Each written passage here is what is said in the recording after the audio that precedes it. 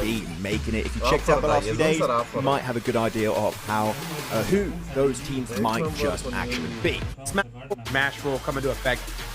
I saw them win PMGC. I was like, oh, that hurts. It's too soon, but that was really funny watching Tommy. But no, of course, these 16 teams, all incredibly talented. Well done for them making it to the stage. And as you check out the leaderboards, here are your current rankings. And the top 8 is looking incredibly stacked. Hardukes 116.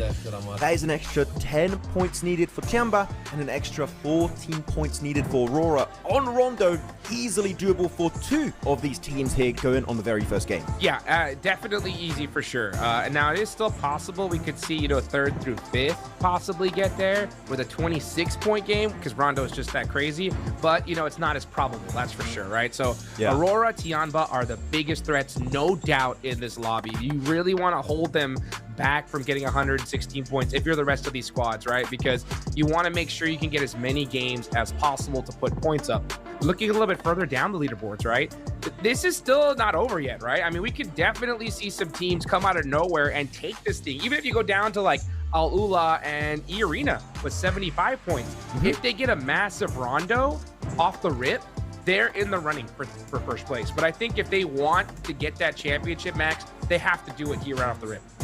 Oh, most definitely. Actually, you know what? I feel like the main threat to Tiamba and Aurora is going to be Influence Rage, because if you look at Tiamba and Aurora yesterday, very inconsistent. 9, 6, 10, 2, 5, 7. Like, sure, that if you average it out, it's still pretty decent, but Aurora is very inconsistent, right? 2, 1, 5 points, then 18, 14, and 9.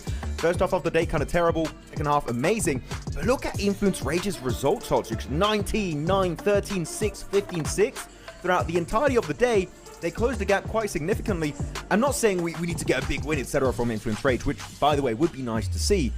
But if they maintain their results and Aurora and Tiamba remain slightly inconsistent here, Influence Rage could literally go ahead and steal it, which, if you remember, Hotchicks, last year in a Hong Kong Invitational, that almost happened for Influence Rage up against Weibo. Can they make it happen this time, though?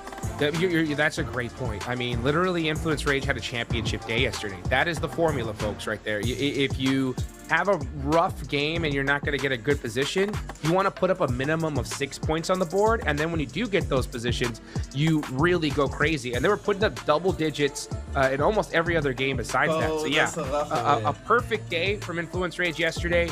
They're going to have to do it in the final day here if they want to win this championship. But they showed that, hey, you know what? Even with this crazy lobby, we could be consistent as we look at the second half of the leaderboards here. Now, as far as for teams that could possibly make a roar for the championship, my personal cutoff from what I've seen is like 12th place. It would take crazy games off the rip to make it happen, Max. But the teams 13th, 16th on down, it's just it's looking to be a little bit too much, at least in my opinion. What do you think? Look, I'm going to say this lobby is so top-heavy right now with all the points. I feel like these teams on second page, I don't expect anything to happen. Unless the Rondo is literally a massive pop-off with 20 elimination and a chicken dinner. I kind of, even though, sure, technically speaking, the points, you could easily close the gap, right? As you said, 12th position above. They could make it, right? If you get a good average per game, it's definitely doable for these teams. They can achieve it. My hope is an all-time low for any team on this second page. I am looking way more towards our current top 5, top 6 if they want to try and compete for the trophy. Otherwise here, it's been very inconsistent. I mean, look at the results of all these teams, or go on Wikipedia if you want to also see the results of day 1 or for the finals. It was all over the place. I mean, look at Thunder Talk, for example. Great example. 23 points with their chicken dinner. Rest of the day, pretty much a straight-up non-day hot shoots. If you don't bring, I would go to say, Influence Rage level consistency here, those top positions fully out of the picture, in my opinion. Yeah, I do agree. It's just been too tough for the first 2 days for these squads here. But unfortunately, you know what? Actually, fortunately for them, right? They have this last day to kind of show out for their hometown and to say, you know what? We had a rough couple of days, but we still got it in us, right? Maybe we'll get them next time. But you never know what could happen here. I do know what is going to happen. We're going to start off with some TDMs, Max, your absolute favorite. Maybe that's what your girlfriend meant by seeing Alpha 7 win. right? Maybe she was just going for Revo specifically. You know what I'm saying? Just Ah, that was definitely it. That was most definitely what she's a big fan of Revo. She loves Revo. I got to talk to her about that actually. Hey, settle down. He's a good-looking man. No. It's definitely going to be exciting to see who's going to be taking it. It is going to be the international world champions up against the international FMVPs. So curious to see who's going to be taking it home. When you look at yesterday's matchup, where they did compete directly, Hot Troops, it was won by the international champions, especially because Ziol is pretty good with the Orm. Though, is he going to be able to do that again today? That's the big question. Oh, man, I want to see some more of that AWM action. Anytime I get to see any kind of bolt or sniper, I'm always so excited here. But yeah, here we can take a look. We saw day 1, day 2, and now we're going into the grand finals here. And it was very interesting to see this format when it comes to these TDMs, right? No nades, no flashbangs. I think flashbangs would have been a good addition, Max. I remember you were mentioning that yesterday, and I like that idea. But you know what?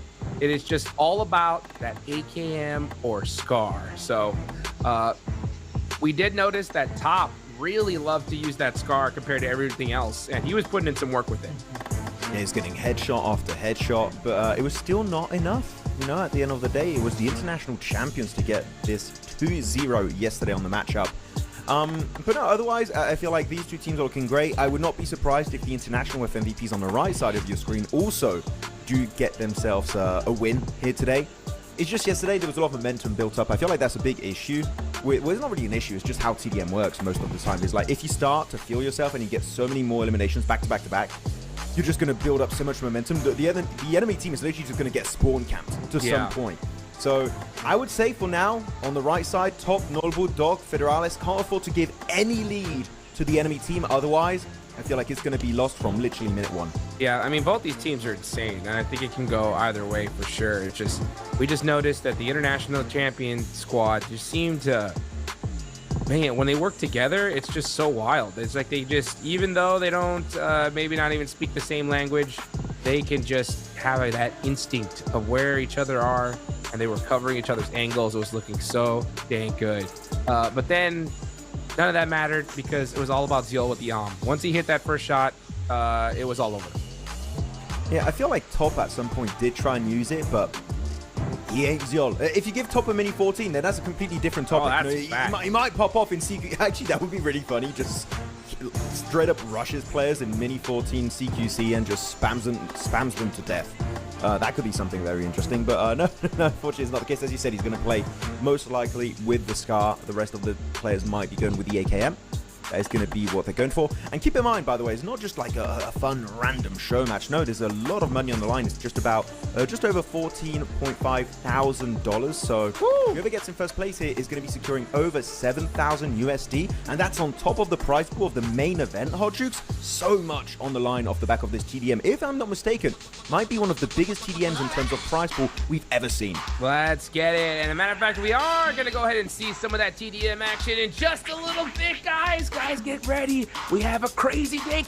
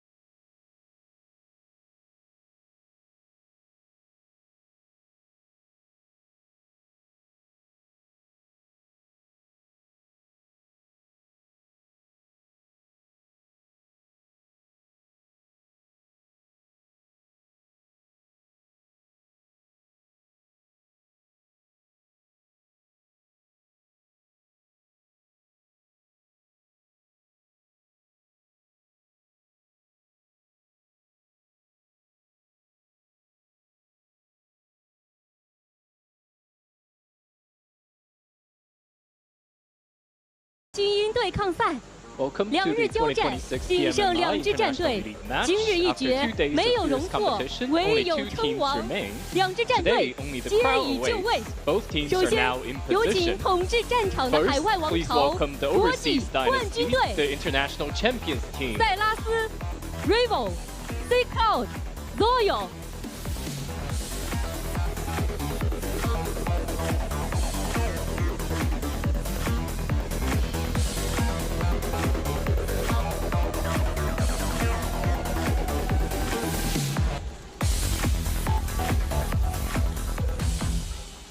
有请毋庸置疑的个人 And 战力 next, 天花 please 板 welcome 国 the 际 undisputed pinnacle of FMVP 队 individual skill, the international FMVP Federals team.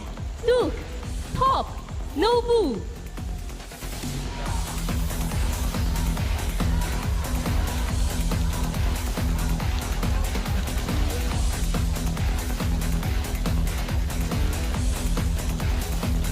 一众高手 The 尽 top 数就位， contenders are set. 巅峰对 The 决 ultimate 蓄 showdown 势 is 待 about 发 to，unfold. 战火将 Let 起， us all 重 bear 磅对决 witness 即将上 to the 演， final 让我们一同 battle. 见证最终角逐。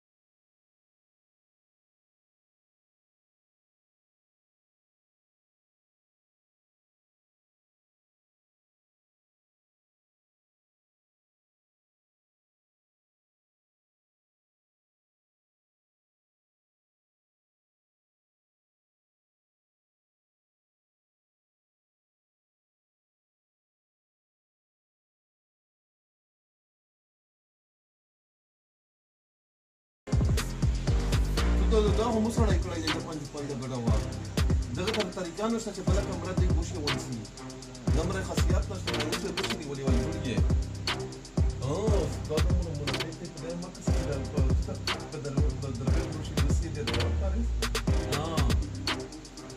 يقول لنا روح ما وصلنا لنا سبوا لكن سبش تبغى نحن زي ما جبنا يسمى كل شيء قلت بدر يسرع وطيب بدر سبتي منتقد اللي زمان قد يلعب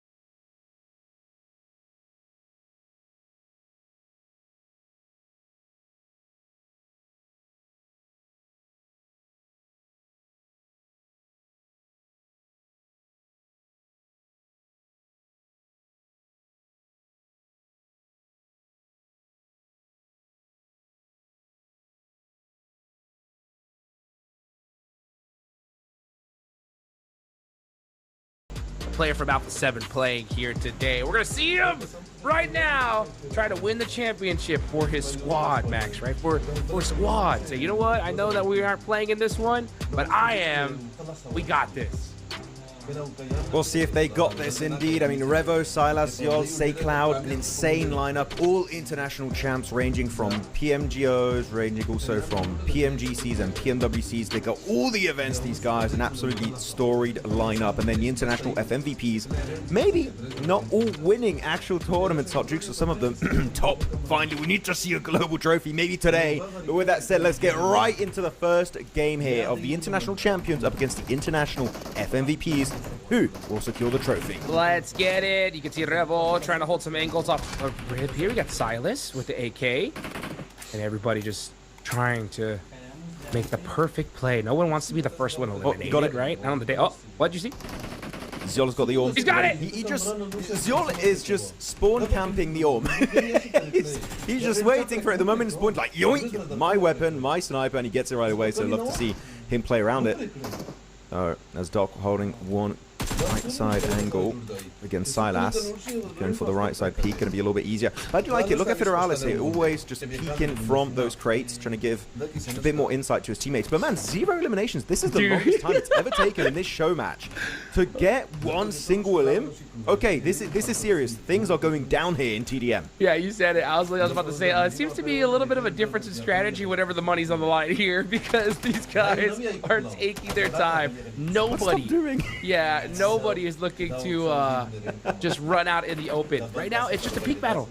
Because, yeah, there's no healing, so this is a good strategy. It's like, hey, let's just wait. Let's just see who can hit the better peaks. And then as soon as we get some eliminations, then we can just start applying that pressure. But nobody wanted to get eliminated first. Saycloud having played this very carefully. He's low. Oh, nice shots on the top. And a beautiful peek back there. Doesn't risk getting taken out. Still no elim though. Come on, who's going to be the first to get it? Who's going to be the first one to get it? I feel like it's going to be top. It's looking, actually, Saycloud was hitting some really nice shots there for a second, and it's as Yoel's got the arm too. Just switch to the AKM. Top, look at that, look at those little shimmies. This is crazy, man. There's no, I mean, this is the right play. Yoel's no way he's gonna peek that the open. Oh, there we go. Nobu goes out and he gets one, but instant return fire. It is a 1-1 tie so far. Instant trade. Good way to do it. Come on, are we going to stay on 1-1 now? Come on, yes! Ah, there we go. Revo gets it. Oh, now we're going to start to initiate it because the lead has been created. That means that the team has to go a little bit more on the offensive. And it's going to be instantly converted back by Revo onto Federalis. That's going to be the scouting position completely denied behind those crates. We've got to see them being even more aggressive. Come on, there you go. 4-2, 4-3. It's starting to pick up in pace and speed. Aziol, good angle. No Orm though this time. It did get dropped earlier.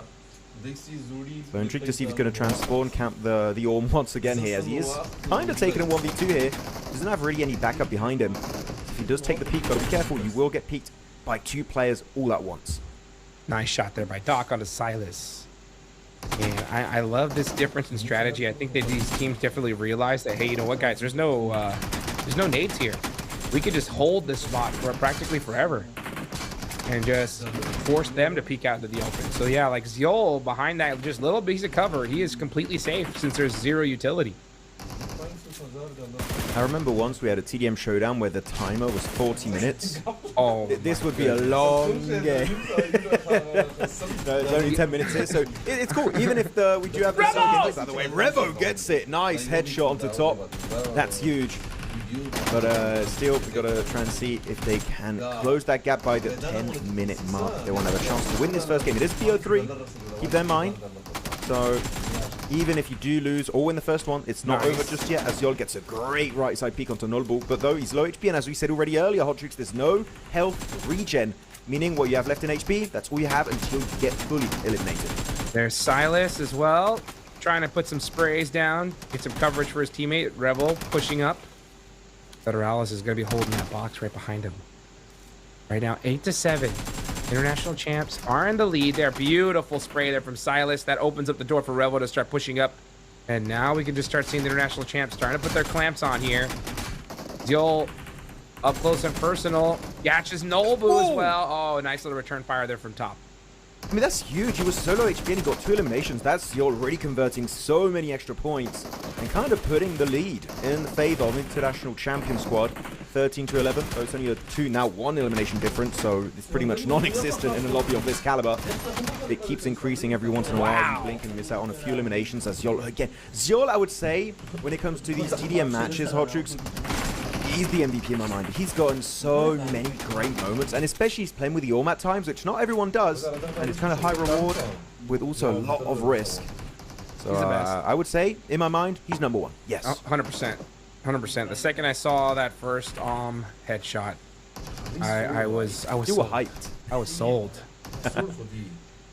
And I mean, we saw Revel get one already here. Ziol, just look at him right now, just looking good. Revel's got 8.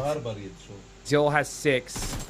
Silas and Saycloud behind 2 each, but man, everybody here just playing this so careful. I like the idea, right? I like the idea from the international champs. It's like, all right, you know what, just hold these angles. Once we get a couple eliminations, we just start kind of slowly moving up and hopefully trying to get that kind of like on-camp pressure. Luckily for the international FMVPs, they were able to get some clutch knocks from that, especially top. Taking out Rebel there was able to put them back into this tried and true position of where they're just battling it out there. Doc does go down from Ziol, of all people. And now you can see, right, the second they get an elimination, they start pushing up big time. Just the shimmies. Always Shimmy, shimmy. behind these Shimmy, crates. Shimmy, shimmy, yeah, shimmy, yeah, shimmy, yeah. I don't know, I'm losing it, man. It's too many TDM. Wait, why did I just sing on broadcast? I love it. I love it. It's because the Oh. tension is so palpable. Look at this. Yeah. You got no. I sing when I'm nervous. Too much quietness in TDM. I don't like it. I don't like it. Oh man. Come on, This Noble is- though, holding the ridge line. Well, it's not really a ridge, it's a crate, right? Okay, I'm confusing my words. It's not a ridge, it's a crate. He didn't try and go for the tier 3 vest though. We did see some players try and go for it, try and go for the animation cancel. But so far, no one's really going for it because I feel like there's so much, as you said, there's tension in this game. Someone sees a pixel move, I feel like it feels like a jump scare. They instantly retaliate. Their body just automatically responds. Nope, one taken out. Almost could have been a double. They've got to try and run away. Can it be a back-to-back? Nope, Doc is going to get shut on down. Federalis, they're trying to be a little bit of a backbone support. Join the fray as Seikao put extremely low. His teammate is going to be nearby to assist, but it's still not going to be enough. Seikao takes him down with literally 1 HP left. Jump shot. Nice, Say Cloud. 24-19. International champs are up. And yeah, doing a great job so far. Ziol just trying to pepper some shots, hopefully trying to catch somebody peeking out there, but nope. Most of these guys not moving a muscle. Yeah, just very, very conservative gameplay here in this first TDM. I like it. When there's money on the line, these folks are not messing around here. They're doing whatever they can to lock in that payday. And this is all the payday Revel's going to be able to get because his squad ain't here for the rest of the matches. But we still got 6 matches to cast, so we're going to be big chilling here. As I heard that AWM. I want to see it. Observers, Your voice got so deep. give it to me. I heard that as soon as I heard the shot, I was like, oh, let's go to the middle of the map. Oh, he's playing with the AKM. Oh, he's got the orb. Your repertoire just dropped a few octaves there. But no, there you go. Good fire power coming out from Silas. But keep in mind here, we do have also a timer. There's 1 minute 40 seconds left on the clock, so team's got to be a little bit quicker, especially if you're the international FMVP team. Got to try and close that gap with 4 eliminations so far. I think as we get towards the end of the timer, things will start to speed up a little bit more here, our troops. All these teams. I mean, look on the red team here. They're just swarming these lines. While Doc is going on the other side of the map, just trying to play a little bit of that pincer maneuver on these guys. Silas going for the cheeky jump shot. Nothing's going to connect. That's normal to connect that elimination himself. And look at the elimination spread. 7-7, 6-7. I did say 6-7 Nice. again. I hate myself. But yeah, I hate that. But still, it is very even between all the players on the blue squad. So well done. Very nice. And then I like the fact that we're starting to see the FMVPs get a little bit of momentum here. They got some good clutch knocks. They're starting to push up. But they have to shut them down here if they want to get a chance of winning this. Nobu gonna have to make a play. He's gonna be able to get it. Okay, that's 33-31. There's 45 seconds left on the clock, folks. Now it's time to make the plays, but they get shut down. You gotta push up. If you are the FMVPs, you gotta go. You cannot wait no more. No more of these peak gate style gameplay. You gotta start making some plays. Oh, no connections here. Oh, he's really missing so many of those bullets, but unfortunately that's the bloom for you, and he gets punished. That's the ult to get it. Once again, 35-32. Gotta go, gotta go, gotta 20 go, gotta go. seconds to go here, Ultrix. You need to go. You need to close the gap, or at least tie it if you want to get something done in this game. 15 seconds left on the clock. You gotta run, you gotta run, you gotta run, you gotta run. 2 points left, 2 points left. Here goes Doc. Yep, now they're starting to pressure. Here we go, 10 seconds on the clock. Nobu, nice little crossfire there, but it's 37-35. 5 seconds now on the clock. 4, 3, 2, 1, and that is it. The international champs are going to hold on there with that lead. So the international champions winning once again. Yeah, that's a really good game. And again, the elimination spread for all the players was just very close. It was definitely a team-wide effort. It was a bit more inconsistent when we saw the initial round-robin matches, where it was just really, you had 1-2 players per team doing really well, the rest of the team kind of getting carried through the motions. But no, this time it was definitely the entire team, not only on the winning team of the international champs, but also for the FMVPs, everyone putting up very big numbers.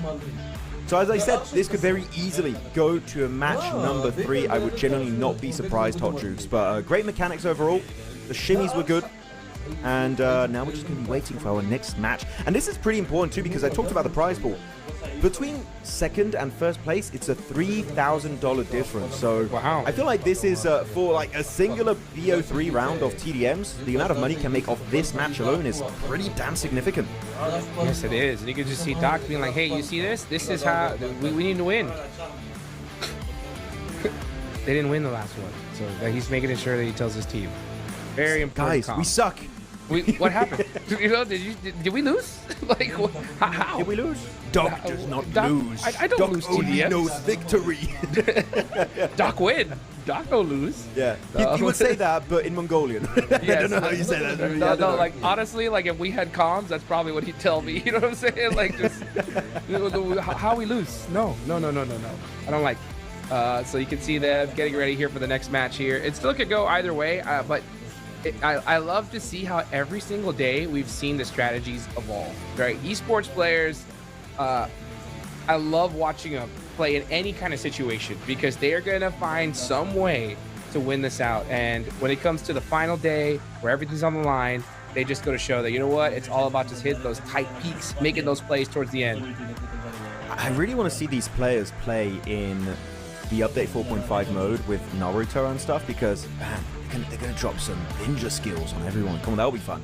Really looking forward to that in update 4.5. But now looking at this, and actually a pretty important point, if you want to link this event, this TDM show match, Hot Jukes, to the main event, the fact you don't have any players of Tiamba playing, because you did have some, but they failed to make it to the finals, it's pretty good actually, because this is kind of, between quotation marks, a scrim, where it's just getting, especially Zyol, Top, and Doc just in the heat of the moment, really warm before going into the actual first game on Rondo. I feel like this could actually give Aurora a slight advantage that they are going to be fully ready to take any fight coming their way in Yulin, if of course the playing path allows it. That's true. I mean, but then again, there's also the downside of it, Max Mad, and that is Zyol going up against his teammates. You know, Zyol wins. You know what I'm saying? Chris Mack talk. Maybe it's like, you know what? Yeah, hey, Zyol, why don't you go and push up into that fight? And they just leave him, right? He'll push by himself. They just bait him like that. Just a little bit of revenge. Okay, that would be so petty, though. Like, you miss out on $3,000 and you're like, how about we ruin a $500,000 prize pool tournament because y'all sniped us with the orm? Come on, don't do that. You beat us in a TDM, how dare you? No, I'm just kidding, guys. This is all jokes here. As we get into the second match, let's get it. All right, here we go. Whoa, okay. This is different. No more messing around. It looks like the, it is, what can I say? The slow style gameplay, that's over. It's all go time now. It is le done. As Nordbull does pick up the orm, Zyol is like, where's my bloody weapon?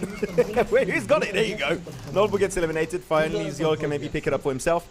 As Revo does get overwhelmed by Federalis and the AKM. But Zyol, he hasn't found the orm yet. Oh, it's on the ground in front of him. He doesn't know it's in a crate. There's no clue. It's now 8-5. A lead has already been created. I feel like we are not going to do the entire 10 minutes here, Hot Jukes. It feels like teams now really turn a new leaf and are going full aggro mode. And the international champs are leading here as they are got 11-5. We are starting to see Revo, man, really make things happen here. 6 eliminations already. Yeah, big difference from game 1 here going into game 2. Oh, silence with those shots. Somehow gets turned on. Nolbu, very, very solid gameplay there. 3 players from Aurora battling it out here. Zyol making it happen. 2 points so far for him. Where there's Nobu. Come on. He's Zyol 2.0. He's trying to use it every single time when he sees it in front of him. That's an instant loop. But unfortunately, Revo is going to be punishing that central position on Warehouse. Though Nordbull, I gotta say, if you guys are looking, maybe not as many eliminations as you would expect this game in particular, but his movement is just so quick. You got to call him the Flash. He moving. That's what Nordbull is. He be moving. He do be moving real quick.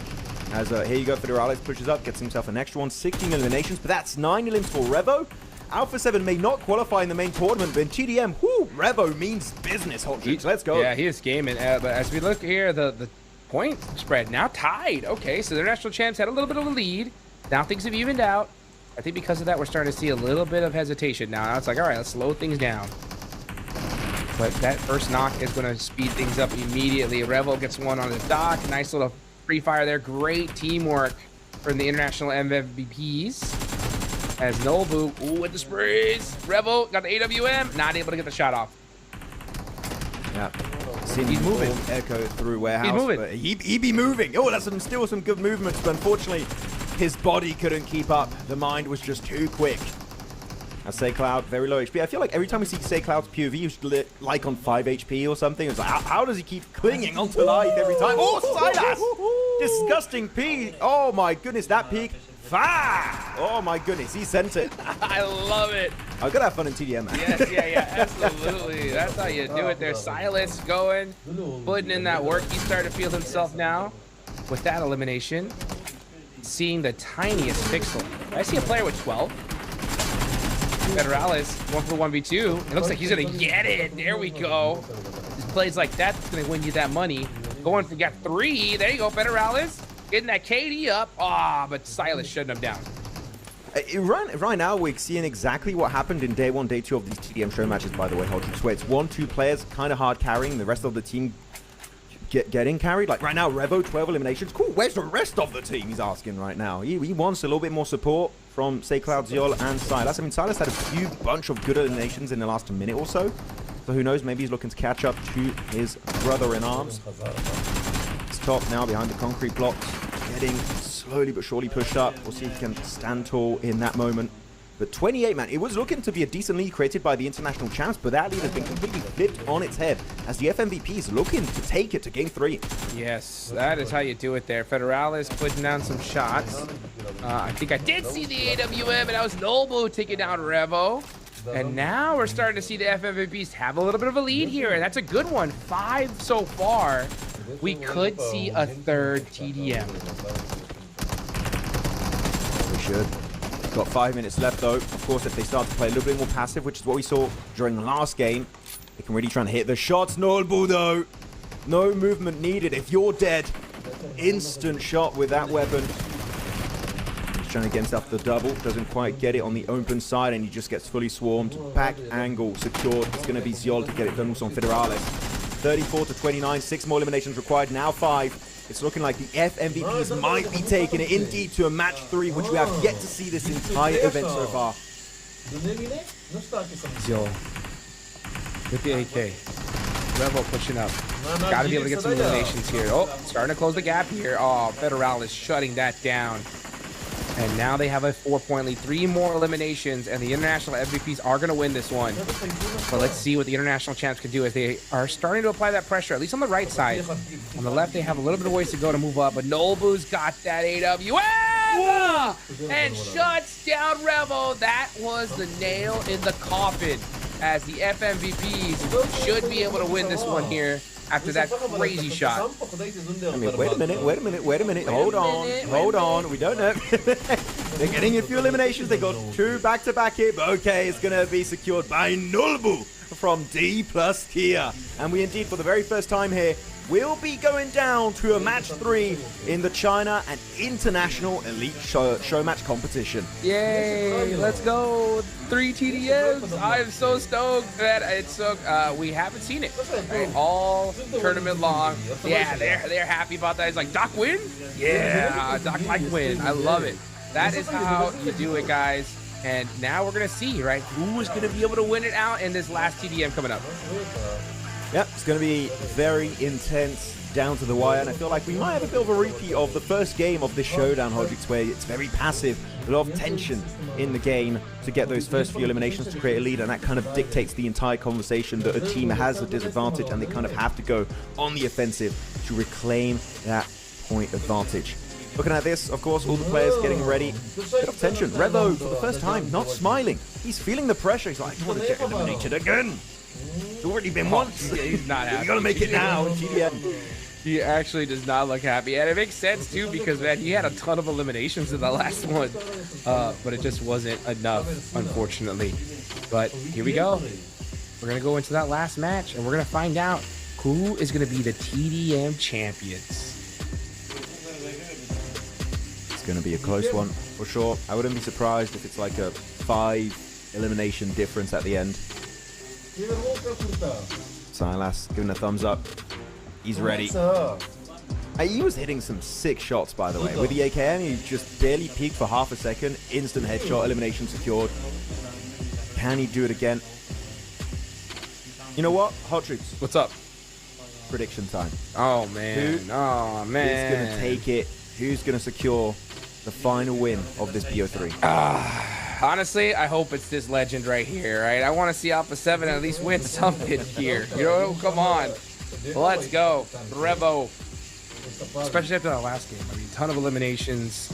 I think they are bound to win, but I wonder what we're going to do in this last one, Max, right? What's your prediction? Do you think it's going to be the champs or the FMVPs? I kind of want to go up against my initial prediction. I was going to say the international champs, but I'm going to go FMVPs. I feel like the FMVPs are going to bring it home, meaning you're wrong, Hot Troops. No. You're wrong. No. No, blue. Right? I mean, it could go either way for sure.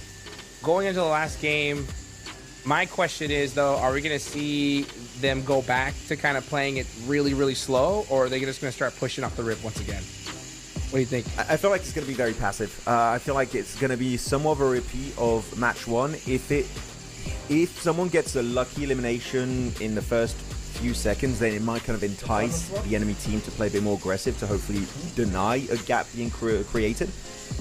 That could be the case. I feel like it's down to position. If everyone gets in position without having to fight, then we're going to have a bit of a standoff at that moment. And no one's going to be looking to take the fight. But yeah, genuinely, you know what? We're analysts, we're casters, Hot Troops. We're supposed to break down. I don't know what's going to happen. I have no idea. I have no clue. Who will hit more shots? You know, who's going to be able to hit them angles? That's what it's all about, right? I mean, TDMs are just one of those. There's no rotations involved. There's no util. It's all about just who's going to be able to get those eliminations and who isn't, right?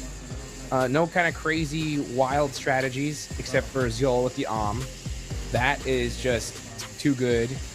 Hopefully we can see him get a crazy shot. But it's kind of wild. We have noticed that once somebody gets like a crazy AWM shot, it just kind of turns the tides a little bit. I feel you hear like that a momentum shot. shift. Yeah. Yeah, I mean, it's not really a momentum shift. I would say it's more like you hear the shot, you're like, oh, my peaks need to be super tight. Or otherwise, that orm is just gonna bonk right through your brain, and it ain't gonna work anymore. I'm hearing bullets ain't good of a combo with a skull. Here we go, though, right back into the action on Warehouse, and what will be our final TDM of the Macau Invitational entirely. We'll see who will be crowned your champions. It looks like Nobu is taking away that AWM out of the hands of Ziol, and he's put it in his own hands here. We still haven't. We've seen a couple of those crazy shots, but I would like to get his POV to see how he's handling that center position. Meanwhile, top, getting beat up there by Ziol, but wow, great return shot. Say Cloud ends up getting the better from Nobu, barely missing that, and unfortunately taken out. But a tie game so far, 3 versus 3. Silas kind of in their territory here, as top gonna try to hit some crazy peaks. Shots ringing back and forth here. 4 to 5. All right, so yeah, a little bit of a different play style. We're not seeing that crazy turtle up from game 1. These teams are not scared to get active. Yeah, it's good to see. Looking to try and take the aggression to the next level. Turn it up to 11. As top, let's angle peek onto Say Cloud. Say Cloud, he's always behind that one crate. He loves that position. It's like his second home. He's just trying to hold it as he does have a bit of backup support from Ziol and also Salas. So that's a lot of support while Revo's holding the middle portion of the map with the Orm. Getting pushed up in CQC. Will he connect it? Unfortunately, he doesn't even have time to shoot a single bullet as Nolbul will be instantly shutting him down. 4 to 4 though. Salas gets 4. Say Cloud gets 4. Ziol, Revo put to sleep so far in this match. Yes, and you can just see right now there's Federalis getting a nice shot down range. And he is going to be making it happen. Oh, nice sprays. Both teams just playing picture perfect so far. Hey, but you know what? You know who's really owning right now? Not top. Top, no eliminations here. Ziol, same thing. Let him cook. Odrix, let him cook. He's planning something. Okay, we're waiting. He's gonna drop a nuke soon. Don't Start cooking. Start cooking now. No. Start cooking now. Oh no, you got eliminated. Sorry, next one. He's gonna win next one. Look. Oh! Yeah, there you go. I told you. Never doubt Top. He's gonna get now 5 eliminations in a row. Okay, trust the process. Here we go. Looking at the POV of Nodball. He does loot up the Orm, but doesn't have time to use it as he gets taken on down from the window side. Ziol gets a cheeky double onto the top. Okay, maybe he's not cooking that much. I don't know. Maybe I take it back. Come on, start cooking. Oh, top there. He's got 2 now. Ziol's got 4, so Ziol is definitely making it happen here. Say Cloud. Oh, forced to run onto the right side. Nice shot, though. Great play there to at least even things out. But now it's a tie. 18-18. Top starting to push up. Looking to get some more eliminations on the board. And Federalis getting the better of Ziol in that one. There you go. All right, Top got that. He gets that vest. He's got it. And can he get some more eliminations here? Because he already has 3. Let's see. I think he will. I think he will get more than 3 eliminations. That's my prediction. He's putting up numbers now. He's doing well. I think he'll get at least 4. If I was in this match, I would have a big bubble, right? So you know what? Anything more than 0 is better than what I would do in this kind of a lobby. Just so stacked. I've seen a few little one-taps attempt in the back end for the blue team, for the international champs. And here on the other side, it's going to be Silas looking to push up behind the concrete block. Nice. He gets one. Can he get the back-to-back? Dog, Nice. he gets top. And Dog also gets dropped. That's 3 eliminations happening pretty much back-to-back instantly for the international champs. And that gap has now been closed, and they created one for themselves. Little baby gap. Doc. That's all it takes, right? All it takes is 1 point to win this one. And we're going to see who's going to be able to get that point here. 6 minutes on the clock. So things start to slow down a little bit. But the action is still ringing out. Say Cloud up in the center. Doc gets eliminated. 24-22. Still anybody's game here. Federalis leading the FMVPs with 9. As he just gets finished right there. And we'll see exactly what the elimination count's looking on the other side. But man, Federalis really making it happen here in this one. Come on, it's really close now. Literally a 1 elimination difference in favor of the international FMVPs. Give me that. Gonna do the animation cancel. I didn't do it. I don't believe he got. Yeah, he didn't get the tier 3 vest. That's unfortunate. I feel like they were very scared of getting punished. Oh, Top went right on top and he didn't get taken down. Ooh, very lucky. Got to count your lucky stars here, Top. He does get the extra bit of tankiness. Oh, unfortunately, nice. It will not save him. Silas instantly drops him down. See what Silas can do here against, wow, nice little free fire there. But Silas does get taken out. Oh, the FMVP is now taking the lead, 31-29. The international champs need to make something happen here. Federalis with 12. Ak has 10. And he's looking to add some more to his total here. Now things slowing down just a little bit. Again, one more time. It's just speed up, slow down, speed up, slow down. Trying to get that initial knock to kind of get that momentum going. Top does have the tier 3 vest, by the way. Okay. So he's going to try and just be a bit of a frontline tank as he takes a bit of a beating here to the hands of Ziol, but luckily enough, the vest does keep him in a very healthy condition. Ziol. Oh, he does it again. He does it. Wait, you already had one. I'm pretty sure you had enough. Okay, I guess he just wants to refresh it. Make sure that vest is really full HP. As he's just slowed it down. And now we're getting to the point. You have 4 minutes left on the clock. Odrix, so much on the line. Not seen as many eliminations as earlier, as Top does get dropped by Silas. And he will push, but that's Noble instantly with the off-angle peak. Yeah, you can see there, it is now 31-33. Very, very close match here, guys. Who do y'all think's going to win? Put it in the chat right now. I chose the champs. And Max chose the finals MVPs. But who's going to be the champions here of this TDM? It is a close one. Nobu. He's got the AWM.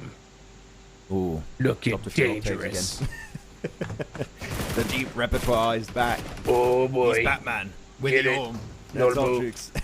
Oh! Onto Say Cloud. Now that is massive. And again, when you hear the orm, you're going to peek a little bit more carefully to make sure you don't get your head blown right off. He's low HP as Revo does get overwhelmed by Federales. It's down to 35 to 31. 5 eliminations needed for the FMVPs. 3 minutes left on the clock. It might slow down here even more as what we saw earlier. But at the end of the day, it might come down to a $3,000 final elimination hot chooks to separate the champions and the second place team. Nobu, I'll tell you what, man, the AWM, I'll tell you, it really, if you get that elimination in the late game, it just kind of sets your team up so well. He tries to hit that shot. SayCloud turns him down, but great suppressive fire from his team. 32 to 36. The international champs need to go on a run here. That's one. Can they get more? Top. Gonna put some nice pre-fire across the way. SayCloud gonna have to make a play. Up close and personal. Careful. Come on top. He has that right hand. Oh, so good. Yeah, he gets peeked over the concrete blocks too, so that was a really tough one. Good angle secured by Siol with that extra bit of elevation. And now it's 36 to 35, literally just a 1 elimination difference. 5 and 4 eliminations needed respectively to secure that trophy. But now it's getting really, really passive. Everyone knows literally the next elimination could mean a gap has been created in the map that teams can easily push up to and literally surround the enemy team and get an easy win. The next elimination might dictate who gets the win. Oh, that was it. It was the FMVPs. They are now up 3. 1 more point. Ooh. 1 more point left to go, and they are going to win this one. Can the international champs go on a 5-0 tear? Let's find out. Top, that's 1. 4 more. But now all the FMVPs have to do is slow down, and they got it. Noble landing the final blow.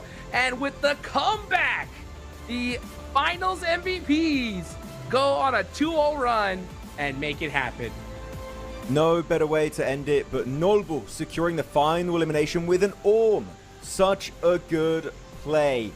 And here you have it. The 4 players will be securing himself that extra prize pool from the International Elite match. Well done to the boys, of course, looking at the entire lineup, a storied team here with Top, Nolbu, Doc, and Federales becoming your champions. That is how you do it here, folks. What a way to start things off. TDM action between some of the best, as we're going to go ahead and take a look and see who, this whole award ceremony for this TDM.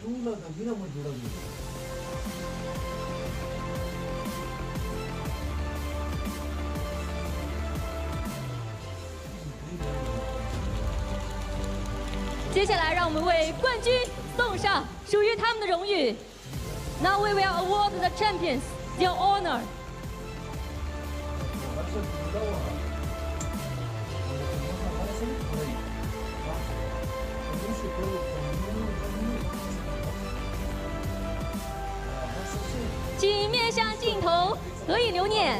Please turn to the camera and take a group photo together. We look forward to seeing everyone's brilliant performance in the upcoming match today.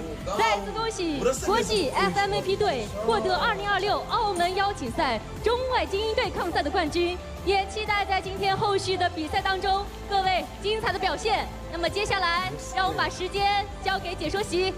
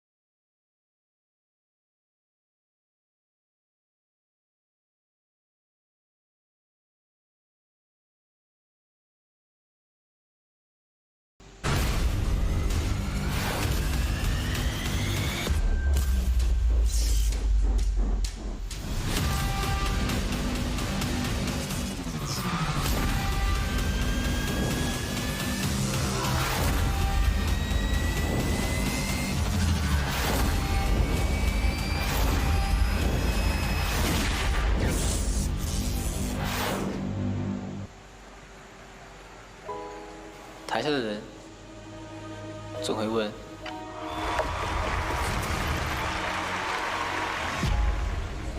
台上的人凭什么？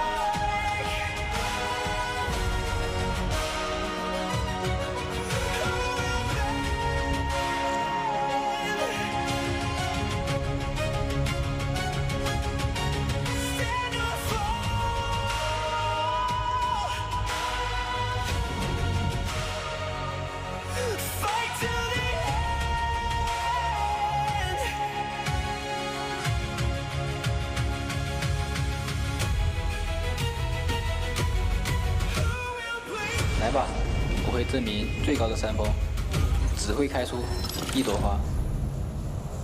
凭我的一切，与世界一决高下。欢迎来到2026澳门邀请赛总决赛第3日的比赛现场。 2026 PMMI Grand Finals. After 2 days of intense competition, the battlefield remains locked in a clear stalemate.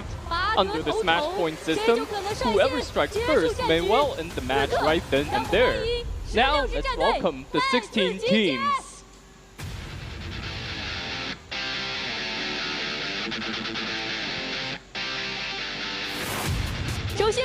First, please welcome from the PEL region, Beijing WBG. Their fighting spirit burns unquenchable, and they grow stronger with every setback, battling to the last moment.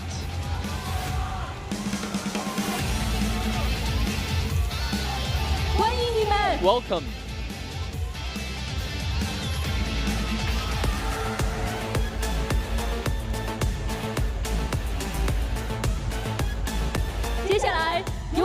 Next, please welcome from the Turkey region, S2G. Every rise and fall is but a trial. Their standout performance on day 1 gives them the confidence to shake things up today.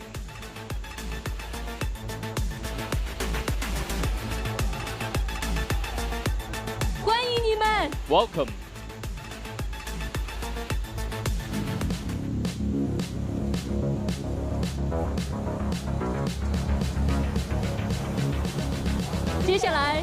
Next, from the PEL region, Hangzhou LGD. Even in the face of adversity, they can rise against the wind. Every step of their climb will be etched into their growth.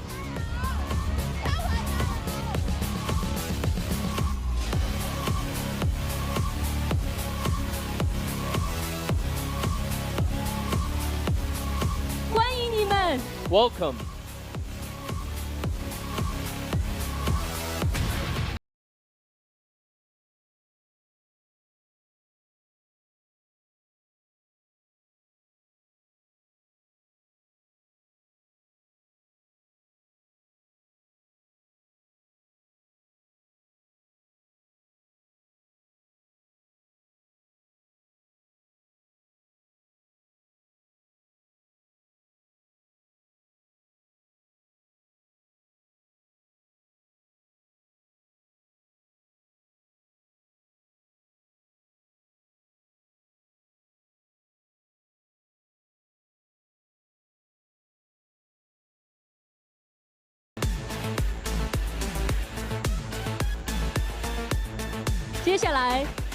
Next, from the PEL region, Guangzhou TT.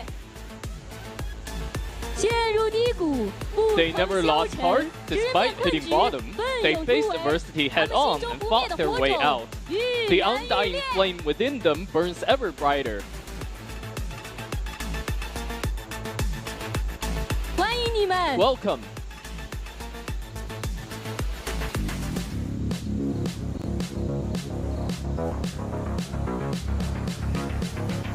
接下来有请 Next, 韩国赛区 From the Korea region, DK.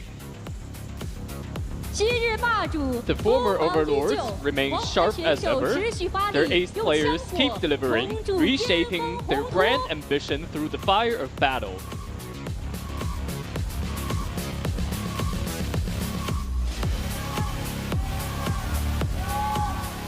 欢迎你们 Welcome.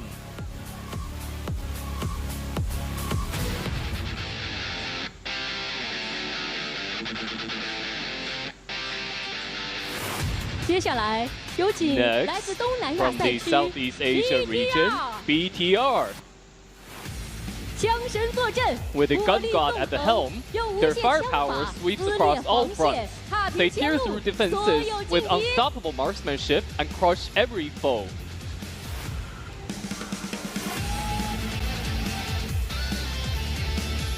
欢迎你们 Welcome.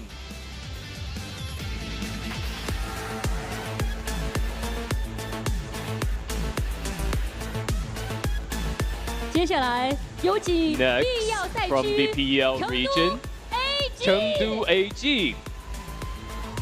终局启幕 As 愈 the 战 final 愈 chapter 狂 unfolds, 请相 they 信 grow 红 ever 色 fiercer. 风暴 Trust 会再 that the 次 Red Storm 席 will 卷 sweep 赛 across the 场 arena once more.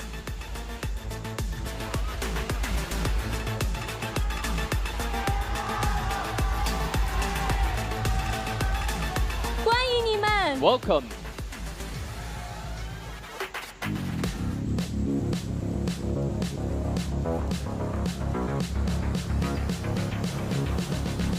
接下来有请 Next, 东南亚 from 赛 the 区 Southeast Asia region, EA.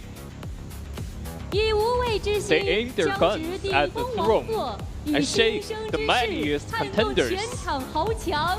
这只 This 泰 mad 国狂 rabbit 兔 charges 势 forward 如 with 长 unstoppable 虹。 force.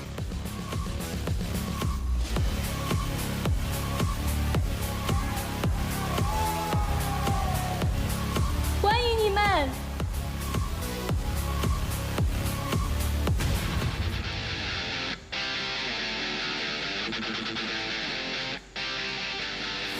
接下来有请 Next, 中 from 东 the 及北 Middle 非 East 赛 and 区 North Africa region, ULA ULA. 以黑马之姿 They 强 broke 势 through 突 with 围， the momentum 以 of a 后 dark 起壮 horse, 志，颠 overturning 覆 the 战场。 battlefield. 今日登 Their 场， appearance 记得 today is 惊 sure 艳 to 赛场。 astonish the arena. 欢迎你们！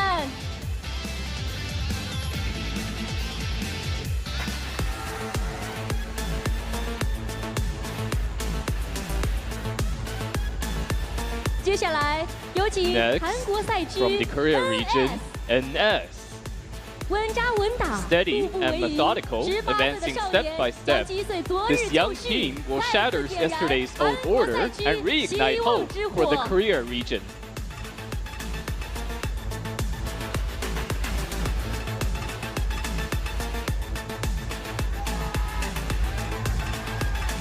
欢迎你们！ Welcome.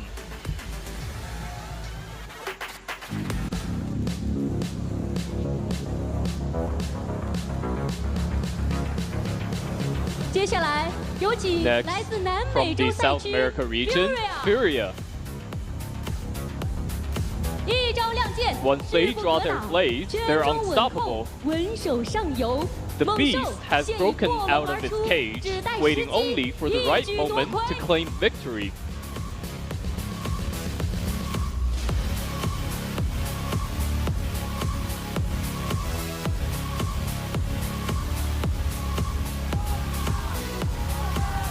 欢迎你们！ Welcome.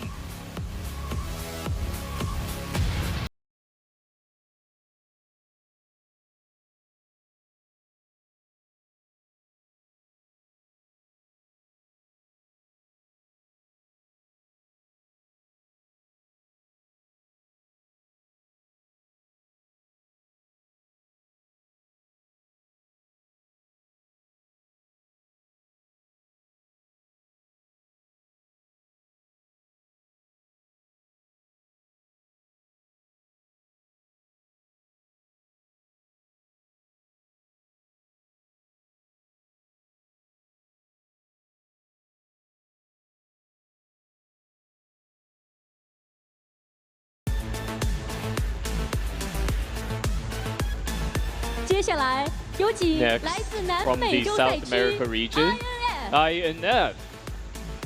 乘势追分， They 攻如 seized 烈 the 火。 momentum and 今年的 attacked 维 like 港亚 raging 军 fire. 能否 Last 再 year's 进一步？ Victoria 且 Harbor runner 看 up. 今朝 Can they step one step further? Let's find out today.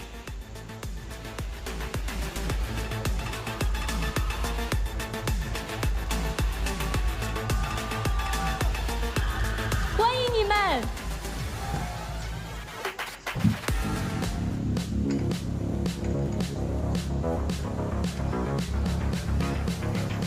接下来有请来自 Next, 东欧 from 及 the 中亚 Eastern 赛 Europe 区 and Central Asia Aurora region, Aurora.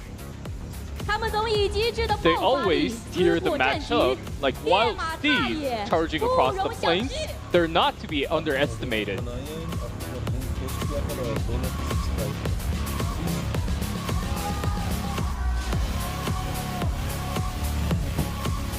欢迎你们！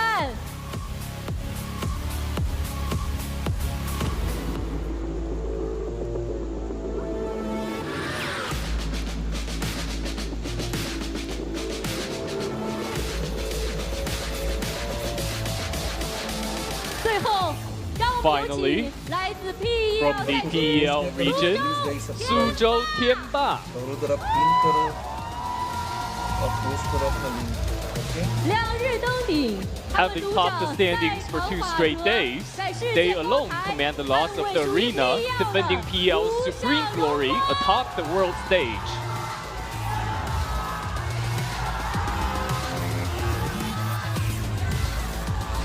欢迎你们！ Welcome.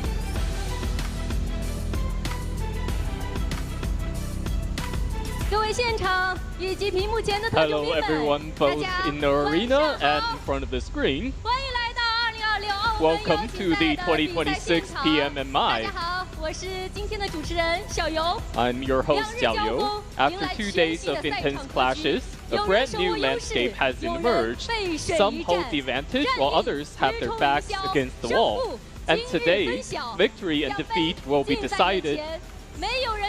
The trophy is within reach, and no one was willing to walk away empty-handed. Desires buried deep within their hearts will be realized today. In this battle, let's take on the world and settle it once and for all.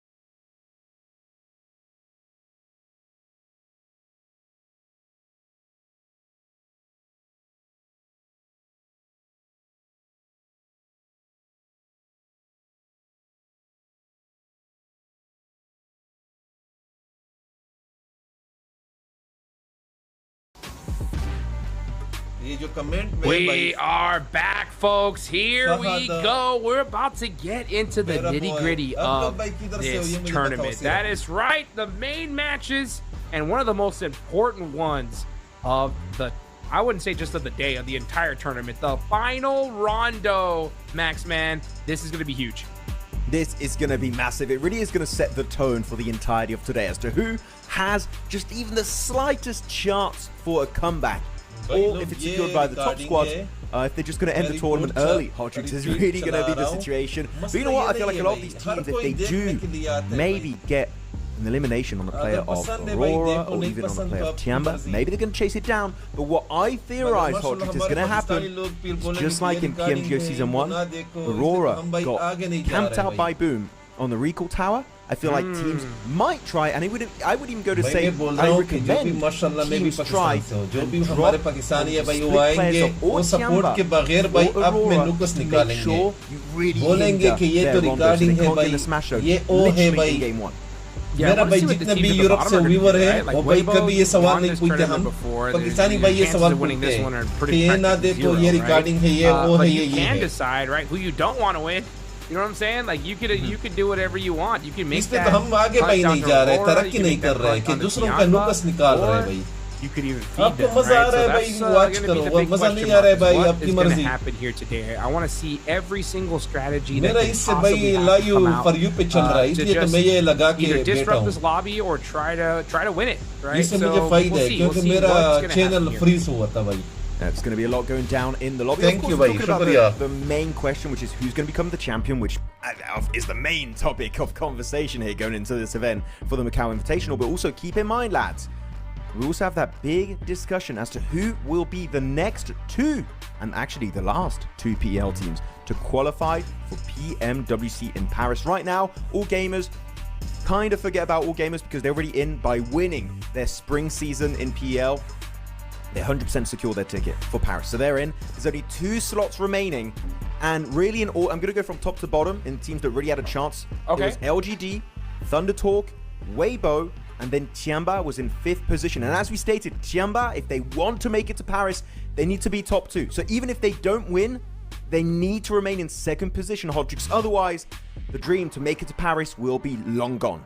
Yeah, and unfortunately, they weren't able to really extend that lead as much as they wanted to, right? I mean, they held on to it, but at one point, they were 30 points up on 2nd place, and now it's down to 4. So top 2 is not a given. That is for sure. They're going to have to make sure that they perform well today if they want that trip on over to Paris coming up right around the corner. And that's coming up soon, Max. And within what is it, like a month? We're gonna see what's gonna happen over there. So I am super excited for that.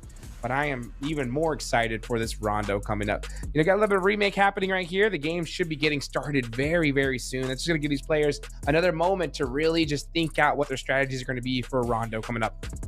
Imagine it was like, oh, the plane path, it wasn't near Yulin, and we want to see Yulin, so we just quickly cancel it. Oh, there was an issue. Well, we'll restart.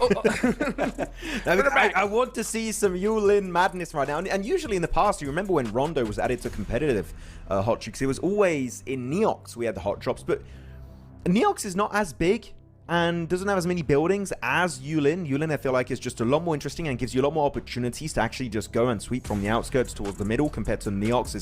You got to control the roof, you got the main building with the arena, then you got the outskirts in test track, which always there could be an off angle there that really just shuts down your rotation outside of Neox. So I feel like, yeah, Neox has just been kind of abandoned by these international level teams, and Yulin is the new main hot drop in Rondo. And not gonna lie, I'm loving it. It's surrounded by a ton of recalls, and the buildings are just really cool to play around for some clutches. Yes, they are. Yeah, Yulin has been where the party has been happening, and I expect that to happen here as well. As look at this, you can see these players just. He's sleeping. He's meditating. You know, he's just thinking. All we got. He's the one that didn't join the lobby. Yeah, it's because of it. All we need is another 30-point game. You know what I'm saying? Oh, that was so crazy to see RRQ bust out a 30 bomb right at the end yesterday. So proud of what they were able to do, man. It's always impressive to me to see a squad do something like that, especially in this lobby period. But for the last game of day 2 to put them in contention to possibly even win this thing is wild. Yeah, it was really a tough game for RRQ on that Miramar. I'm really impressed the way they were able to hold control of that mountain pretty much the entirety of that game. Even when they get pushed away by Influence Rage, they still subvert expectations and claim that chicken dinner, which I really was not expecting.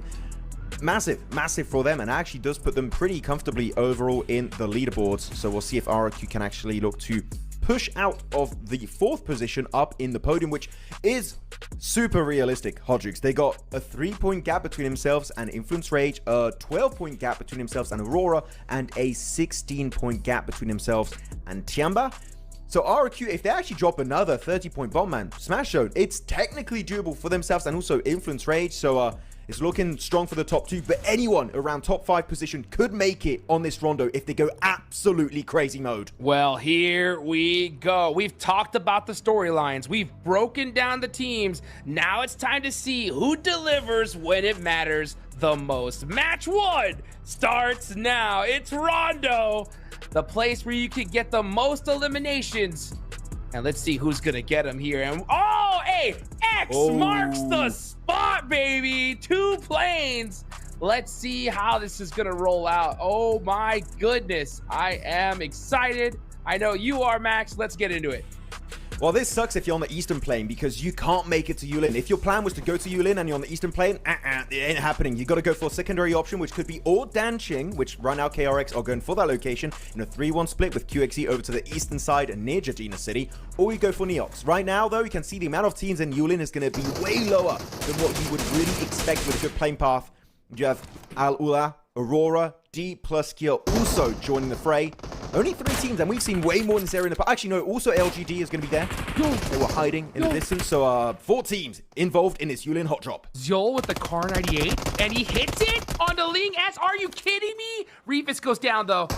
Zol, that practice in the TDM we got it! Playing out what's going on. This is insane. Yulin, it is going nuts. Literally, that was an insane save. Oh my goodness, Reefer still gets taken on out, but what a good spray with the M249. Zioldo got to try and reposition. Furia's got the utility, so do D plus Kia. And Al Ula, this is the interesting part really about this compound as the nade comes out from Ayala. The ex-Team Kesso player just shutting him down. And Aurora still got 3 eliminations. But you know what? That killing spree might be cut short as they have to go for the recall. Doc will be the recall player right over to the western edge. So don't be too scared for Ziol and Reefus, but Furia again showcasing why they currently are in the top 4. And with that elimination, do deny the tie with RRQ. Oh, great knock there from Ayala with that nade, but an even better one, though, from Ziol, dude. Hitting the Car 98 iron sight to get the knock. Those TDMs really paying off here. And now we're going to see Top run out into the open here. He's going to be in a battle with Quick. He sees him. Wait. Quick has no idea.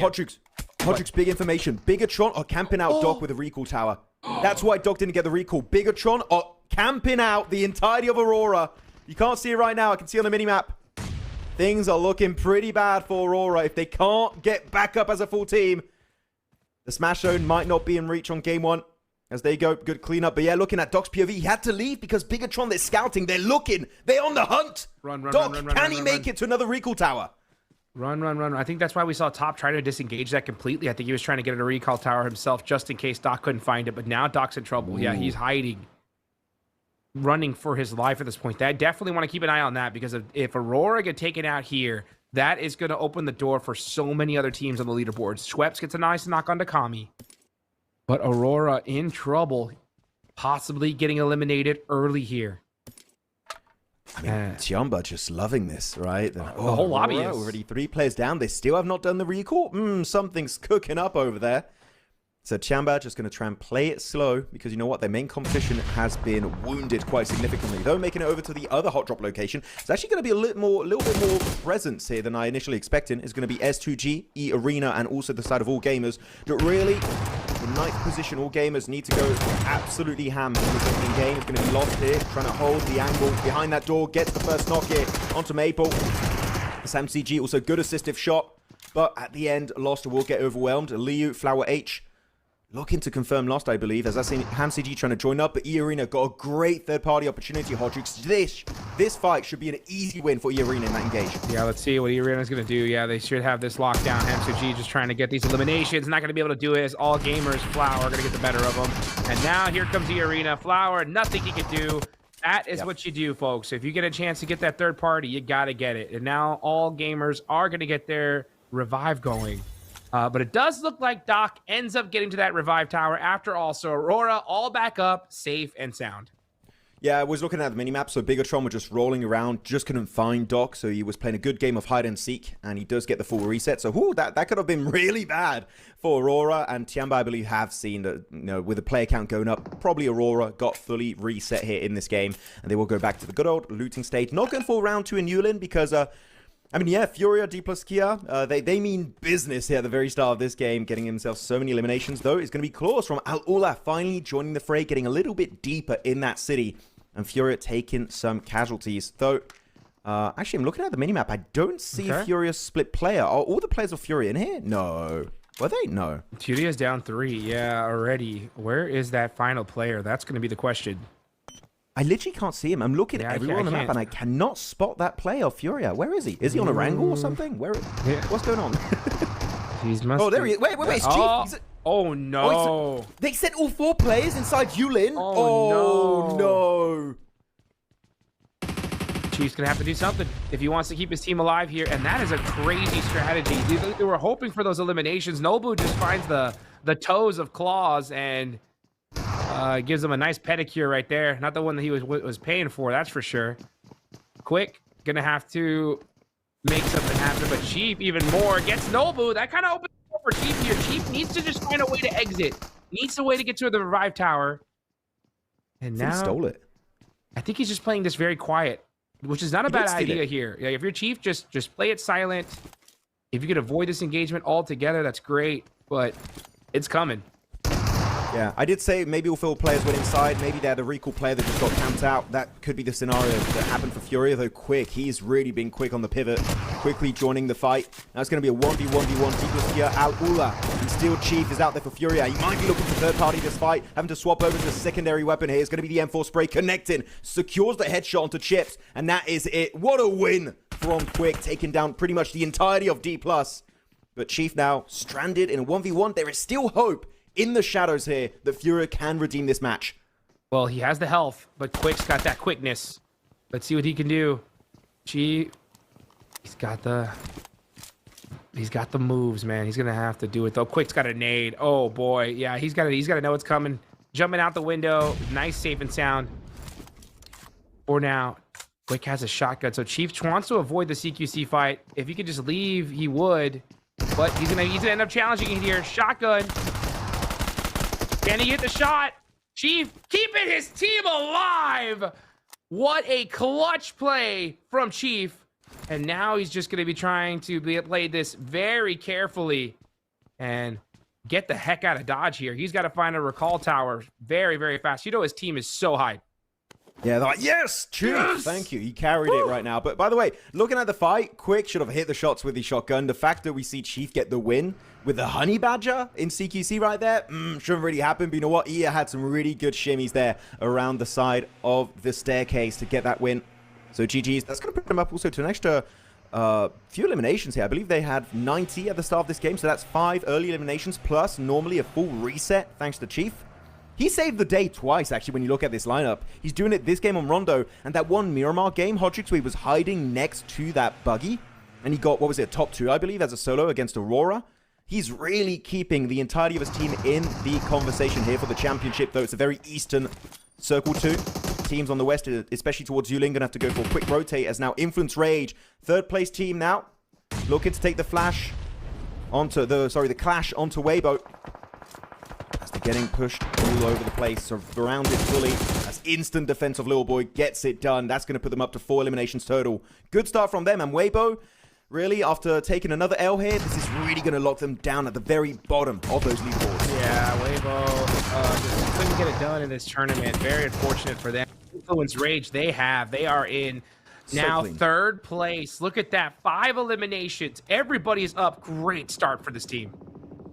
Really fantastic start, though. Can't really say the same for Aurora. Sure, they got himself a few eliminations, but it's going to be them taking a full-on fight with LGD. And looking at their loadout, it seems like after their recall, they just didn't get a lot of ammo. One of the players is literally down to their last clip and a half, so really undiluted as Reefus. He's going to get knocked. Zyol, beautiful nade onto Ling S. Mao Mao, though, trying to secure a bit of an off angle right behind Reefus and Zyol, so you've got to be careful to not get fully surrounded. That can really shut down your entire match. As Chan going on the offensive once more. LGD really want to take down the entirety of the Mongolian team. Yes, they do. And meanwhile, Bigatron and Influence Rage are battling it out. And it does look like BTR is going to put a punishment onto Influence Rage as they're down 2. But Doc now starting to move here. Maybe trying to find it. No, I think he's just taking off. Yeah, so he is out of here as top is down. And now it's going to be up to Doc to make something happen. I mean, the thing that is really problematic is that Doc was the recall player, meaning he still has an extra life. His teammates, that was their second life already. They're done. They're out of the game. Doc is going to be left as a solo the entire match. So now, when you're in a situation like this, you just want to try and redeem this game somewhat. Just find a hiding spot. Survive as long as humanly possible. Even if you just get 2-3 points total, that's still going to get your team way closer to the 116-point threshold to make into that smash zone. So Doc, a lot on the line for him as a solo. As actually, he's almost tied up here, Aurora, with Chambas. Chambas been very silent, not involved in any fights, but that could change right now as Bigatron encroaching on Chambas' compound. There's Tiamba. Milu getting some little shimmies here. Playing it very quietly here. They're waiting to get into that late game, so no eliminations, right? They didn't get any of those hot droppy limbs that we normally see. They're just looking to kind of get into end game. Everybody already set up in this circle. This is still very, very early. We still have a couple actually players and teams that are not in. Doc from Aurora is trying to make a bold rotation down south. You got E-Arena up top, Al-Ula as well. Furia are going to be moving down to the north side. Let's see where this next circle is going to go, though. Okay, it's going to go down south where all that congestion is. Oh, boy. And Tiamba, dead center, are going to be looking to get active. You see how many red teams there are? I know I keep repeating that, but literally, it's looking like the Chinese flag on the map feed. It's just it's red all over the place. It's wild. Don't know who's an ally or a foe as Furia finally make it out of the blue. Though we can't really say the same for E-Arena. If you saw on the map feed for a split second there, they're still near Stadium, so they got a bit of a massive rotation to pull off. But they still got some eliminations. You know what? E-Arena up to 79 points. We'll have to use maybe a few of their stims and meds to tank that blue zone damage. But as long as it's not phase 4-1-5, you are good to go. But Furia, I feel like, yeah, as you said, they were definitely applauding their teammate after he got himself that clutch, able to outlive all of D+ and get quick of Al-Ula. Really, Furia, if they lose that one, I feel like a gap would instantly be created by Influence Rage because of how consistent they were on day 2. So actually them able to get the full reset genuinely might have just saved their important win here if they can take it the entire way. Yeah, it's totally possible. I mean, Furia have a great start. Influence Rage as well. So Influence Rage are going to still have all 4 up. And if either of these teams win this game with that many points, with a great amount of eliminations, I mean, we could easily see them hit the smash zone here. So many things to keep track of. These teams in the middle desperately need the win as well, man. I mean, we're going to see, that's why we're into Rondo, 13 minutes in, still 61 remaining. The only players out so far are from Aurora. And they can't get recalled. So Doc with the Roadster, the brand new quickest vehicle in the game. Could be good to try and dodge a few bullets coming your way, but it's going right next to Tiamba. Oh no. Okay, yeah, definitely want to do you a bit of a U-turn. That would be the worst. I mean, especially if they do get the final elimination, you know Tiamba are just going to play it super safe, because the thing is, Tiamba, even though it's a Rondo, you don't have to go for a big elimination game. A decently consistent top 3, even top 5 with a few limbs here and there. And you know what? Tiamba making it in the smash run in game 1 alone. So that is what they're going to try and go for. So this is a bit scary of a situation, though, where a team is looking to get in the smash run hot troops and they start playing very passive. That is when teams that are looking to be more aggressive and try and catch up to the top squads can really start to do some big mistakes. So Tiamba, I know what you're trying to do. You've got to be careful. If you're forced in a situation where you need to play aggressive, don't just try and retreat and play it very slow. You need to commit to the fights when they come your way. Yes, you do. You cannot hesitate at this point. Doc gonna blow up that vehicle. He found a spot in this circle and is actually pretty dead center. But yeah, let's see how long he's gonna be able to last in this position. Being close to this rock is great, but you're not gonna be able to terraform at all. Yeah, he's dead center zone. Let's see where this next zone decides to go here. Okay, it's gonna go back down south. We are going to see a lot of players eliminated now. 54 seconds on the clock. Furia are going to have to push on in. We're going to have to see pretty much the entire lobby have to push into this next zone. The only teams that are really set up so far are going to be D+, RRQ, All Gamers, and Tianba. Everybody else, starting to make the move here. Doc now having to defend his position. This rock, he's like, this is my rock. Got one. Yeah, he gets them a little bit closer to that smash zone. One player sending it forward is going to be lost, taking a bit of a beating, but still, that is going to be game over for Doc and Aurora this match. The S2G sending it round to that rocky formation, and their cars are getting absolutely peppered from all the teams looking their direction. But still, as you can see on the rankings, that does put Aurora up in first place, tied up with Chamba. It's going to be down to the wire between those two squads. Yeah, we're going to see, maybe not, though, because, I mean, we got a lot of match left to go here, and the question is, who's going to win it? And also, how far are Aurora going to go down on the leaderboards? Hamsuji does get a little bit of a room here with this dip, but it's not steep enough. Yeah, he's like, you know what, we got to do a little bit more digging here before I take this position. As he's looking a little lost, he's like, where do I go? Okay, let me find a spot here. There's quite a few teams have found a position in this next zone, but Bigatron are going to have to push on out. But they are currently in an engagement with Weibo. Does look like Furia are sneaking into this next zone as well. Man, these rotations, so crazy. I'm surprised we didn't see more teams get beat up on rotate here. Yeah, by the way, we did have a full reset from Alula, despite losing a lot of their players back in New Orleans. So they're going to be back in this game in a pretty good form. As Influence Rage is going to be now in their scope, going to be spotting them from a distance. And Influence Rage not even in a circle, so Al-Ula, that is a fight that I wouldn't recommend taking just yet. Just wait for them to move up a little bit deeper. As we are at the halfway point of Phase 4, meaning the recall towers are going to be deactivated in just a few seconds. So these teams, if you're going to get eliminated, do it now. Otherwise, that is going to be you fully out of the game if you get eliminated. Though LGD looking for a round 2 fight.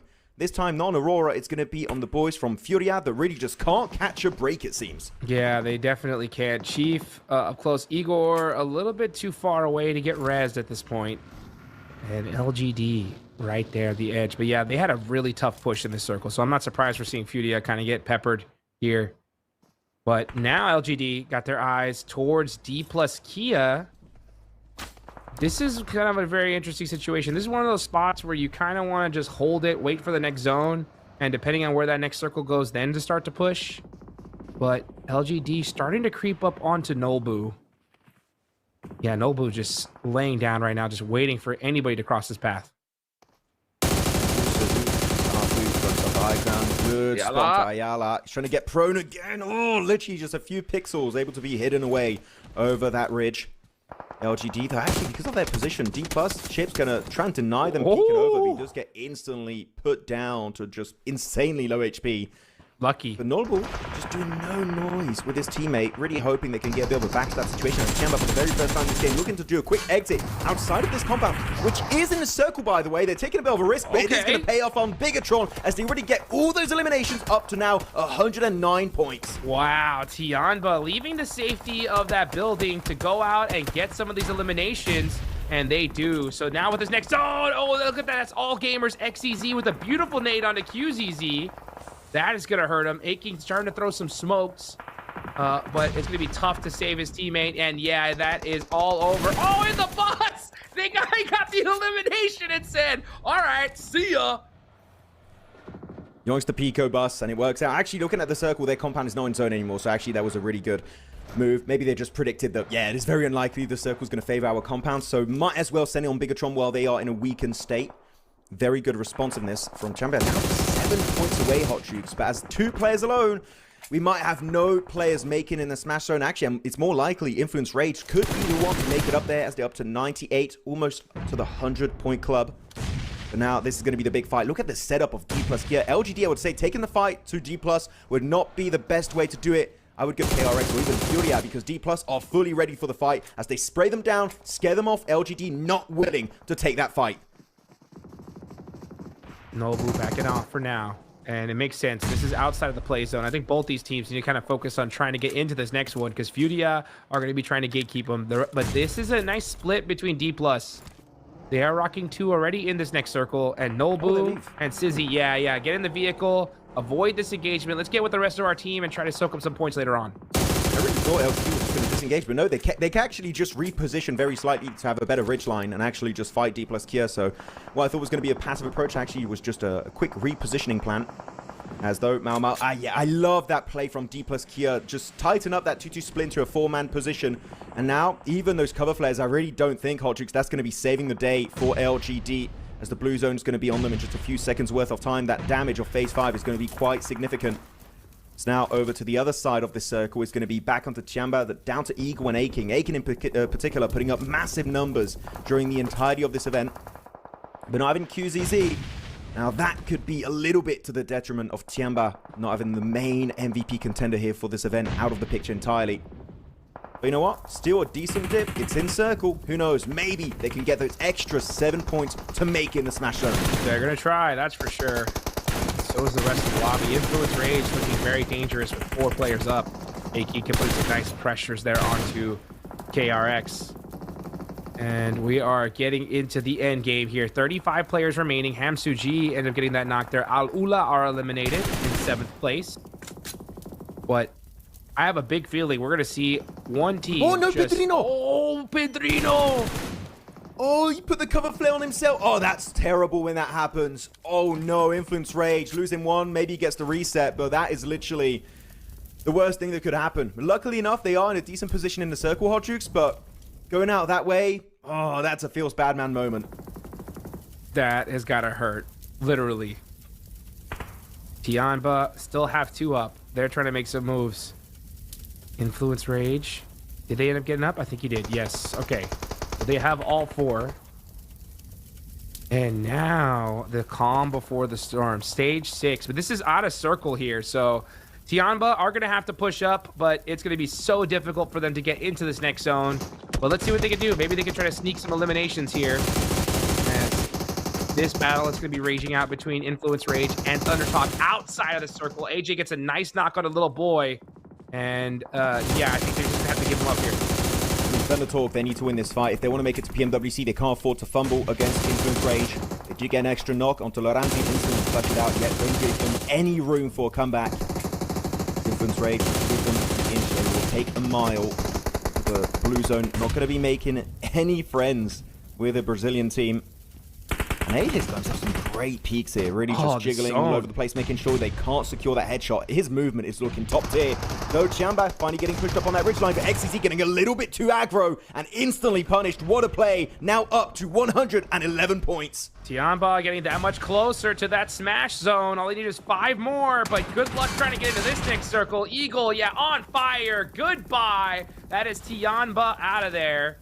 And with 0 placement points, we are going to possibly see some more matches for sure. Who knows, though? We got Influence still alive. Okay, they are gone. Goodbye. Okay, so that is the top 4 teams gone.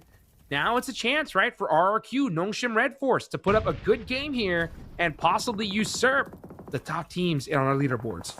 I mean, especially E-Arena, with their position in the circle, I'm telling you, they could easily hold off the likes of All Gamers, even Thundertalk, and RRQ. So that's going to be the big clash to see very soon. E-Arena versus RRQ if they go for the full-on crash onto their location. Though All Gamers on the minimap, you can see it here. They're going for the engage. Flower H is going to be the first to fall. Nice headshot secured onto him. As Liu will be the next to get eliminated, and All Gamers are getting absolutely wrecked upon that transition. Nothing works out as planned, but same for S2G. They've been here for the longest time, and you know what? It really goes to show that if Doc was remaining undetected, he could have made it so far in this game, get maybe enough points to make in the smash zone. But S2G, unfortunately, that rock is just not in the zone anymore. The nades are huge.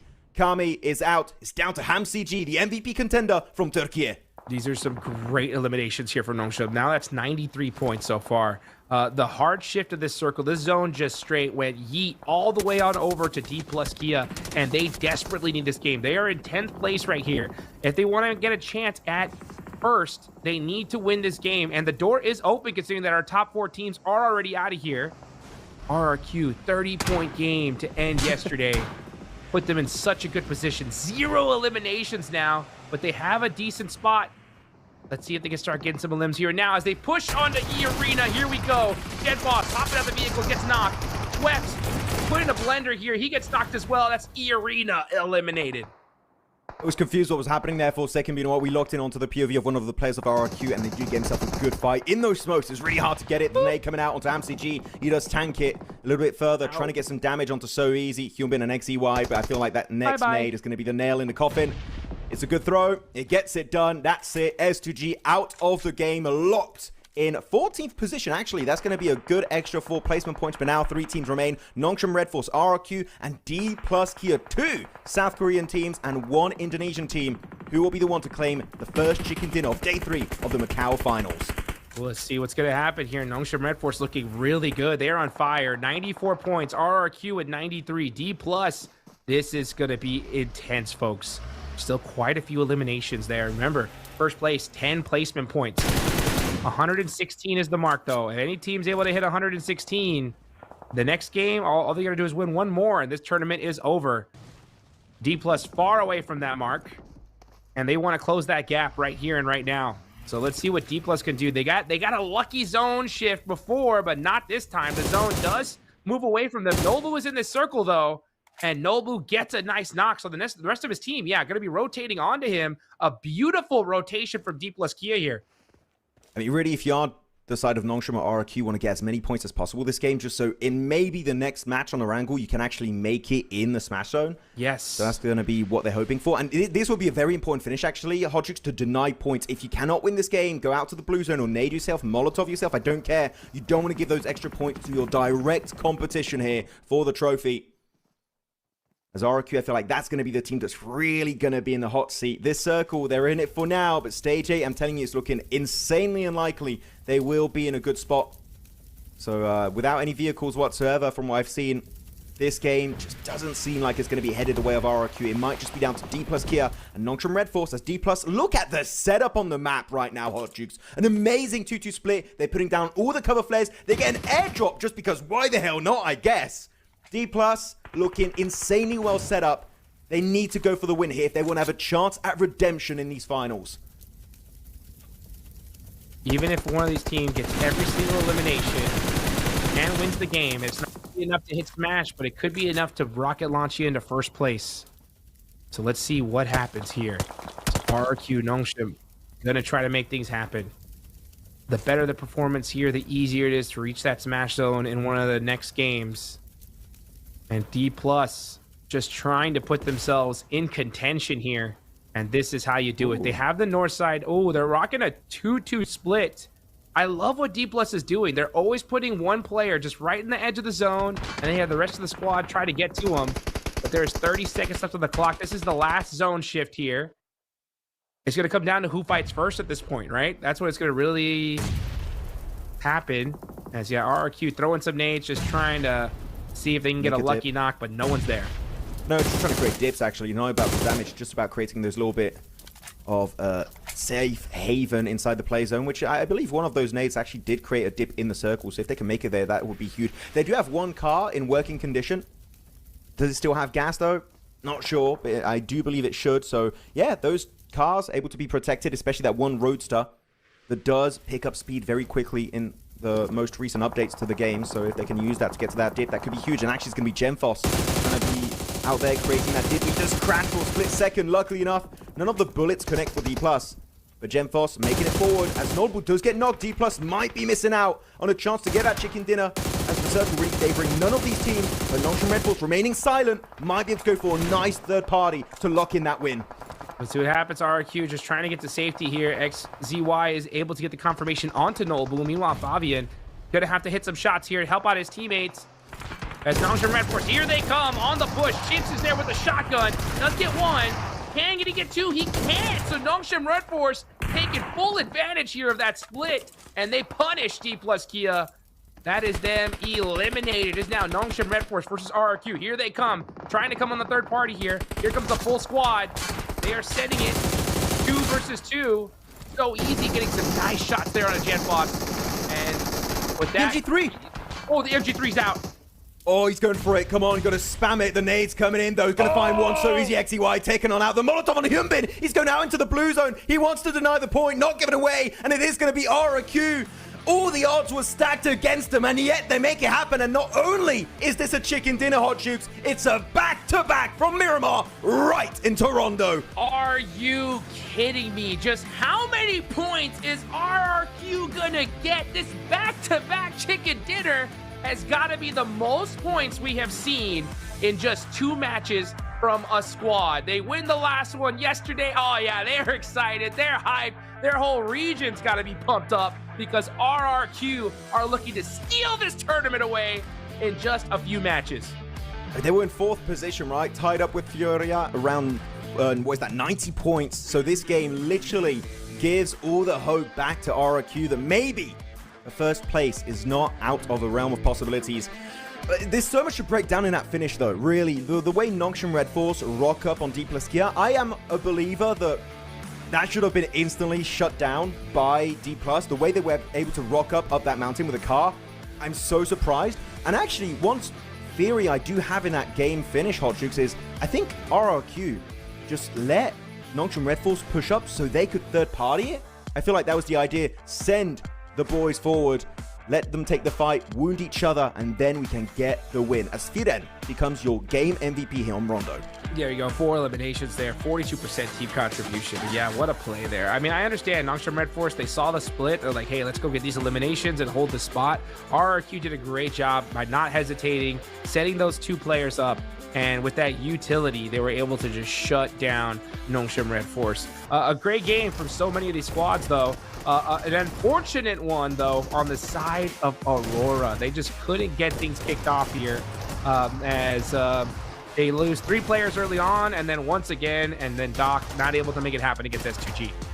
Yeah, it was a bit of a tough one, but these replays have been super interesting, and Furia, Chief really just keeping the dream alive for his team. Really good play in that clutch as we look at also the POV of Doc. But I was thinking this could be the one time where the docketing actually saves Aurora and does something positive, but unfortunately S2G took him out, and that's a big issue when you try and go for a salvage play like that and you crash a car next to a rock. Everyone knows you are going to be hiding there, and S2G just thought, oh wait, a free car setup, it's a really good defensive spot, let's just send it. And it actually gets them really far in the game, so really good response from the Turkish team to get it done, as MCG though couldn't survive the incoming nades and utility from the side of NSR.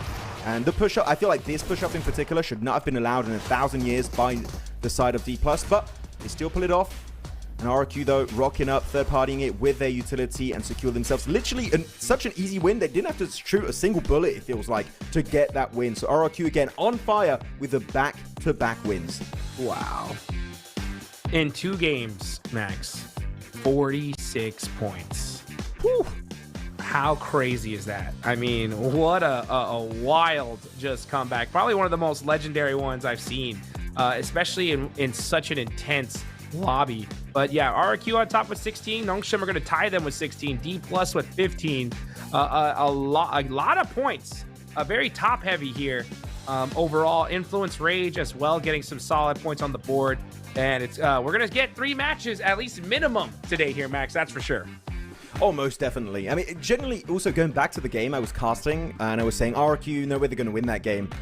I love being proven wrong when a team, all the odds are stacked against them, and like, there's no way they win that game, and yet they do it.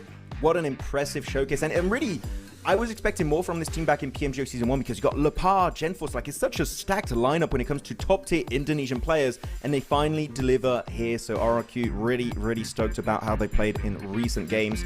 So, second page of the rankings, Tiamba only 5 points. That's going to be still half the amount of points they needed to get in the Smash Zone. I'm really excited to see the leaderboards because with the points that have been secured, could we have a new first place team? I believe Nongshim Red Force needed the actual win to be first place, but I feel like in second place, it might not be Aurora anymore. It might be another team. Yeah, I wouldn't doubt it. I mean, I wouldn't be surprised if RRQ ended up taking that because, I mean, with 16 points, that is a wild way to happen. Okay, all right. So, yeah, all right. So Aurora, hold on. Tianba still in first place, but RRQ are now tied with Aurora. What a crazy comeback. What an insane step up from these guys. Also, D+ Kia, they were in 11th position, Hot Jukes, before this game. Now in top 8, 80 points. That's a 31-point difference between themselves and first place. Technically doable. There is still hope for Nolbu to make it happen. But this is definitely looking insanely intense and close between every single one of these teams. The Aurora, that's the big issue, right? Their inconsistency. Sometimes they get these big 25-pointers. Sometimes they get these 4-pointers. Same for Tiamba, that's been a little bit topsy-turvy yesterday. And because of the point gap being so close for 116 points, Hot Jukes, anyone really from Furia up to Tiamba could enter the Smash Zone. Six teams all at once could make it. Your dream could still come reality, Hot Jukes. Your demands might become a reality in Game 2. Oh my goodness. Sometimes you got to drop that gavel and just say, this is what's going to happen. And you know what? Sometimes it does, right? Let's get it going here as we're going to be going into Aaron Gale. Rest of the lobby here, just way too far out at this point. I think with how the top teams are performing, I mean, it's just not going to happen, right? Hey, but D+, right? D+ did put themselves in the running for it, okay? So D+, Irina, Aula, if they win this next game with like 10, 15 eliminations, sure, right? It's a possibility, but the likeliness of that happening and one of these top teams not reaching the Smash Zone is pretty crazy here. So we look at the elimination leaders, it's QZZ with 30, top right behind him with 28. Well, I mean, Nolbu in particular here, they made it so far in this game, he's able to catch up a little bit to the likes of Hyunbin, Top, and QZ, but it's going to be, I feel like it's going to be down to literally the last few games we play. I mean, depending on which is going to be the last game, right? Because now we don't have anyone in the Smash Zone, but as you said, at least we're going to get 3 games, so that gives a little bit of a window of opportunity for Hyunbin and Nolbu to get a big elimination game and actually catch up to the big boys up there in Top and QZ. But in terms of damage, I feel like Top still might be number 1 because he plays with him in E14 usually, even though he couldn't really use as much as he wanted. But actually, second place is going to be taken away from QZ, and Loranzin from Influence Rage is going to represent Brazil here on the high stage and be second place just behind Top. Loranzin making it happen there. Almost 6,000 damage. Way to go, Influence Rage. They're currently sitting in 5th place with 101 points. So again, folks, 116 is the goal. So a team has to reach 116 points first, and then in the next game or any game after that, if they win it, they are automatic champs. So just to kind of give a theory, right, Max? Let's say match 3, we have 5 teams in that 116 point range. If the 5th place team wins a game, they automatically are champions, right? So it's pretty wild to see, and I can't wait to see how things turn out here as the FMVB contenders. It's still between Top and QZZ, and it makes sense. Yeah, this is always going to be the main conversation that's been happening pretty much since the group stage, right? And it just keeps going down that exact same pathway. So yeah, Top, QZ, who's going to be the one to secure it? Make sure to put your prediction down in the comments. We'd love to see who people think will be getting the trophy. Though it would really suck if Top gets another global MVP award and still can't win the global trophy. This man is cursed to some extent where he can easily get MVP, but the actual trophy, Hot Jukes, always taken away from his grasp at the very last second. Well, you know what? He's got a lot more seconds left to go to make it happen. Let's see if he's gonna, as we're gonna go into Aaron Gale in just a few minutes.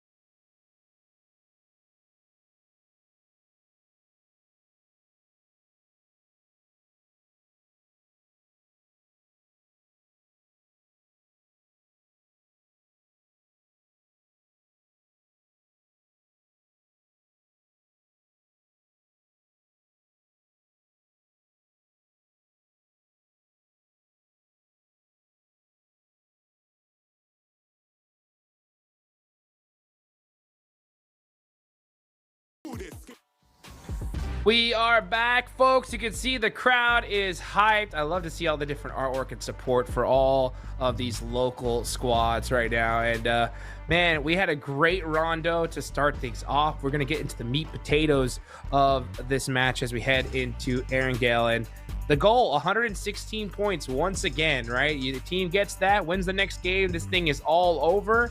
Tianba only needs 5 to get there. Aurora and RRQ need 10. So it could definitely happen in this match, Max. Most definitely. And actually, I kind of want to open the conversation here because so many teams could be making it in the Smash Zone, this very game, overtake 116 points. How many teams do you think are going to make it this game? I think we're going to see one.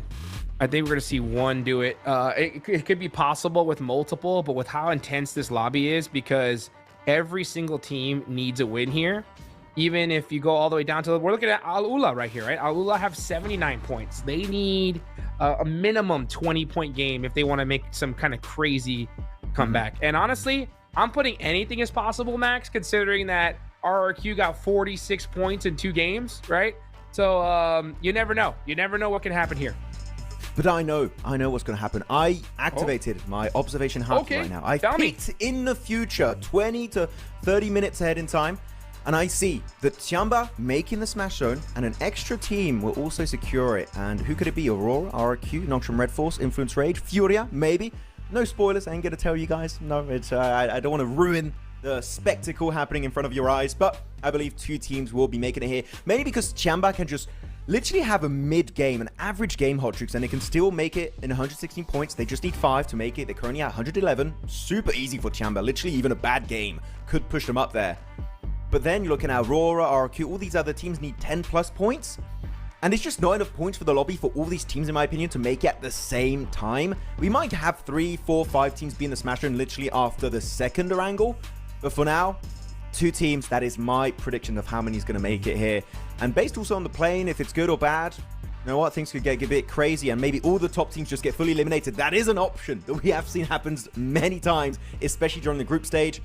But now, these teams are pretty much do or die for some of these squads because you've got that ticking time bomb effect, Hot Tricks taking effect, that these teams at the bottom or in the middle of the rankings, if they want to have a chance at redemption, they literally need to show up now. Otherwise, their tournament run is pretty much over instantly. Oh, man, that is pretty crazy. But it is correct, right? If you want to get a chance to make it happen, look at that. Goodness gracious. 6 fingers? Oh, he was getting ready. Oh, he's training. Look at that. Looking like a dang octopus at this point. Making those plays. Is that a compliment or is that... That is, dude. That's wild, you know? Just using everything he possibly could do, right, to make it happen. I don't even know how he has room on his screen to use all those fingers. You know what? But you got to do it. You got to make it happen. Yeah, 6 fingers, man, on screen. I don't know. I feel like my brain would just melt. My CPU brain is just not strong enough right now to use that. But yeah, that's Federal. That's how we got the pistol double eliminations just a few days ago, right? That's how we could do it with the 6 fingers. So, looking at the POV of our previous back-to-back chicken dinner squad, it's going to be RRQ. Can they make it 3? Which really does not happen often in a global grand finals. Back-to-back already is rare.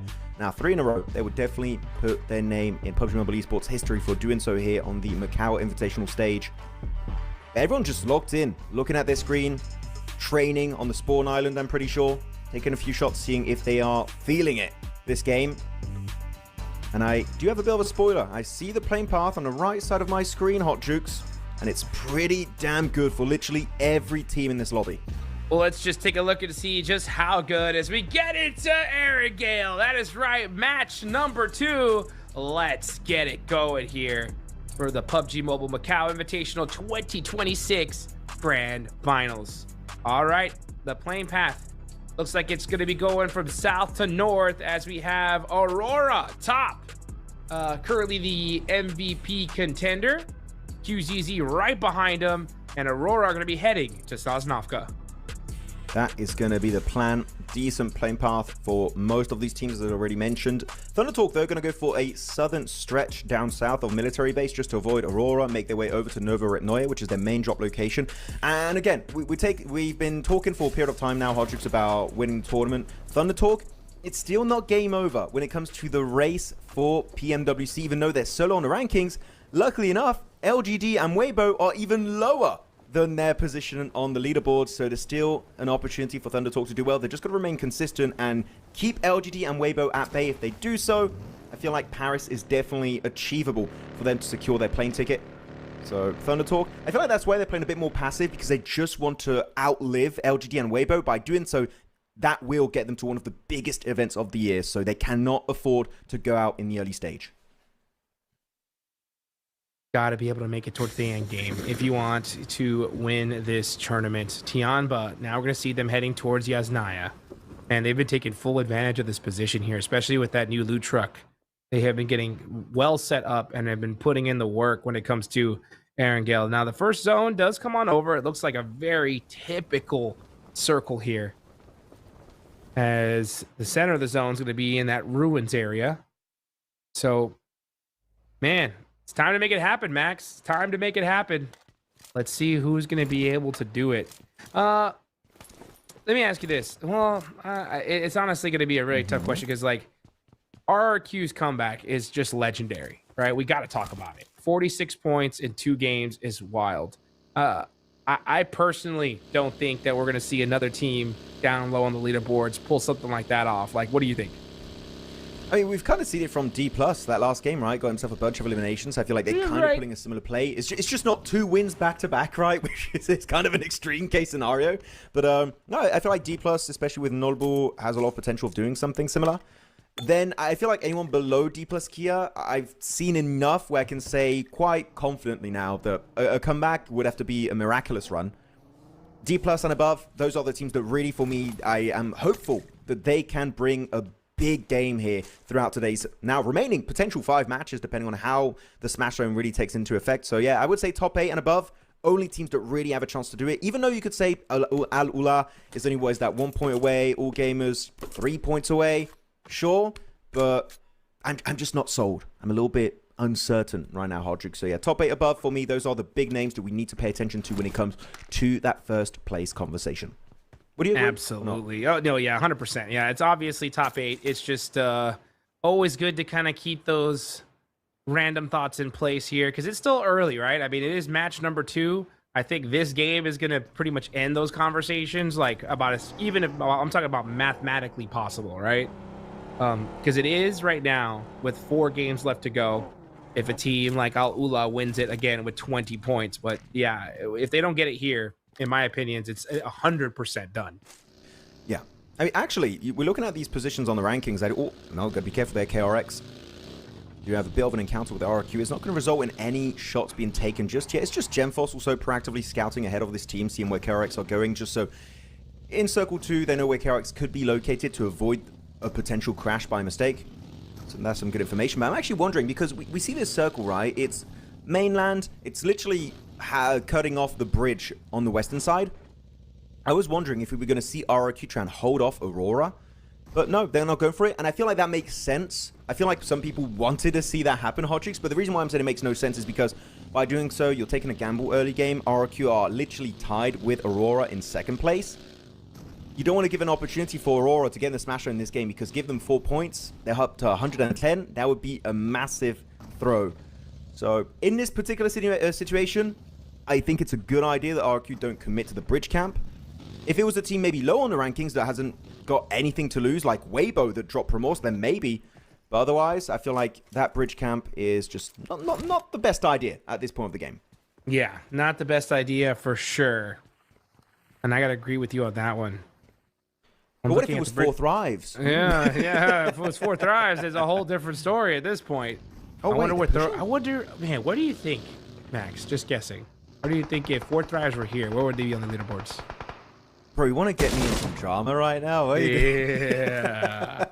RRQ, by the way, looking for a bit of a push on KRX. I would recommend to disengage. Just not worth it. Next. So about 4 Thrives. What are we talking? Well, I forgot what we said. No, okay. 4 Thrives. I feel like I was very scared on their day 2 of the finals, and because of that, I feel like they would be in this top 5 conversation, right? I feel like they would be top 5.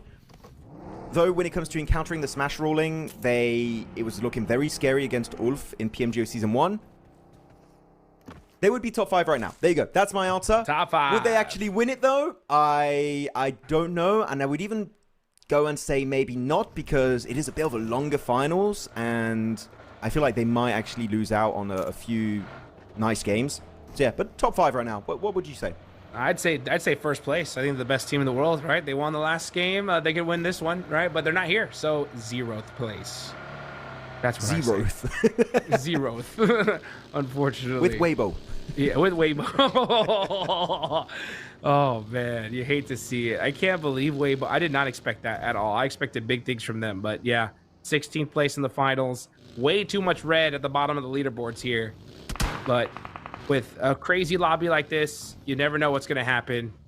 And I'm proud of the teams that we have on top here. I mean, we've seen some great, consistent gameplay from all of them. RRQ just came out of nowhere. And who knows who's going to win this next game. Influence Rage there and Pachinki going to get that loot truck.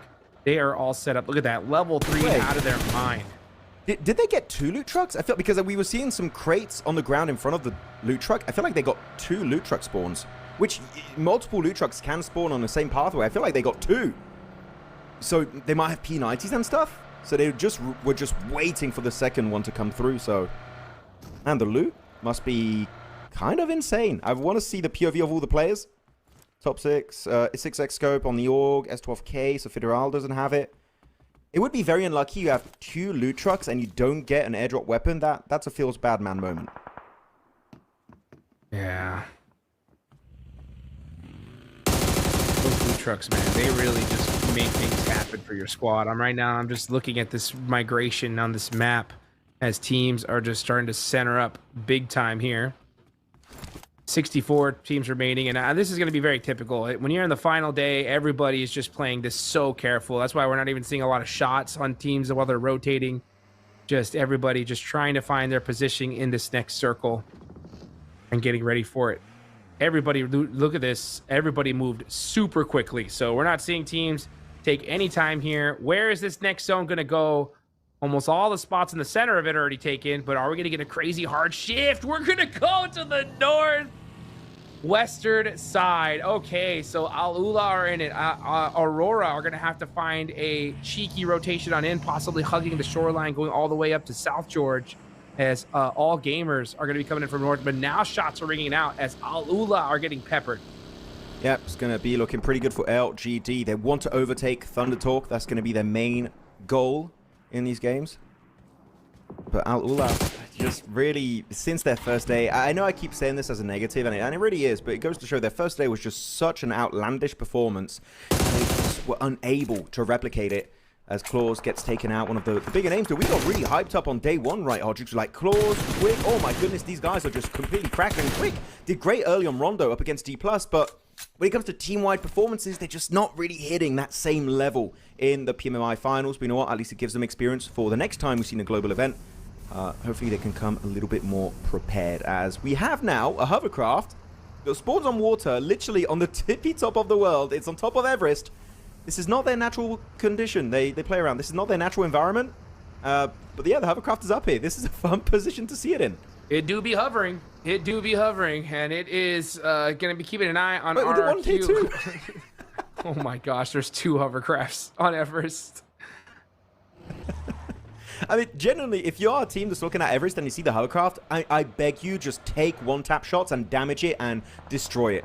The best way to get rid of a hovercraft is the moment you spot it, just spray it down. It doesn't matter if you're not going to get the elimination, just damage it as much as possible. And if they don't have the welding gun, that hovercraft is as good as gone in that game. So please eliminate it, because that hovercraft meta is very bad. Yeah, okay, yeah. So they are going to be able to get into this next zone, but they're going to try to find their spot, and everything is pretty much taken at this point. It's a good play from RRQ, right? They see Weibo on the mountain. You know what? Not really worth it. Let's quickly reposition. I don't see that hovercraft anymore. I don't know if it was abandoned on the mountainside, if they did do that, unfortunately. That's one hovercraft pretty much out of the entirety of this match from a wrangle. As Fury can see on the minimap doing a little bit of a leapfrog maneuver, trying to jump ahead of RRQ and even the entirety of Everest, though getting close to Ruins. There's going to be Influence Rage. And I also believe Nongshim Red Force. So they're just going to try and jump ahead. But the thing is, you've got to be careful. There's not many compounds nearby. So Furia, you've got to commit to a push here or retreat back to Silence and Chief as the circle about to shift. Is it going to be south or north of the river? It's going to be right on the river once again. LGD's compound in particular, Hodgix, is looking so powerful, meaning teams are very committed to going for the breach if they have to. This circle's so tough here. What is going on? Ayala doing a little bit of a backslide there with his vehicle. Mormon getting knocked there. We're starting to see the shots ring out. Yeah, Fury just trying to find a way to hold on, possibly this bridge side, but that's what everybody wants. Oh, there's like squads all over the place. Nongshim Red Force getting beat up. All gamers, what is happening? The chaos ringed out immediately with the zone shift. It makes sense, right? This is going to be a very valuable position. Always going to be the explosive bow used up. Are we going to see a pop up in the elimination feed very soon? Could be happening. Come on. But Nongshim, oh, this is not the way you want things to go down after such a strong last game here. The chicken dinner locked in almost on Rondo. And yet stolen away by RRQ. And now they go under the bridge and literally just hoping to survive. As one player, that is just not the best way to go. Meaning this is going to be pretty much a non-game for them. 103, you needed, what is that, 13 points to get in the smash zone. Nongshim Red Force are just not going to make it happen this match. Yeah, it ain't happening, that's for sure. RRQ are down to 3. Got a little glimpse of the map feed there. They're all the way on the south side. Tianba are actually in a really damn good position here for the zone. And with on top of the leaderboards with 111 points, they are looking very, very set up. Aurora, man, just because of where they dropped, they had such a tough time getting in here, at least on time. And so they are down over by Ruins. They are still outside of the circle, but they have all 4 players up. All it takes is one good team fight to turn things in the green for them. But KRX battling it out there. Nice nade there from 33Z, throwing it down the mountain. Benny's going to try to get his revenge, and he almost does. 33Z getting peppered big time here. As QXZZ does get a knock there. Okay, so they should be able to get the reset. Yeah, Sook joining up with the hovercraft in the distance, just trying to delay the engagement a little bit further so they can be back up as a 4-man's crew. But I like this. The KRX are willing to be aggressive from their position in leaderboards, 13th position, 60 points. You know what? Just to try and increase that prize pool, it would be good to see them take the fight, be a bit more aggro, because so far this event they've been very passive as a team. And that's going to be another piece of utility connecting on 33Z. You just can't catch a break. Toxie, ooh, I thought he was going to walk around that Molotov there for a split second. But the utility's looking pinpoint accurate from KRX. But Sook in a distance, sure, he's maybe not in CQC, but he's definitely got the ridgeline control, making sure they can't beat aggressively. But now they just flood over the rock side. Hoxie first of all, TRE, QXZ, Benny. Can they redeem it? The shot's not quite connected. Has to swap over to the M4, and he's just dodging all the bullets, but Suki will get picked off eventually. And Sook in the background, getting surrounded. And E-Arena here, Hodgix, going for a third party, but so are Aurora. Here comes Aurora. This is the perfect rotation for them. They found a way to get into a fight in this zone, and they are looking to third-party this and possibly get a ton of eliminations. Meanwhile, TRE getting down. KRX are out of there. Here comes Yol now, applying that pressure, gets the knock on the Joker. Yeah, you got 5 nades. The circle is favoring you. They have to cross you if they want to try and get to that play zone. So Aurora, don't overcommit. Don't over-peak it. Just play with your utility and you should be good. But you know what? Yeah, quick retreat, Aurora. They see the circle like, this is a little bit of a waste of time. Let's move back. Respectful play from Aurora against being so close to the smash zone. Got to be cautious as Top does get one tapped. Can they get him back up? They can, but that's going to delay their rotation so bad. It allows the arena to fight them too. Ooh. Yeah, that was the rough knock right there. That literally just like slashed Aurora's plans. Viren just, wow, applying pressure. I'm surprised RRQ are paying so much attention to this. Like, they need to focus on getting into zone. It's 5 seconds left on the clock. Let's see what they do. I mean, if they flushed out top, they might be like, oh, it's Aurora. Let's push it. But, they only have 3 players, so maybe they'll want to play a little bit slower here to just make their way into the zone. E-Arena, good move. They see top struggling to get knocked and also get rezzed, so they're trying to go for swift exit. A quick Western rotate. I do enjoy it as Top here with a Mini 14, just trying to get more damage to become your tournament MVP, but they just make it way too far out of range, so those taps are going to be really hard to connect as they make it over to the bridge, but so do Al Ula for that wide Western rotate. Aurora need to pivot now. Hot Jukes Most of the positions in the zone are taken up. Aurora has to go for a crash here to get a playable position. Yep, they're going to have to make a play. They're going to have to fight their way in, and that's honestly what they do best. But, oh, the hardest thing about that is you got to be able to even get there. So let's see if they're able to make this rotation. They're going to be going down this bridge here. Doc going to stop, going to try to get some room for his team. I like that. So Doc is going to be that counter position, and the rest of the team driving on up here. Are they going to be able to make it to this hill? No, they're not. Reefus popping out the vehicle. Schweppes instant respect, not willing to compete against Aurora, but that's going to be Reefus knocked out. In a very hard position to get the reset here because so many teams are just looking your direction and teams also going for a bit of a wide rotation. E-Arena, Hyunbin also there for Nocturne Red Force. No place is safe to the west. Sure, it's a decent mountain, but it's not in zone. They got about a minute to play here. Otherwise, they need to push up. So Aurora, you got to be quick, or you eliminate everyone, or you push in the zone. You just don't have many options here. You need to be quick about it.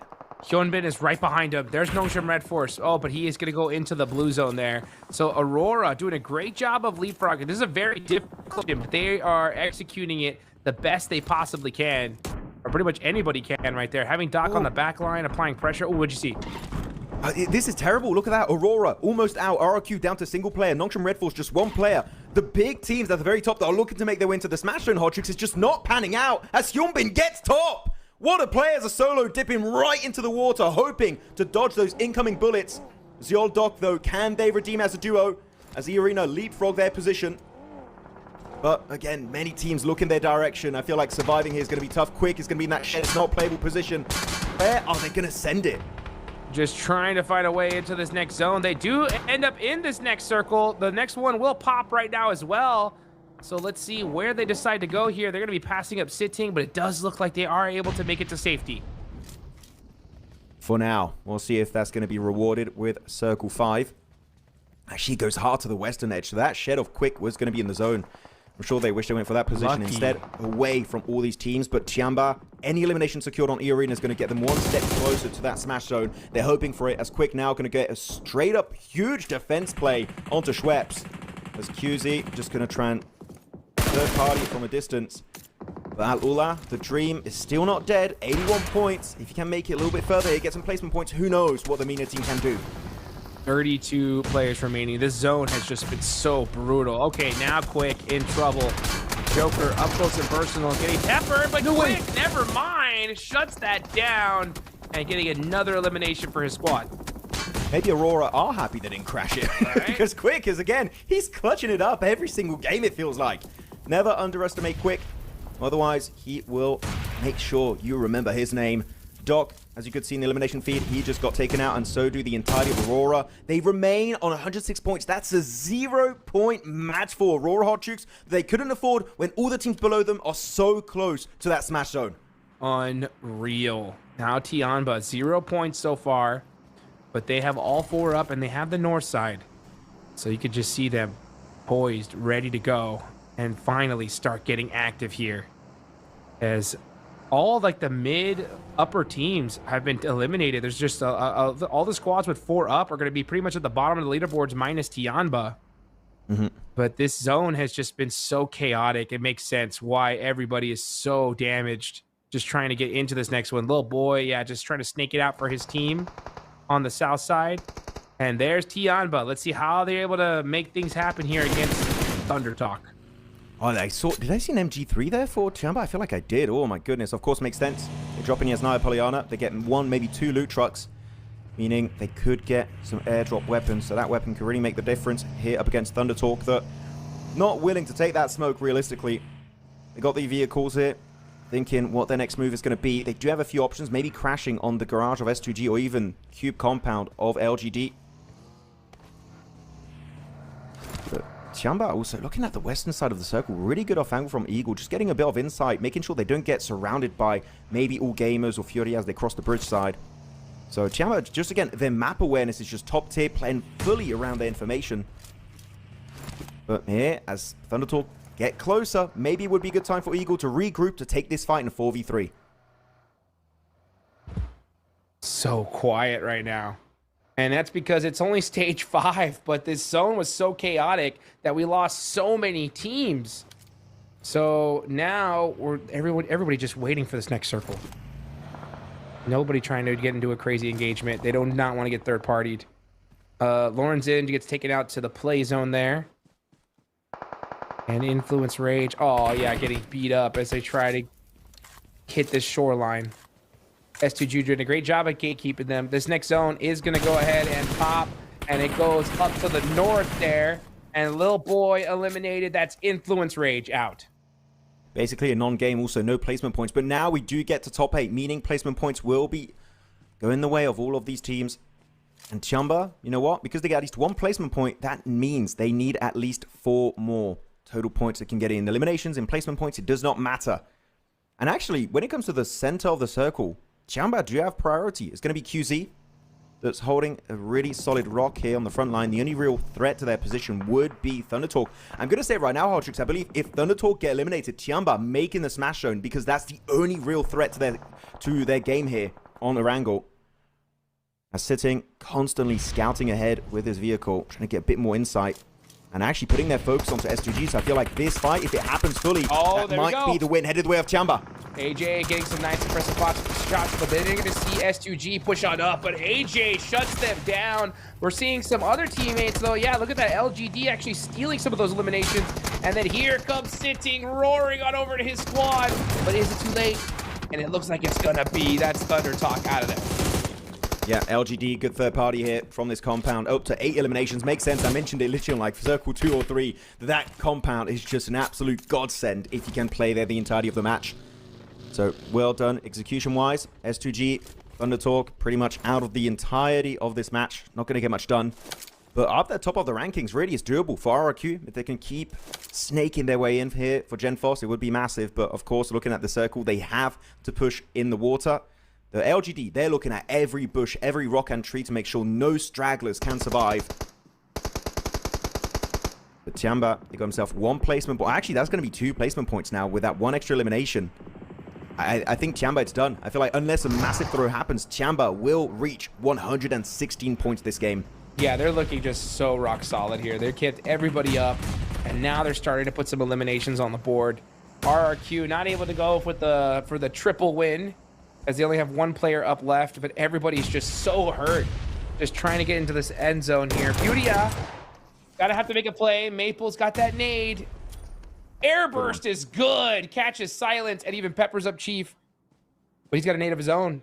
Oh, this cancels it. Thought he had it. Now Maple going for the shots, and that is Beautya gone. Yeah, good play there. Chief still able to survive for quite a long period of time, but it's not going to be the win up against All Gamers. All Gamers finally showing signs of life on these finals games. So making it now to the lower bridge section. That's going to allow them to get a good transition point. And realistically, the big 3 teams you've got to pay attention to in this game is going to be All Gamers, LGD, and Chamba. It's going to be a 3-way finals for the Chinese teams in this game. The circle, the next shift, you still got 2 more shifts here. Circle 7 and 8. As GenFoss made it to the water, which I really did not expect, Hot Jukes. And this could actually allow them to push just ahead of Aurora. Pretty much already happened because he is making in top 4. They're going to get placement points. If he can actually get to top 2, whew, RQ could be really back in a position where they can take the trophy away from Aurora and Chamba. GenFoss, just a straight snake in the water. But yeah, good luck here now. The zone going up north. Tianba looking ready for this one. This looks like a chicken dinner in the books here for the team on top of the leaderboards. This could be the game that secures their championship here. Let's see what they can do, as they are looking locked at this point to be able to at least reach into that smash zone. But even then, even if we don't see a smash finish, these points are so critical, as all the teams at the South are going to have to battle it out. Yeah, there's no way Tianba loses this, right? I mean, normally, I said that about D plus Kia early on Rondo, and they lost it, so you really never know. It depends on who pulls the trigger first. But even if Chamba don't get the win here, it's all about those points. If we don't get a smash at the end of the day, it's going to be down to natural points, as OG Esports would go here for PUBG Mobile. As All Gamers going for a little bit of a wider rotation now on the road, trying to play this ridge, which really is not playable because LGD has a direct line of sight onto you. Yeah, of course, your car is going to get absolutely wrecked to smithereens. All Gamers here, I feel like, kind of gave up on a potential win, because that position, completely unplayable, especially headed into Circle 8. And we hadn't talked about All Gamers a lot. This could have been a good one for them here. If they win this one somehow, that'll actually put them, it should actually put them in a really good position to try to make it happen. But now with those nades, LGD pressuring them, it's not looking good. Unfortunately, it does make sense. LGD, they know your cars are in no working condition. They get nade range. Actually, a lot of those nades that's barely good. miss out on Flower. That's a good one. Is it going to get the double? It puts Flower and Maple extremely low. But look at Tiamba from a distance trying to get the nade. Can they steal it? They get one onto Flower H. It's down to Maple on All Gamers. Can he get the reset on his teammate? I don't think so, as QZ just wants to become the MVP. The day comes out. It's an air bust, but it does not connect. Just a little too overcooked, but it's LGD gonna get the last of that one and put some points on the board. But Tiamba, oh wait, no, Tiamba got it? What's going on here? This is crazy. You got Tiamba with 113. Gen Foss peeking out, but just a little bit too late. The blue zone doing the damage, and now it's LGD versus Tiamba. It was like, it was a guy there and disappeared. I swear, guys, I didn't hallucinate. It was really a player out in the blue zone. The LGD, good spray, connected from Milu. I mean, yeah, look at the circle. There is no way LGD can bring this one back in the smoke. Few more one taps coming out. A little burst, making sure he cannot exit that wizard tower. And even the guess, come on, one bullet. There you go. Connects. And the fact it's especially going the way of QZZ is just terrible for top because he is really looking to climb back up in #1 position here on the MVP rankings. Tiamba looking to take it all at this point. I mean, they got the zone. Everything just went right for this team in this game. And there you go. That's another elimination for QZZ and some more damage as well. Rest of LGD, what do you do if you're LGD at this point? Like, do you go for the 2v4 or do you just try to deny? I feel like you just try and crash a rock of a solo player, maybe on QZZ. Actually, you just send it there and try and play off the back of it because it is stage 8, so they don't have a lot of time to work with. But this would be the best play, sending on one player, trying to overwhelm with your 2 players, and then hopefully Here they go. casualties, which is what they're going to be doing. It's Mau Mau on the front line, leaving Apple behind.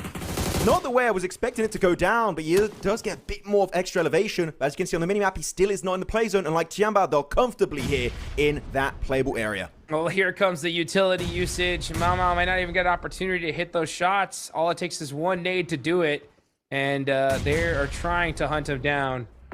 Not able to hit the mark just yet, so Eagle, you're gonna have to use that Eagle Eye here to get these last 2 eliminations. They need every single one they can get. Now Tiamba in the vehicle, gonna start making some moves here. As a triple, cannot afford to get blasted out. Here comes the MG3 though. They do end up getting there in time. That's one player done, one more left to go. Right out in the open, goodbye. Tiamba gets the chicken dinner and have reached the smash zone.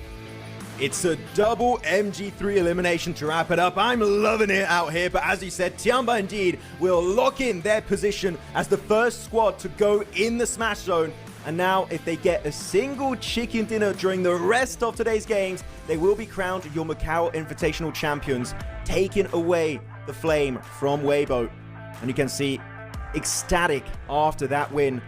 But you know what? The fact that they got that win now, can they do it back-to-back? Because back-to-back wins, we saw it's hard. RQ did it. Can Tiamba make it happen on the second Erangel? Oh, man. All it takes is one more, guys. If Tiamba win any game here on out, this tournament is over. They are your PUBG Mobile Macau Invitational 2026 Grand Finals champions.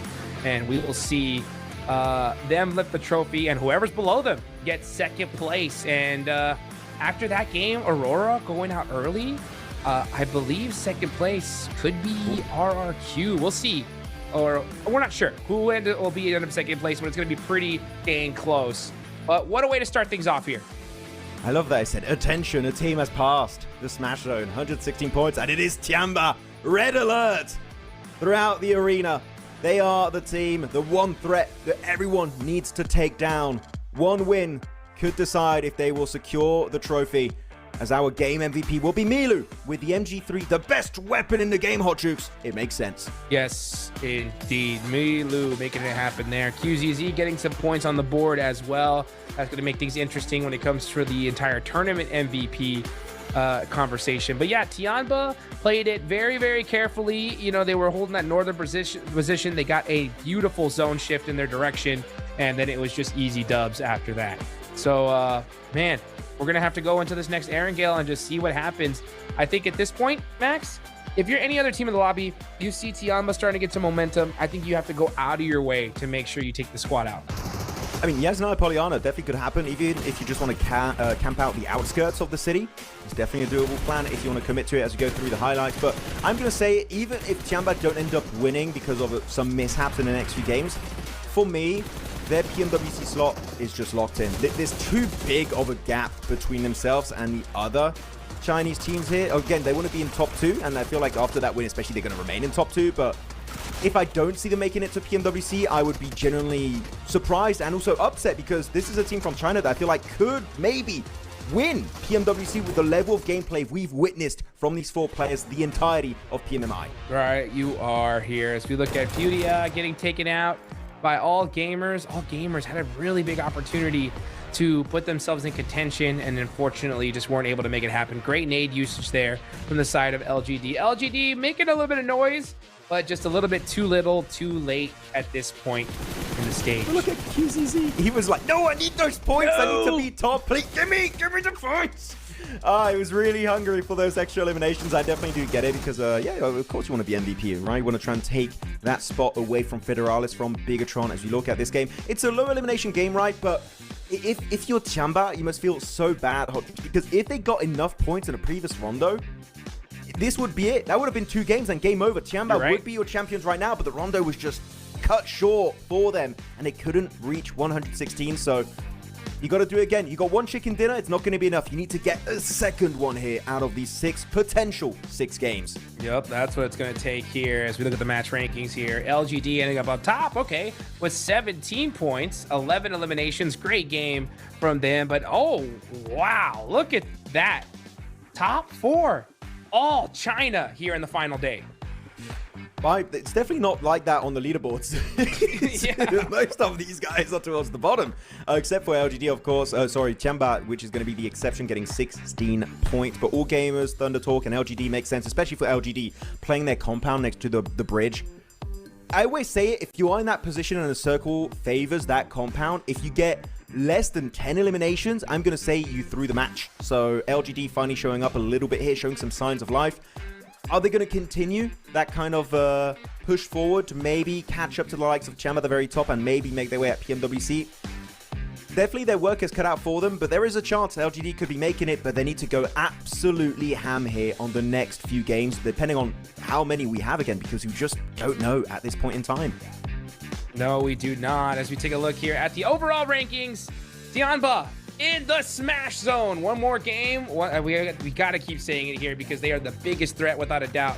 RRQ moving up to 2nd place with 111 points. And Aurora, man, Aurora just not having the start they were hoping for.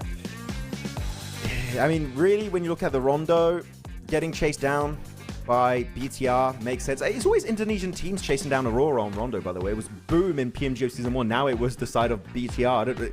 Maybe it's the new Falak versus Rosemary drama. It's Indonesia up against Aurora. Maybe we'll have to keep an eye out for that. Though Nocturne Red Force only a 1-pointer. Quite unfortunate after their massive 16-pointer on Rondo.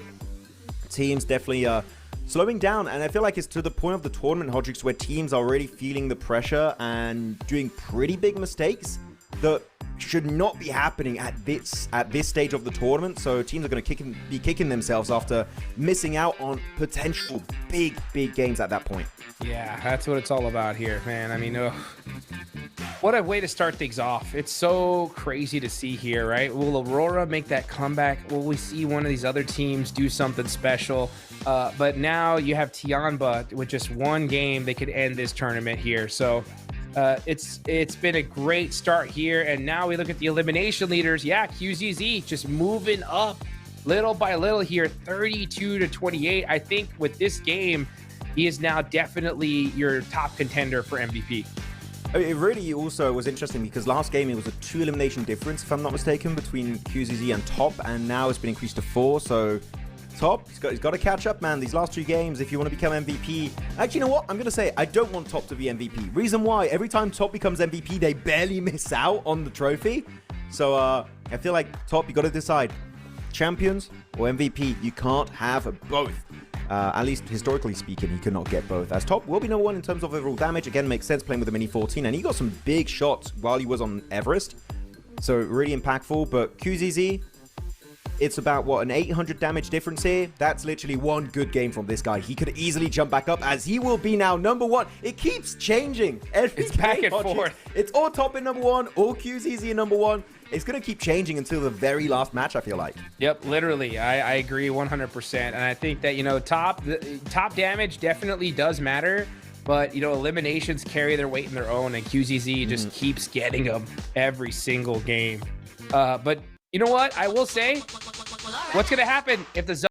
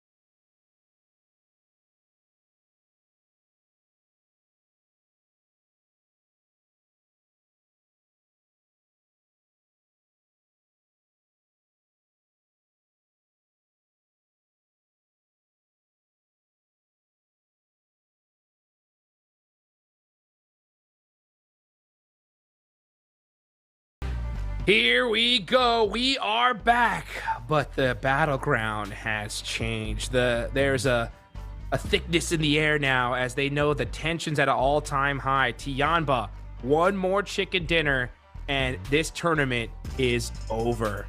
Here we go. Now, Tianba, the biggest threat in the lobby. There are quite a few teams, though, if they get a good game here, could reach that smash zone as well. Now, with Tianba winning that last game, they have such a point lead, okay? But even if another team reaches 116, if they win that next one, they're the champs, right? So let's see what happens as we get ready for one of the most important Aaron Gale matches of this tournament. It really could be the last game of PMMI. This could be it. If Tianba get themselves the chicken dinner, that is it. All the other teams, their opportunities for comeback are going to be cut short. You have all these players on screen, on the arena. And yeah, Tianba and Aurora, a little bit of a fist bump before the game, because they know it really is going to be mainly between these two guys. But it was initially between these two guys at the start today, but now RRQ, Nocturne Red Force, Influence Rage, Furia, all joining the fray, as we have a good overview of Erangel. And Pachinki, man, again, Influence Rage, if they can get that loot truck, if they can get an MG3 like Milu, who knows, that could make the difference on this match. Here we go, folks. The plane path is out here, and it's going to be a southern one. Okay, we are heading from Primorsk to Lipovka. Our Aurora are going to be going to a military base. Now, I asked the question, right? Aurora weren't able to make it happen in that last one. That zone was tough. Let's see. If the zone goes down to military, though, how are they going to fare? Let's see where that first zone decides to go. When you have a plane path like this, I think it might be a bit northern. I feel like it might be throwing a bit of a spanner in the work here for these guys. As Weibo actually, look at Weibo on the minimap. They didn't send it to Primorsk. They actually sent it to Quarry right onto, here's that LGD. Okay. Maybe trying to take away a contender for that PMWC slot, which actually, if that is the game plan to fight LGD to make it to Paris, that is a very, very strong idea. As we have Phase 1 Circle Hodjux, it's not northern, it's actually somewhat kind to most of these teams, as it's a very eastern Phase 1 Circle that just popped. Super eastern. Okay, all right, let's see what Aurora's going to do. Let's see what Tianba's going to make happen, because Tianba are going to be heading straight towards Yasnaya. That is in this next circle. They're going to be looted up out of their mines here, so not a bad zone at all for the side of Tianba. Now, I wonder, what is the lobby going to do here, okay? You know where Tianba lands. If the next zone pops, you have a good idea of where they're going to rotate from. This could be a good opportunity for teams to try and possibly camp their rotation, trying to find any way to be able to slow them down. But it's going to be difficult because they are going to be set up in this match for sure. It is really tough right now to eliminate Tianba, literally Phase 1. The reason why is you would have to go in Yasnaya Poliana, and just look at the mini. Oh, okay, as I say that, and we swap the POV to RQ. But if you saw there on the minimap, there's so many buildings, intricate little positions to play around in Yasnaya Poliana. If you chase them down in there, you're literally going to have no idea where Tianba are set up. So I would say, as you said, right, maybe just camp out the exit, but chasing them in the city, not a good idea. So got to be very careful against the Tianba Chinese threat. As over to Aurora's POV, just getting their car, looting up. And also, actually, one thing that's important to say, you do have a loot truck that does go around military base, but from what I've seen, Aurora don't really try and go for that, and I kind of wish they did, because like Influence Rage, like, oh yeah, all the all that loot for themselves. I feel like Aurora could do something pretty damn similar on Military Island. Yeah, they definitely could. They definitely could. Honestly, they could use any little tip and trick they had in the bag at this point, because they've had a 4-point game and a 0-point game to start things off, allowing RRQ to pass them up and allowing Tianba to create a very thick lead on them. So if it does end up coming down to points and there is no smash ruling, I mean, Tianba are doing great so far. They have one heck of a lead. Let's see where it all ends up, though. As right now, I'm going to be looking at where these players are. E-Arena, this is all the way in South George, so they had a big trip to go. They had 92 points. Typical E-Arena, really, right? They love their late blue zone rotates. They're trying to pull a 2 years ago kind of plan where you would camp out the blue in Sanok. Yeah, really, I'm not scared when we see Arena in the blue zone. It's been pretty typical, and they tend to always make it in the mid game, so don't worry too much. Trust in Arena, as Tianba did get himself that loot truck. I do not see an airdrop weapon in the arsenal of Tianba just yet, so maybe they got unlucky and did not get the MG3 this time, which I would say that weapon, that last game, was so impactful. They're really going to feel that kind of void without that particular weapon this time around. Yeah, fortunate there. Tianba, they're going to take full advantage. Milu not able to find anything in those crates. He is going to get moving. And let's see where the Tianba decides to set up here. So yeah, they've already looted Yasnaya. They are set up. They are going to be moving into the next zone. Aurora are still in military base. It looks like they're going to decide to take the western bridge here, which is not a bad idea.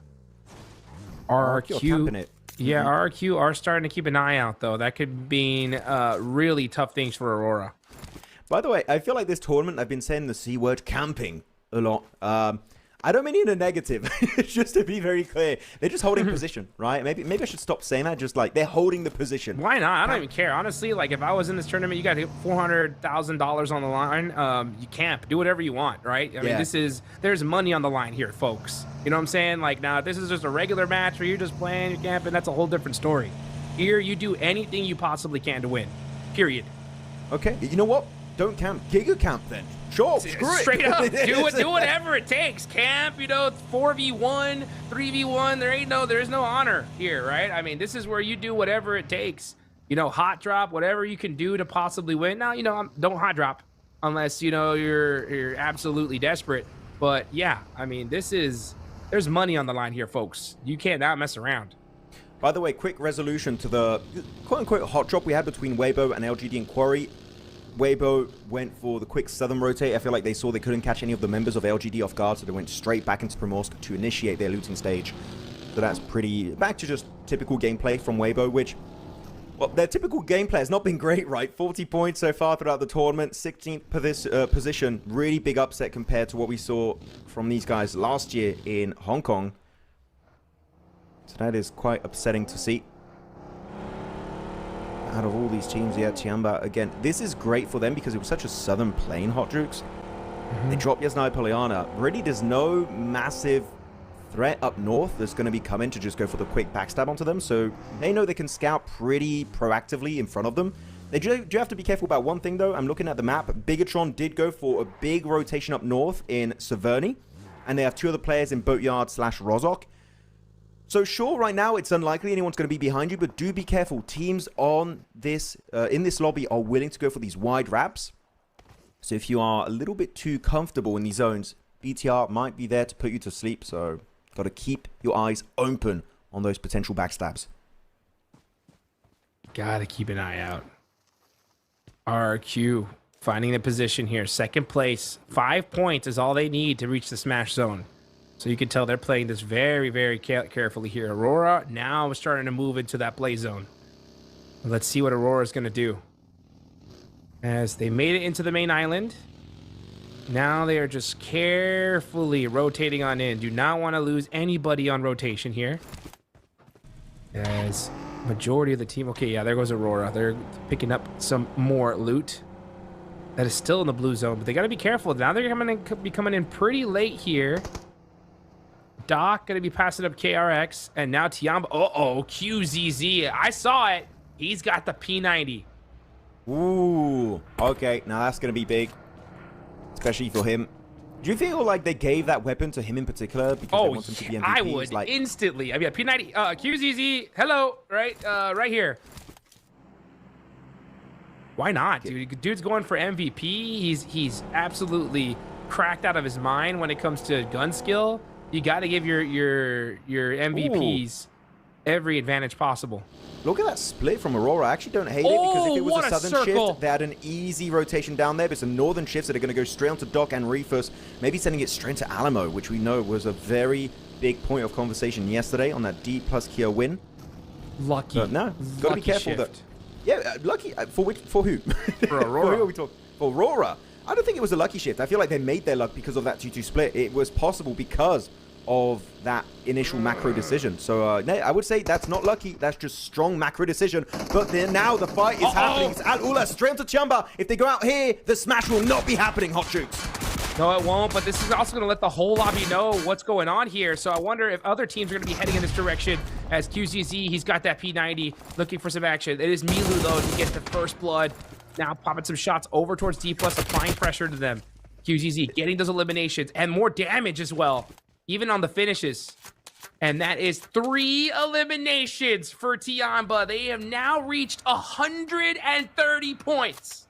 I love it how QZZ, they're actively fighting Alula, and he's like, oh, D+, yeah, sure, screw you. Damage. Starts spraying it down onto them. He's like, I'm never ending. The fight continues. When I say it, when it stops, then it might stop. So really good sprays here coming out from QZZ. Though you can see in the elimination feed, Noxian Red Force, XUI taken out of the game entirely. Bad match for this team that had a really good comeback initially on Rondo. Not quite able to deliver on the first angle. And here it is not the start they were hoping for. As Aurora do indeed, as I thought, get Alamo thanks to that initial 2-2 split rotation on the western edge. Yeah. And it's a strong spot. It's really hard to breach because it's very open all around it. So if a team decides to commit to this breach, you'll see them from a mile away. And if the sprays are accurate, maybe that could get them up there and finally secure the 10 points they need. But the thing is, even if they make it up there, they're just scared that Tiamba could get something done. They saw Tiamba, right, maybe in the elimination feed, like, ooh, they're getting a few points here. it's getting a bit risky here if you want to win it out. So Aurora need to be very cautious about what their next move will be on the battlegrounds. They do have Alamo. Alamo, like you mentioned, strong position. The only weak to that hill right behind it, but there's nobody even near them right now, so they don't even got to worry about that. Meanwhile, I'm looking at this position here. We have one team out already, so Alula are completely thirsted. That's going to open up the door, at least for one more position to be available in these final circles. But it is stage 2, so it's still very, very early here. Look at Tiamba. They're actively scouting outside of their compound, which is good because their previous compound, it doesn't offer many lines of sight on the southern side in particular. It gives you a lot of info on the west and northern teams, but down south, you're kind of limited on info. And that's where Al Ula decided to breach from. So it's good to see Milu and Eagle flex out, get some free information, and just, you know, even if a team gets close, I'm pretty sure they would quickly regroup and play it slow. Circle shift, and it goes hard down southwest towards Shelter. Influence Rage going to be loving this one. But so will Furia, as they do have Museum in play in that split. Might want to try and regroup, but team that is also comfortably in that zone, it's going to be Aurora, just driving around, trying to get some insight, maybe looking for a few free eliminations. But All Gamer and Tiamba now sending it towards that play zone. Oh! Milu, though, getting knocked by Chips and Thirsted, so Tiamba are going to lose a player here. Tiamba are on the move. This is all the way towards Shelter. Are they going to be able to make it happen here? But meanwhile, Influence Rage and All Gamers are fighting it out. It's a battle in Shelter, and Tiamba are very, very close to this. This is the issue. In a lobby of this caliber, so many teams have the same idea at the same time, and Tiamba, as you said, do lose a player, but luckily enough, they do find one little hidden spot in Shelter. They're going to park up one car, nice and safely, just to keep their late game rotation potential up there. At least 3 players. I mean, 3 players when it's still in the cards for them. But the main issue, and we talked about this when it comes to Shelter, when you have to leave, if a team has a line of sight onto you, you're so predictable because literally, you can see here, there's only one way for them to leave Shelter, which could be an issue later on.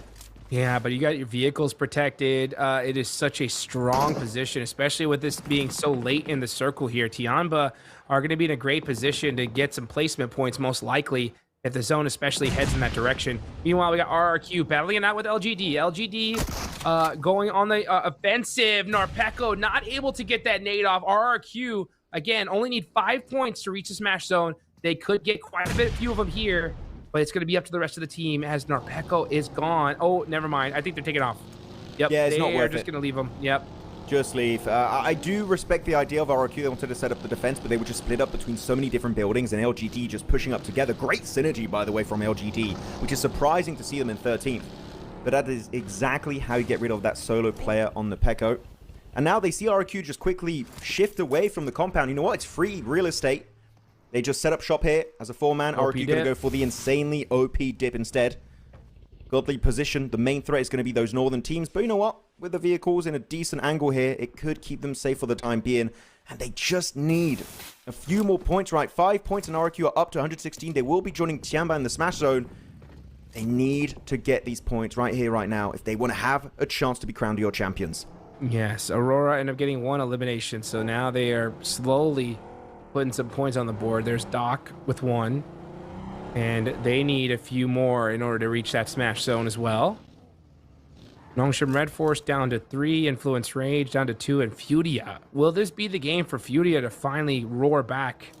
Well, let's see. As Jimmy from Thunder Talk gets knocked.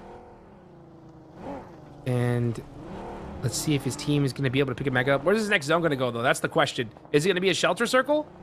It just might be. We see on the main map here, it is going to be going down south on the roadside west of Shelter. So all these teams in Shelter, really, you got to start thinking about how you're going to do that exit outside of Shelter, which is going to be incredibly tricky. Talk, Jing also going to be flushed out of the match. Influence Rage over there, S2G, Tiamba, and All Gamers all kind of locked in here. But Tiamba aching down below, and I feel like that's a good idea from Tiamba, which is even if QZZ and Eagle get eliminated, they got one player just hiding to get maybe a few salvage points. I don't hate it. I feel like it's a good idea to make sure you at least get some points out of this match. That's why Shelter's so strong. Like, if the zone ended up in this direction, they would have been just so super set up. And even though it didn't, they're still in this next circle. So they have 2 vehicles completely protected. They're using this UAS that's blown up. as extra coverage, so QZZ can try and hunt down some extra damage. And yeah, still a ton of ammunition. Tianba's looking very, very good here. You know, it's not blown as far up yet, as by the way. So you, yeah. I would even recommend blow it up yourself. Maybe pop the wheels and just get rid of it. But unless they want to actually allow their cars to move out later on, so they might actually need to move it a little bit if they want to go for that later rotation. Though E-Arena, always so willing to commit to fights. They've got 95 points. Could be making a bit of a jump in top 5. And Zyol, good respectful play, not willing to commit to it. But E-Arena, they want to chase it down. They love going for these engages. They're one of the most aggressive teams in this lobby, Hot Jukes, and doesn't matter who it is. Aurora, RRQ, Tiamba, doesn't matter. They will push you if they have the advantage. Hey, great driving, though, on the side of Aurora to be able to get out of there safely. And now Refis is going to be putting some shots onto Joker and just making things more difficult for E-Arena, as the rest of Aurora are going to be trying to join their squad, and they should be able to get there safely. Man, Joel, he was zigging and zagging to get to safety, and he was able to. Fortunate enough for him. But you have Doc there on the other side, just keeping a nice little off angle to try and apply pressure against E-Arena so they don't make the push up onto that building. And Schweppes down to 1 HP is going to be able to get to safety for now. I would say be careful, though, because LGD's just behind Aurora. They're so split. I'm not going to lie, not a big fan. I would like to see a little bit of a tighter split. Even just a 2-2 would make me a little bit more hopeful. Uh-oh. As Doc is pushing forward. No docketing, please. This is vehicle now going up in smokes, maybe flames very soon. But your main threat here, if you're Aurora, is going to be E-Arena. Got to be careful with potential LGD third party. That could be also a bit of an issue. Here they come. How is Aurora going to be able to defend this here? They don't have the angles to get those shots onto E-Arena, except for top. But man, E-Arena are playing this so differently. They're spreading out, and Aurora are like, okay, are you coming? Are you not? What are you doing? Are we fighting? This is a bit scary if you're an Aurora fan, because this building is very nadeable. Got a few windows, you can very easily chuck even just a Molotov or grenade in, and you can easily get some damage dealt to the Mongolian team. Though circle about to shift, that's going to be D plus Kia taken out of the equation entirely by S2G. That's going to be a really good push. Tiamba, though, still waiting inside shelter. Aching still underground, and they are still in this game. Hot Jukes gonna be in the play zone, meaning they can still create a little bit of a healthier lead for themselves as a 3-man team. But these northwestern squads in particular are going to be in the hot seat. Aurora need to move up and do something of significance if they want to be relevant in this game. Hey, speaking of significant, Furia now starting to make some moves. They now have 107 points. They're in 4th place, so they are creeping up to the top. They have tied with Aurora, so do not count them out yet. Tianba, obviously the biggest threat, still in this circle. They win this game, tournament's over. So everybody in the lobby needs to make sure that doesn't happen. As far as points go, they still have a monstrous lead now. They are now 20 points ahead of RRQ. It was in 2nd place, but still a lot of different teams could reach into that smash zone, that 116-point mark. But now, stage 5, all these teams need to find a way into this next zone, Aurora included. Have you ever played with Aurora just sandwiched between 2 vehicles, just trying to save it? And not a bad idea. You know what could keep you alive, though? This is going to be a push. It could decide the fate of Tiamba. Here we go. STG setting in a 4v3 scenario, and so far QZZ is going to be out. It's down to Eagle. Can he save the day? Going back into the depth of shelter, instantly chucking a few pieces of utility as he goes back down below.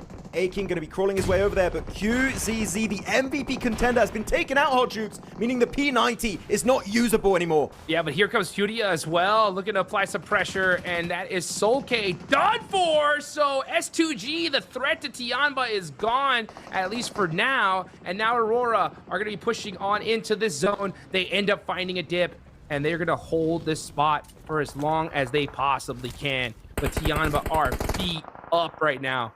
They're going to try to get that res, they do, but now with that nade, oh, that does pepper up Eagle, but it's so difficult to get these knocks on these players inside a shelter.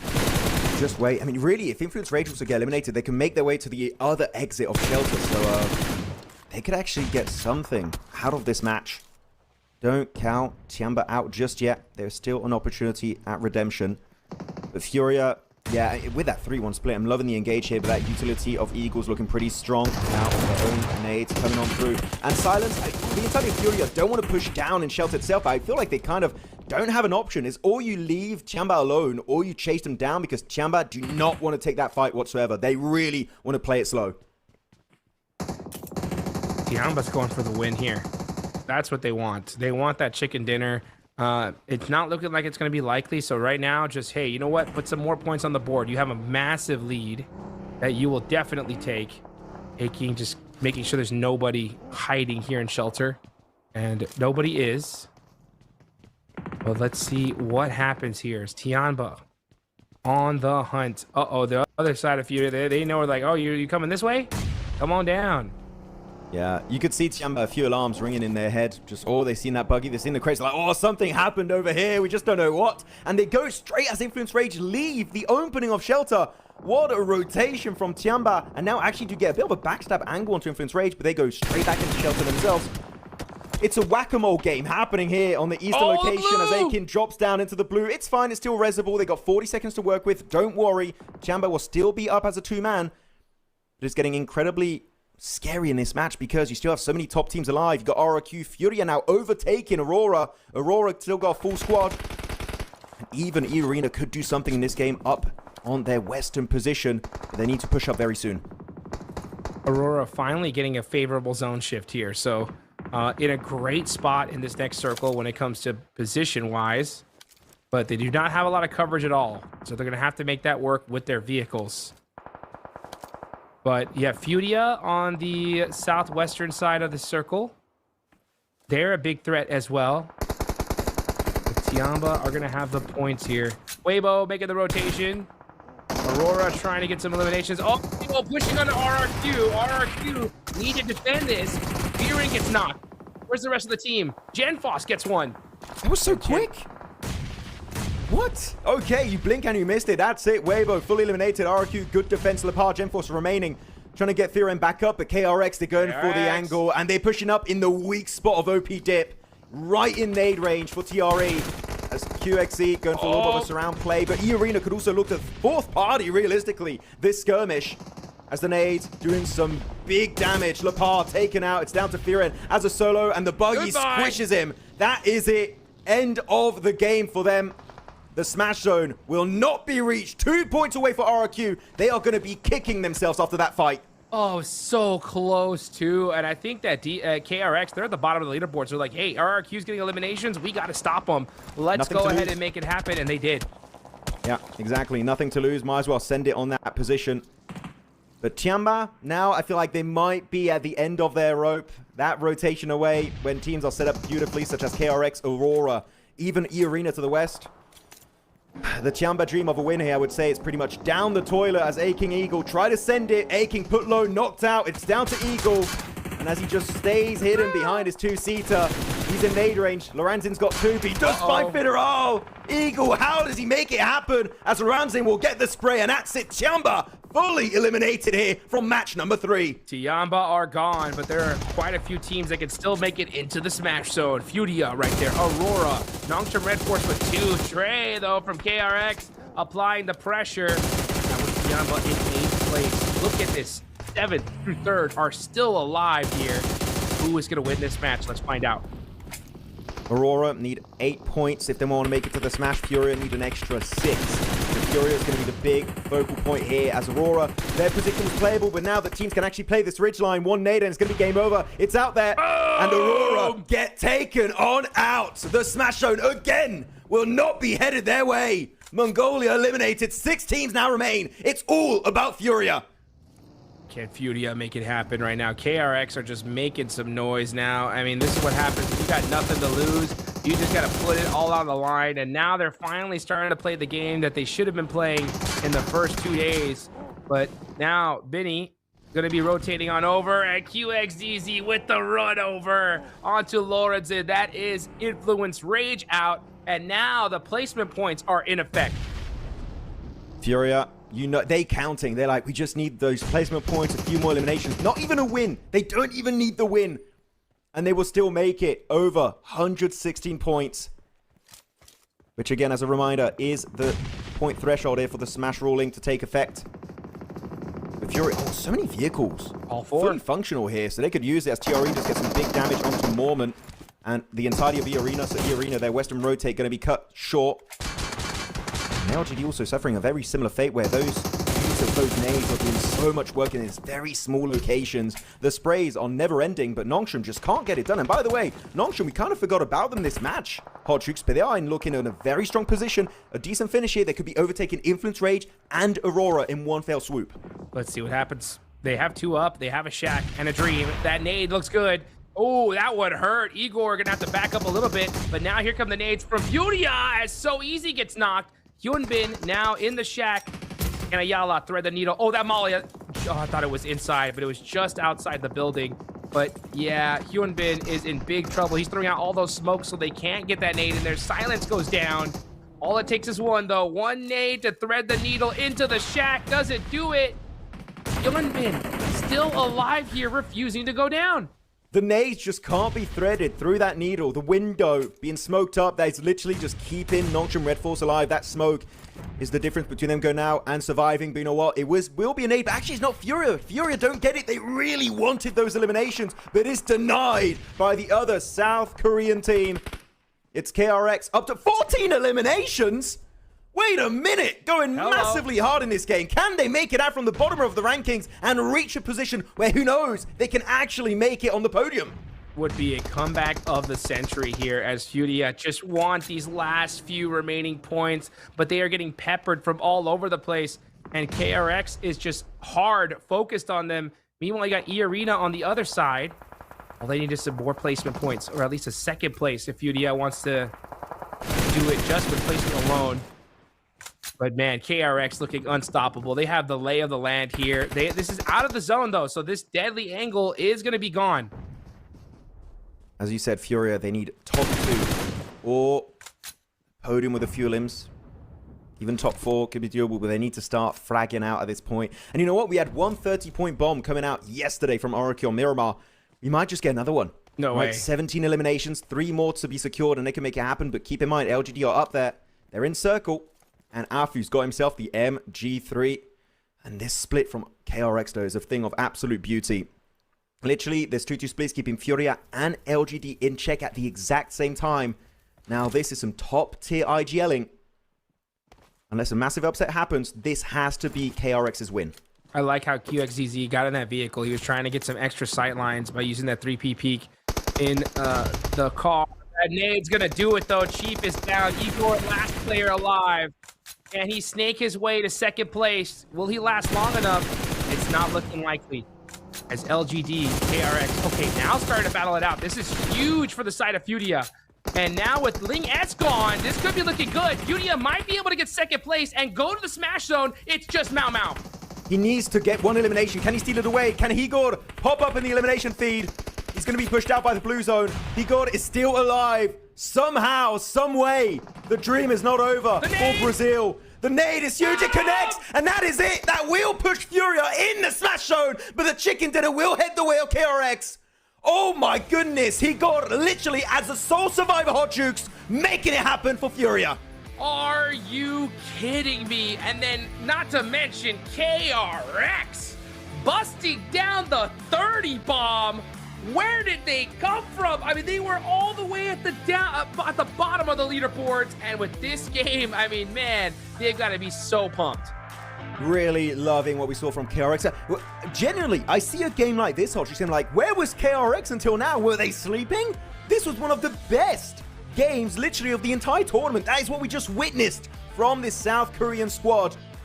If they can maintain it, who knows? If they can pull an RRQ, there is some hope for this team. But Furia looking a bit confused. Unless our math is completely wrong, Hot Jukes, but I do believe that will be enough because they got that one extra survival point by making it from 3rd place to 2nd.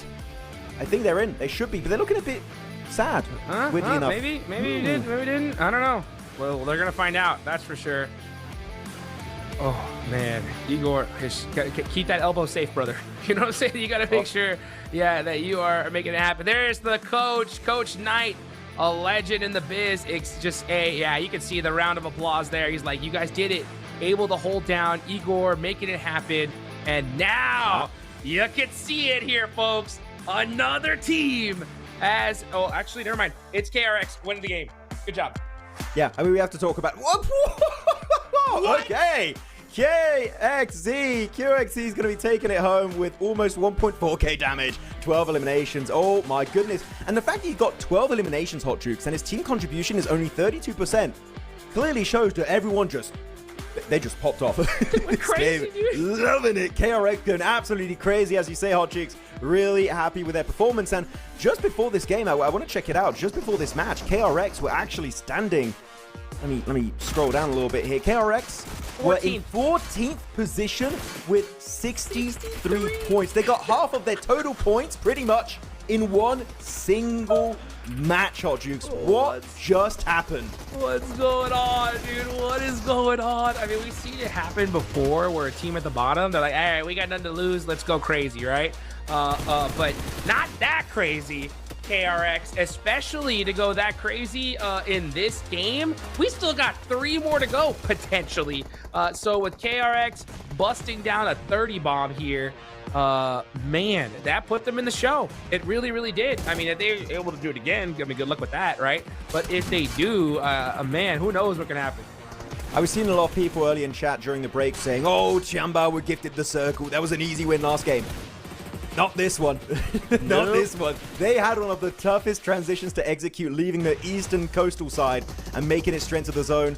So definitely had their work cut out for them. Not an easy win, as we did see also Aurora there for a few seconds. It was a good position until teams can actually play the ridgeline, and then those nades instantly eliminate the entirety of the lineup. As here you have it. It is not a 30-point bomb, Hot Jukes. It is a 32-point bomb, outdoing the previous record of RRQ.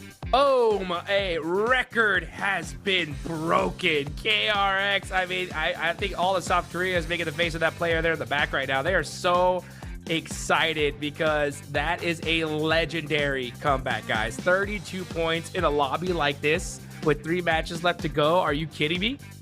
Look at the pose in the middle there too, ready to drop a gun pistol right now. He's making his way up. 32 points here for KRX, and then second place, still a massive gap between the top 2 teams in terms of overall points. But Furia getting themselves a total of 14, and with those 8 eliminations, it was not just they needed to survive and get a few more points right. They were closing that gap pretty much the entirety of this match. It was down to getting that top 2, and Higor, maybe not MVP in terms of overall damage because, well, duh, that would be KRX this game with the insane bomb they just dropped. But Higor really deserving a lot of respect. I mean, Higor and Chief, just the survivalists of their lineup. Without those 2 players, they would be quite far away, actually, from 116 points. So, got to give them their flowers and respect in PMMI. Yes, you do, man. Let's take a look at the leaderboards. Just as you can see, Furia have done it. So they are now in that smash point range. So now we have 2 squads. If either of these teams win, they become your champions. So yeah, even though Tiamba has a big lead over Furia, if Furia win the game, it's over, right? They're your champs. Tiamba second place, and then it goes down from there. KRX, though, the big storyline from that last game, 32 points, pushing themselves from, what was it, 14th? Yep. To 8th.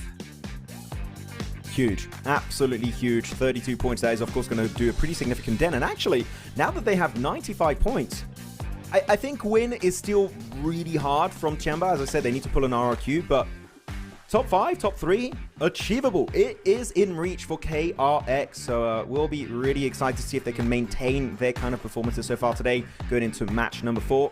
So second page, a lot of upsets, a lot of things just not lining up the way these teams were hoping for, and really one of the biggest upsets for me, I have really 2 big upsets for me. It's Al Ula and D+ Kia just not able to bring back any of their group stage performances and remaining stuck on that second page. Yeah, another one for me is going to be Bigatron. I think I saw in the group stage a lot of signs of life from them. I thought that, you know what, we're going to see it happen. But you know what, it's kind of a similar situation that we saw during PMGO Season 1, right? Great group stage performance, and then come finals time, just not able to make it happen. As you look at now, the elimination leader is still going to be QZZ, top, and Aurora. Again, a rough game. So the first 3 matches of the day, Aurora just can't seem to get it started. Actually, I really thought it was just going to be a two-man race the entirety of this game, but Top is losing a bit of steam. QZZ keeps on getting few eliminations here and there, increasing that lead, but Hyunbin's behind them, and now even we do have a play of KRX looking to close the gap, who could get involved in that convo, as though when it comes to overall damage, it's still Top, which with the loadout he plays with, it does make sense, but damage, as you stated earlier before this game started, Hot Jukes, sure, it's good to get good damage, but eliminations is really what truly matters in the MVP formula. Yes, it does. All right, man. Well, what a way to start things off today, folks. That is the first 3 matches in the books. We're going to be heading into the second half of the final day of the grand finals for your PUBG Mobile Macau Invitational 2026. Guys, get your drinks, get your popcorn ready. There is a massive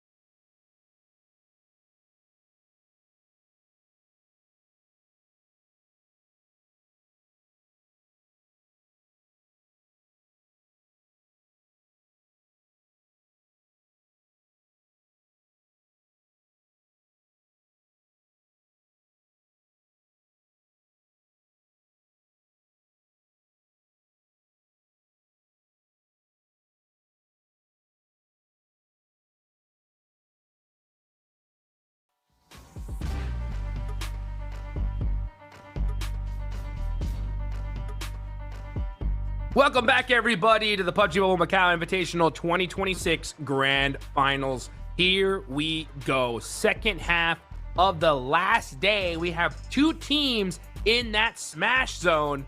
It is still anyone's game, though, to try and make something happen. But in order for that to work, you got to make sure that Tiamba and Furia do not get a chicken dinner. We saw, right, Tiamba, Furia, they keep consistently getting to the late game, Hot Jukes, which means that the odds of a chicken dinner happening just doubled, because now it's just not one team that you got to be careful of. It's two squads that could be the ones to lock down the Macau Invitational Trophy and Championship in one fell swoop. You can see, oh, okay, one player smiling. Okay, I was like, okay, there's a lot of tension here in the arena, but no, some players can still smile a little bit here. But RRQ, oh man, they must be feeling so bad after that last game, Hot Jukes. 2 points away from 116. It could be 3 teams in the Smash Zone right now, but they just barely missed out after what generally was an amazing push-up from KRX. They deserve it, but RRQ, they just got that stolen from them. Feels bad, man. Dude, you know how, imagine how just pissed RRQ would be if they win this next match. Could you imagine? Yeah, but that would hurt, man. Right? Like, oh, it'd be so exciting, right? You're like, oh, we had 114, we win this game, all right, we're in the running for first place, but tournament could have been done, over with, you know? Oh, wild. I mean, that would be like the most bittersweet chicken dinner we have ever seen. As, man, these guys are lock-loaded, ready to go here. You can tell these players excited. They are in the lobby. Arena, 7th place, 99 points. Not too far away either. I mean, it's so crazy. Is like there's still so many teams here, Max, with one chicken dinner. They're in the show, right? Especially with 2 more matches left to go. So there's quite a few squads that could reach the Smash Zone. And honestly, anything's possible here because we see a 30-point game. I didn't think anybody was going to even touch that. And then KRX plus down 32. It's just wild. But this is it. Last Aaron Gale of the tournament. I mean, really, KRX said, hold my M4. And they just popped off. Really happy with their game. Yeah, Irina and KRX, as you bring them up, right now in the middle of the rankings, could be the dark horse that everyone just completely overlooks. Doesn't even think about them because they're also focused on your Auroras, your Nongshams, your RRQs, your Furias, your Chambas. All these squads could be making it up there. And then you just forget about the middle pack teams that are just another 30-point game. You know what comes out of nowhere? Well, wait a minute. This team could actually go and claim the win for themselves in the championship. So you've got to be very cautious that all these teams realistically are a threat. Even Weibo, S2G, Bigatron at the very bottom of the leaderboards, don't forget about them because they have nothing to lose at this point. That is when some of these teams can become the absolute deadliest version of themselves, when they can just send it. And you know what? Why the hell not? At this point, the tournament's over. Let's take you down in a fire pit of glory. Oh, man. Here we go. Last Aaron Gale of the day. Where's the zone gonna go? Who's gonna be favored? Aurora, when are you gonna wake up? Right? It's the last chance in Aaron Gale to make something happen. Is now gonna be the time? It definitely needs to be, because so far today, man, I think if they had less than 10 points in 3 matches, rough start. Really tough. Nongsham Red Force needs to see just a bit more. 110, 6 points away from the Smash, and actually so many teams just single digits away. Influence Rage need, what is that, 8 points. Aurora needs 7. 6 needed for Nongsham Red Force, and RRQ need 2. Because it's getting so close, we could have more than one team getting a Smash in this time, but again, only if Furia and Tiamba fumble the chicken dinner on match number 4. Well, let's see. Match number 4. It's about to happen. We are going to Erangel for the last time in the PUBG Mobile Macau Invitational 2026 Grand Finals.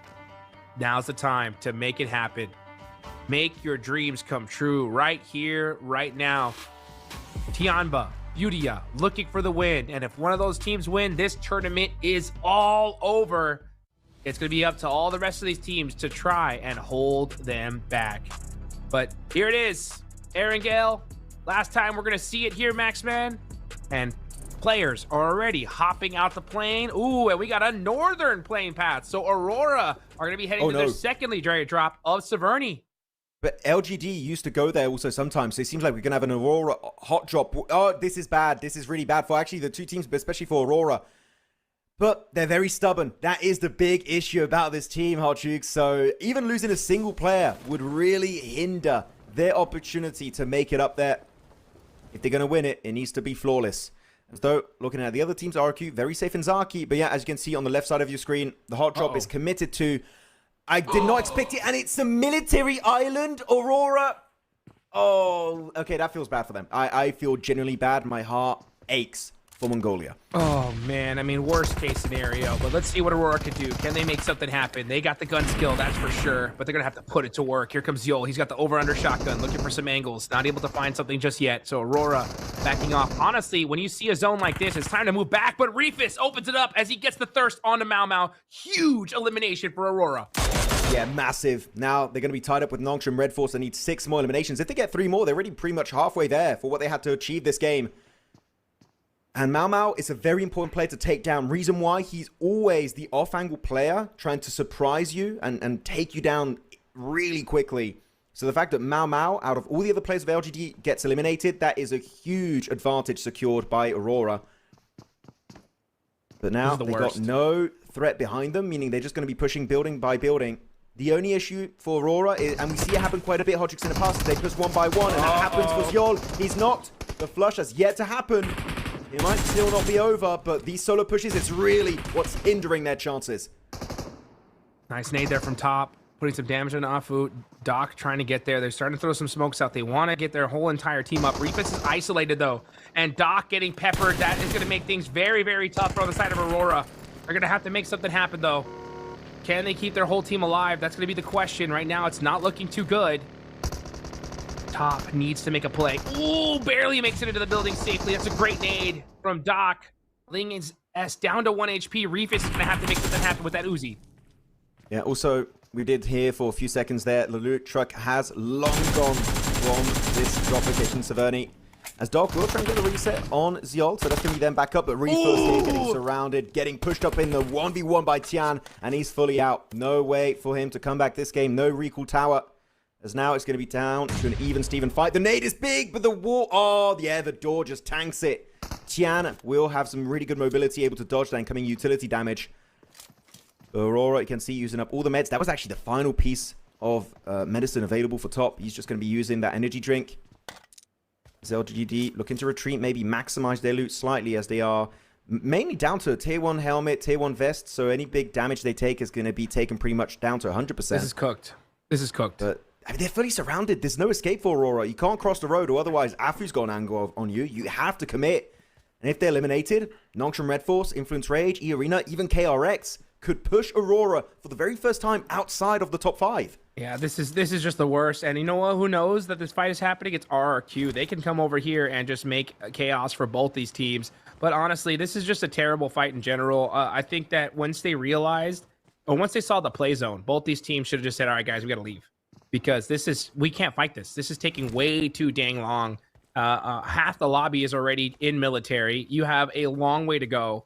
And for LGD, it's a dumb fight in general, considering that if you want to make a chance of trying to make it in the top, you need a 20, 30-point game. And this is not how you're going to get it, right? In general. I mean, they're trying. I don't think it's that bad of an idea for LGD. Really. I think it's terrible. I personally. Okay. We disagree. What do you think, though? Why?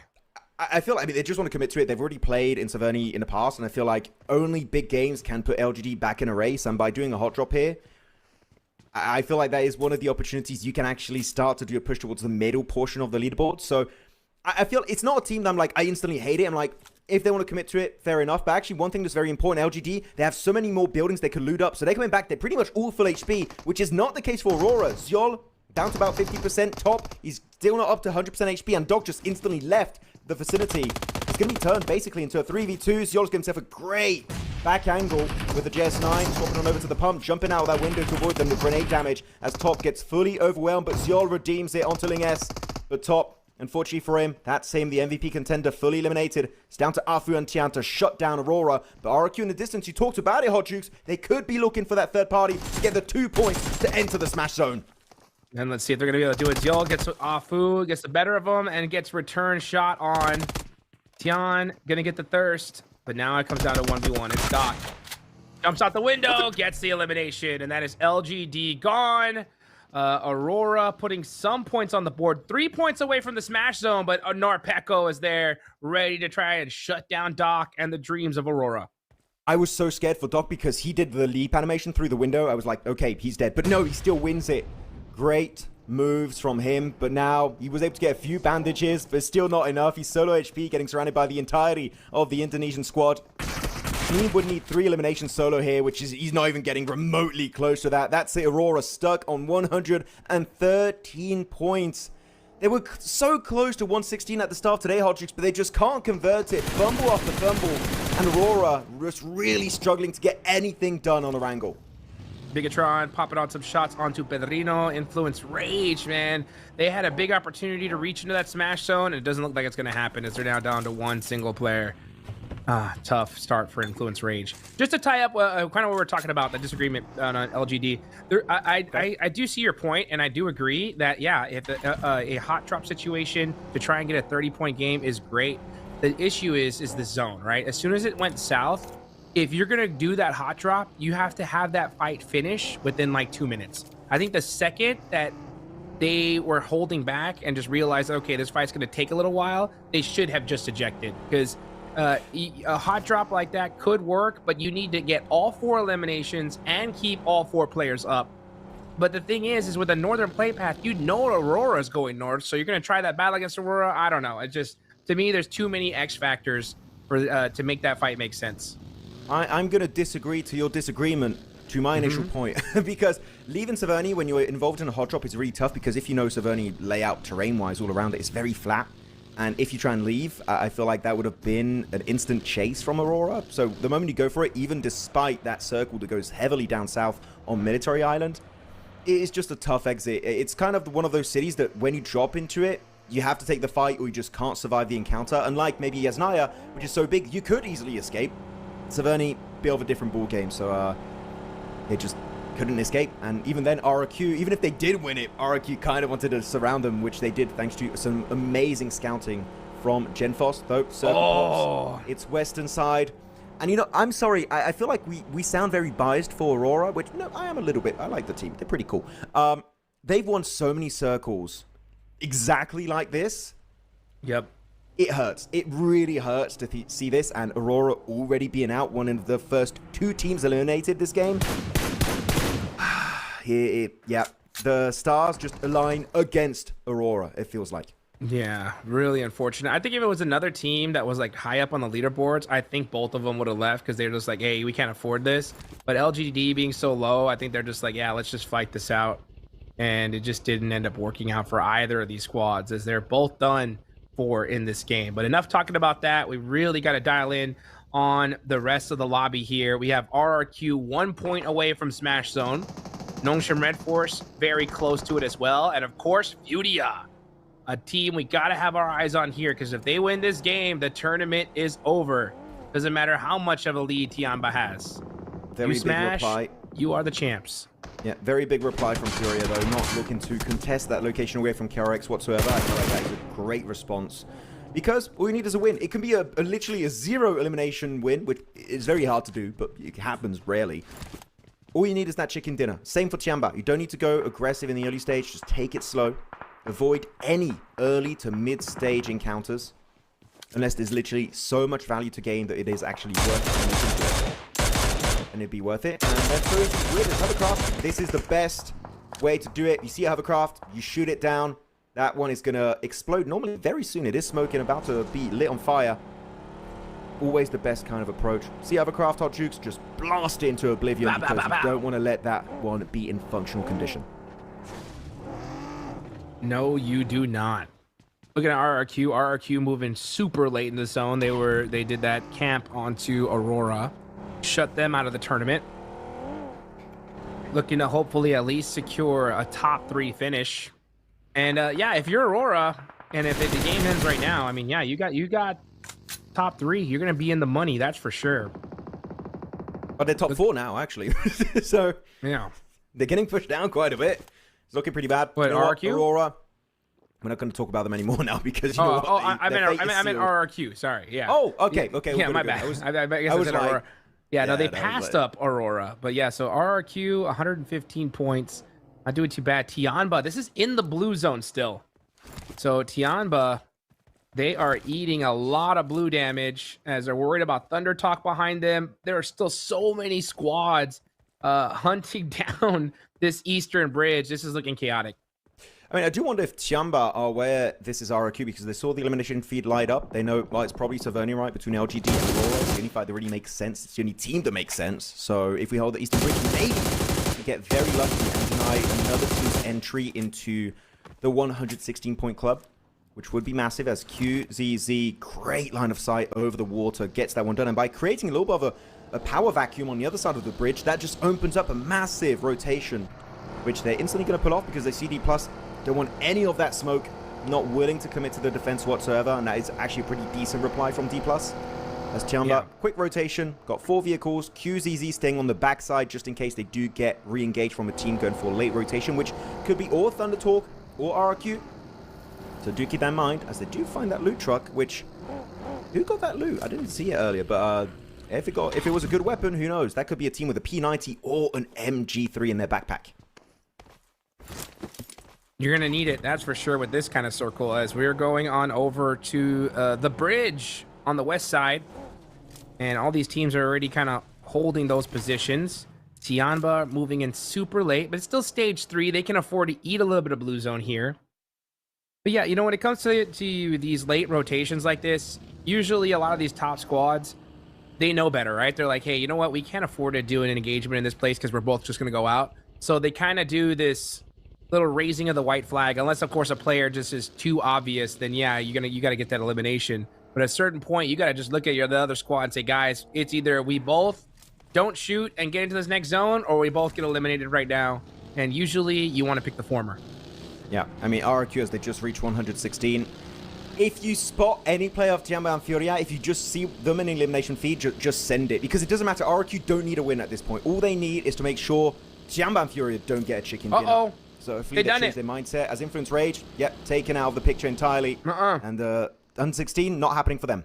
RRQ have reached the smash zone. 116 points. They have done it. So now they can't, if they win this game, the tournament is not over, right? Because they just reached that threshold, everybody. So they are in the zone. So if they win the next 2 games, or just one of those next Miramars, the tournament is over for them. But they are now in that smash zone. Still, Tianba, Furia are the biggest threats in this lobby. Nongshim Red Force are looking to cross that threshold. E-Arena, so many teams can make it happen as well. Well, Nongshim Red Force is going to be the next one to focus on. I mean, they got a decent compound here. It's going to be on the road trifecta in the valley, west of military base. Can't afford to get eliminated at this point of the match. Got to get still a pretty decent 6-pointer. It's Tianba looking to push up. This is actually a very good position on this circle. Are they going to think it's valuable? It's worth committing to the fight onto all gamers. Because generally, if you get this fight, Hot Jukes, and you don't lose a single player, and you control the entirety of this mountain range, it's a game-winning position. I've seen so many chicken dinners happening here, so if they go for the push, I would not be shocked. And actually, Tianba, they're rocking up, going for the high ground. They're looking to get involved. They might just be passing on by. They're not committing to all gamers because the circle went up north instead. It's not worth anymore. They're moving on by. Where are they How going? did they get this position? How did Tianba be able to secure this coming in this late into the zone? Are you kidding me? Tianba, with that zone rotate, that perfect timing, somehow clutch up a dominant position in the zone. I don't know if I would call it dominant, because in terms of terrain, all gamers have got a perfect line of sight on you, and all you can really play around is this shed, which is exactly what they're doing. They do park the cars behind it. This doesn't strike me as like a game-winning position, unlike what all gamers currently hold down, but S2G looking to claim that real estate. If S2G push up onto all gamers, we need to see a third party from Tianba. That could be the massive deciding factor of this game. So Tianba's got to be very aware of what's happening across the board this game. Bigatron, as they make a quick cross over the bridge with Weibo, Furia and D plus Kia both kind of looking in their direction, having to use up a bunch of their utility and especially smoke to survive. They're looking good, but same for Tianba. They go for the low ground on the road. I said it, it's risky, and instantly they get one player taken out by all gamers. I don't know why they went on the low ground there. That's just makes no sense at this point. QZZ gonna be holding the shack for now. They had a central position, but losing a player like that's gonna be tough. Still sneaking away a central position after having to come that late into the blue zone. Pretty wild. But you got to be able to take what you can get. Tianba, when it comes to just points, doing a great job. But that smash zone is the concern here. Now, RRQ are eliminated, but they did reach that smash zone. There goes S2G. And now all gamers looking to have a good game here. Yeah, they're loving it. Having a great time. S2G, that could have been good. Finally able to pull maybe a KRX even if they go really hard. I mean, a 30-pointer will do that for you. But all gamers so far, one of the best defenses we've seen from this team, right? Especially for a squad that missed out on the group stage. Not sure what they were going to do. They had a good opening day. After that, it's been kind of downhill from there on out. As they did go for a slight flex out. Thunder Talk did snatch away their own high ground spot. As Liu stranded, cooking up that nade, 1 second left, and Liu will get taken on out. But actually, he goes for a great counterplay. Awake, that's going to be a huge one-on-one. Now, down to AJ, Soul Survivor for Thunder Talk, and if all gamers are quick about it, they can even get the reset onto Liu. The third party is also in the cards down south. D plus Kia looking for a piece of the pie.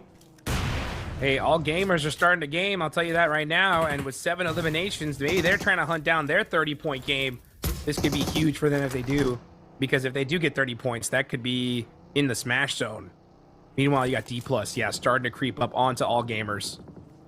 Maple gonna have that high ground. He has an opportunity to hit some shots. Nope, gonna go ahead and back off. Tianba still, I feel like, don't want to take this fight. I mean, especially after losing one player, it was Eagle. Not gonna be willing to get involved. I feel like their game plan is just hold on to that shed, hope for the best.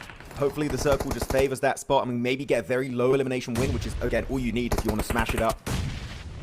D plus, as expected, go for the push on the mountainside. Circle is closing up in about 40 seconds worth of time, so D plus don't have a lot of time to work with. They need to start thinking about how they're going to commit to this fight or escape if they want to go for another location instead. Because phase 5, as we know, that's when the circle really starts to tickle. And you don't want to exhaust all your utility and meds at this point of the match. You really want to try and keep it for the late game. Oh, man. This is going to be a tough circle. I mean, there's a lot of open terrain here. Sure, there's some elevation, there's some spots, but it's going to be a tough zone. Look at how much open space there is here. And Fudia are right there on the edge. I wouldn't be surprised if we see Fudia just kind of play this very quietly for the most part. Just kind of hold this position, wait for the next zone to pop. Oh, but he spots Hyunbin. He's like, no, I'm going to take this elimination if I can get it. But he made a lot of noise, gets caught, and now Ayala knocked. Will Igor be able to throw the smokes out and get his teammate back up? It looks like they just might be able to. He's like, you're shooting the Mini 14 out in the open? No, sit down. that is the kind of response you want to see. I was expecting more of him to wait. Yeah, me too. But no, Nocturne Red Force, though, they cannot wait too long in this game. 2 minutes, that position would be out in the blue zone, though. They're taking too long. I believe they even crashed their car for a split second there. So that's going to delay their rotation just even further by an extra, 20 seconds.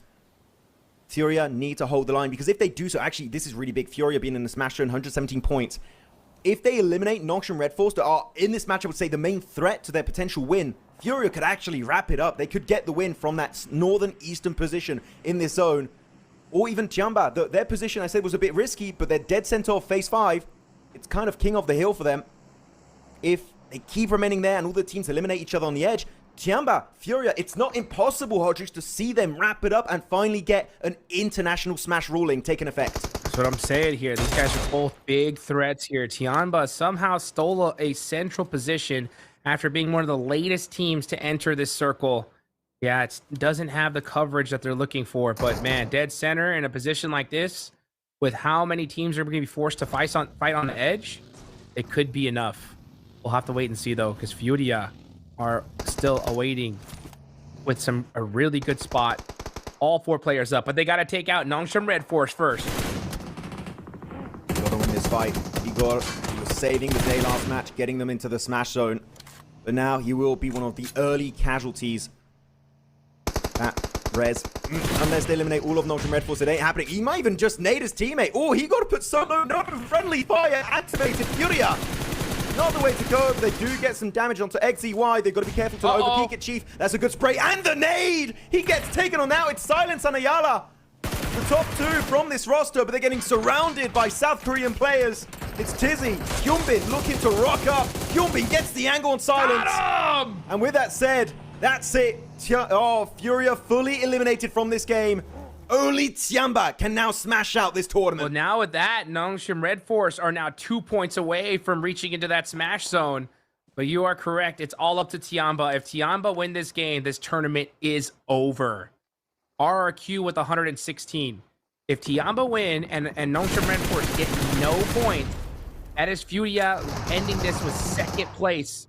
Meanwhile, Nongshim Red Force now getting knocked. Tizzy, KRX are on a tear here. It's so easy. He needs to get another elimination. He doesn't. Are they going to reach enough? Did they get enough placement points? Only one. That isn't going to do it. Nongshim Red Force not able to reach that smash zone. Now let's see what happens as Tiamba are still alive. Oh, so many teams got like 1-2 points away. Last game it was RRQ. This time it's Nongshim Red Force, as you said, Hodrix, 1 point away. Feeling quite unfortunate, but you know what? It might not matter if Tiamba get the win. As though going on this mountaintop that we've been talking about for the last few minutes now, it's finally going to be committed to for D plus Kia looking to snatch away this position for themselves. It's going to be Chips on the front line, pump in hand. Tier 2 helmet, Tier 2 vest, able to tank up maybe a little bit and more extra damage coming his way. They're looking to swarm it. Flower H going to be doing all the heavy lifting with Maple. And that is them up to 10 elimination. All gamers were sleeping until this point, but they're finally waking up. Will it be enough? Could you imagine all gamers get a crazy second place finish and somehow push themselves all the way to the top 3? And then if Tiamba somehow win it, that is it. The leaderboards are locked. Let's see what happens though. It's all gamers making some noise here in the last Aaron Gale of the day. Last 2 players up for E-Arena. Just trying to snake it to make it at this point. But the blue zone is closing. Things are not looking good for the side of Tourney K. By the way, I did see for a few seconds there, Al-Ula, you can see actually on the left side of your screen, Claus has got himself a hovercraft, and an open-ended finish like this is a very important resource. Could really kind of dictate how this game is going to wrap up. So yeah, Tourney K going to be spotted, and so many players are just being thrown in his overall direction, fully overwhelmed. There's not much you could really do at that moment. Another elimination, up to 11 so far, having their best game, not only of today, but also the entire tournament for all gamers. Finally seeing some presence. Is now putting their focus onto Joker out in the open. Gonna have a really tough time surviving this one, but this is now down to top 5, and Tiamba are still in this game as a 3-man looking to deny all gamers rotation hot shoots. If they get it, they could be going for the insane comeback and the game. Headshot, and now XCZ is knocked. He gets another heady. QCZ is adding that damage up, and with top out early, QCZ is looking really good. That rock being so supportive for him. Gonna go ahead and throw smoke now. Oh, and they gotta watch about KRX. KRX coming from behind. That is gonna be deadly for the side of Tiamba. I mean, this is an issue. You don't want to let anyone get nade range, and they are, in fact, in nade range. You want to smoke up the window from your shed. Ouch. That's a good nade. It gets a bit of damage. Forces get out of here. that car out of position, and they're instantly sending it to the west onto actually the side of Al-Ula, and all gamers. They're going aggressive while leaving QZZ behind. It's Milo and Aiken looking to take it home, and they get those 2 eliminations instantly. All gamers falling apart. But QZZ also taken away. He was in the center. He's out of the match. It's down to Aiken and Milu. As Aiken is knocked, the smash will not happen. Tiamba eliminated in top 5. Tiamba are done, but they put some placement points on the board. They have a massive lead here. The biggest threats to them are now going to be those smash rule teams. But that is it for almost all of our top squads in the lobby. But let's see what KRX can do. 100 points on the board. They have 4.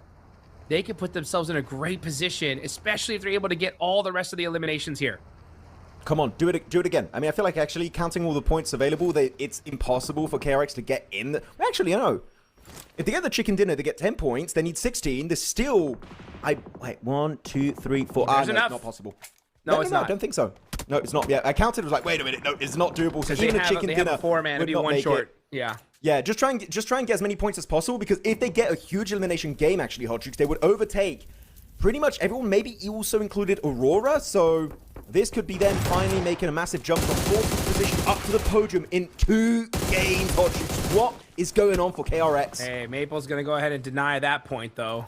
He's like, you ain't taking me out. So KRX looking to finish strong here with another crazy game. Unreal. Still got the hovercraft. Claws and an MG3. Okay, well, literally you can't have better loot than what Al-Ula have. And also with the hovercraft, they are looking insane. Just put the MG3 player in that hovercraft and send it. Might work out for you. But KRX also looking to get themselves a back-to-back win. Trying to execute the RRQ game plan. Well, actually, still Bigatron as a solo up there, right? It's Axel. And because of his position, Hodgix, I feel like no one's going to really look his direction. Axel could get a second place this game. That would be good. Why not, right? Bigatron puts some points on the board. Make something happen for the Indonesian team. KRX, the big threat, though, when it comes to the leaderboards. Al-Ula and BTR way too far away at this point. Let's see what KRX can do. Calm before the storm. 47 seconds on the clock. The zone is going to start to close. Let's see who's going to be able to win this one out. You got Al-Ula very set up. Yeah, Axel gone. That's going to be a third place finish. And Claws, wow, that hovercraft getting just straight demolished. That's fine. It's a tangible defensive setup now. You can stay right behind it. There's no real threat as Bigatron do lose their final player.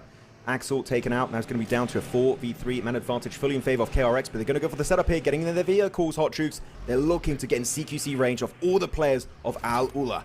Here they go. You got Reb there with the MG3 locked and loaded, ready to go here. KRX, like you mentioned, with the man advantage. Going to go ahead and throw a nade out. Going to go ahead and hit that monster truck. QXDZ gets peppered up just a little bit by that nade. How about that one, though? That one looks good. Oh, actually just a little too far. A little bit too high. Not working out, but look at the rest of KRX. Man, they got so much utility. I feel like that's all the loot they got from Furia early on this game. So the utility, again, this is why you maintain that grenade count really high. And look at the top side of your screen. They still got 15 grenades available, but only one smoke. So denying those angles is going to be a little bit tough for KRX to pull off. But those nades, doesn't matter. Throw them until Kingdom Come, because you got a lot to work with. Wait, still 15. They just used some. Oh, maybe the number lies. Yeah, maybe the number is stuck there. Maybe that's how much they had whenever the graphic came up. But now, we're going to just see KRX just trying to spread their wings. Everybody just throwing out their util, trying to catch a knock to give them a little extra advantage. Going into the last zone here. Zone won't shift, but it will go all the way down to the center of the circle. So let's see what happens. As 8 seconds on the clock, the zone will start closing, and we're going to find out who is going to be your last Erangel of the day winner. By the way, this is not just an insane comeback story from the entirety of KRX, but Hoxie was on our MVP ranking earlier, also doing some insane damage and elimination secured. So who knows, when Tiamba are out, Aurora are out, maybe we could see one of the KRX members do a mad dash for the MVP award. As now with all the I feel like we're getting close to 15 grenades being thrown. I feel like KRX kind of extinguished most of their utility that they had available. So without that util, they might make Al-Ula just a little bit more confident to send it out in the open. But one of the players of Al-Ula I did see for a moment there does have an M79. If he still has some ammo available, that could create a decent smoke road to just get closer in range of the likes of Binny. Let's see what happens. Benny moving up now. The zone is closing. All right, now we're going to see who wins it. I think that KRX is going to have a little bit more retail here. Hopefully they reserve some of that util. Yeah, now it's starting to ring out. They're going to be throwing out all their utility here. Al-Ula are going to have to make a crazy shot in order to take the advantage. How do they still have grenades? I swear there's been more than 15. I don't know how. They just keep pulling them out of their magic hat. Now it's one. Oh, now it's one. There you go. One final grenade has been fully updated. One actually grenade available for the side of Al-Ula. Nice but shot. Red, finally, the off-angle play is going to be secured. Knocked on out. Claws might suffer a similar fate, and he does indeed. Yasser here against the world. It's a 1v4. He just can't win. And KRX make the back-to-back chicken dinner happen, and they do it in style. With some serious eliminations. KRX from the bottom of the leaderboards from 14th place. Where the heck are they going to end up after that game, man? Okay, the South Korea team just straight clutch here on the last day. That's it for Erangel, though. We are done with Erangel. We are going to Miramar. The next game, Max, will be the last chance for teams to enter the Smash Zone. So now more than ever, and this is time to just talk to your squad, get the plays correct, make sure that you're all set up, because this next game is going to be so dang important.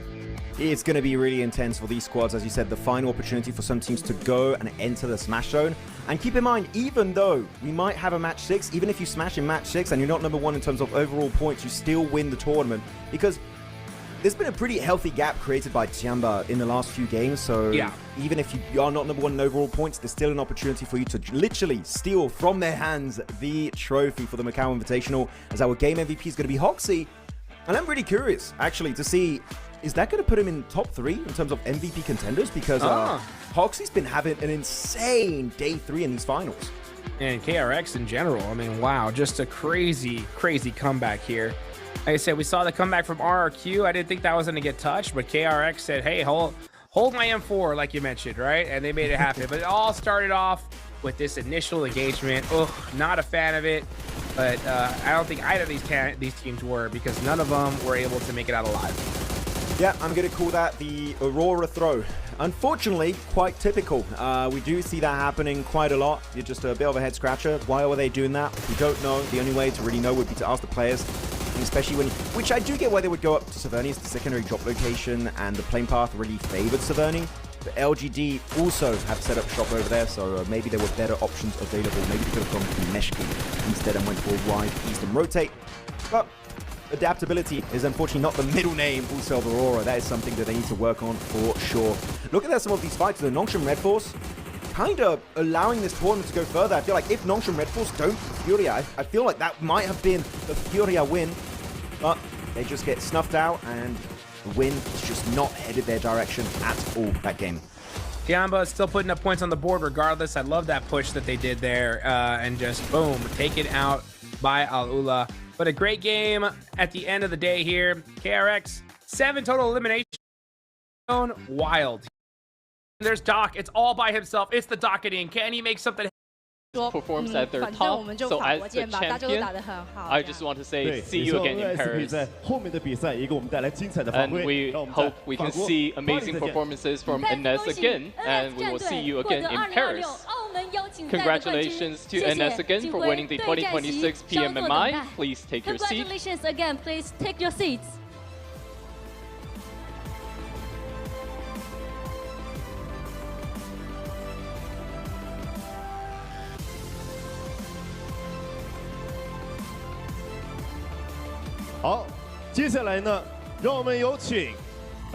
And now, let's invite the runner-up for the 2026，Let's invite the third place, 苏州天霸。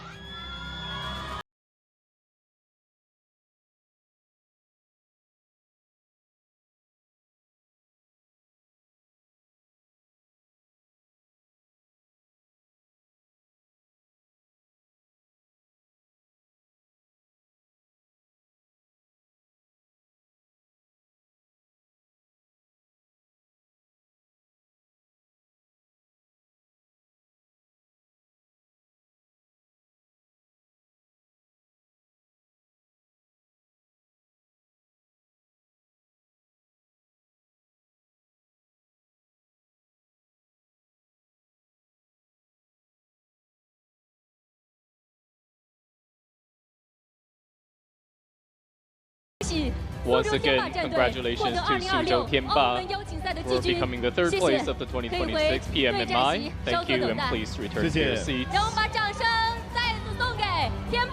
Let's give another round of applause to Suzhou Tianba.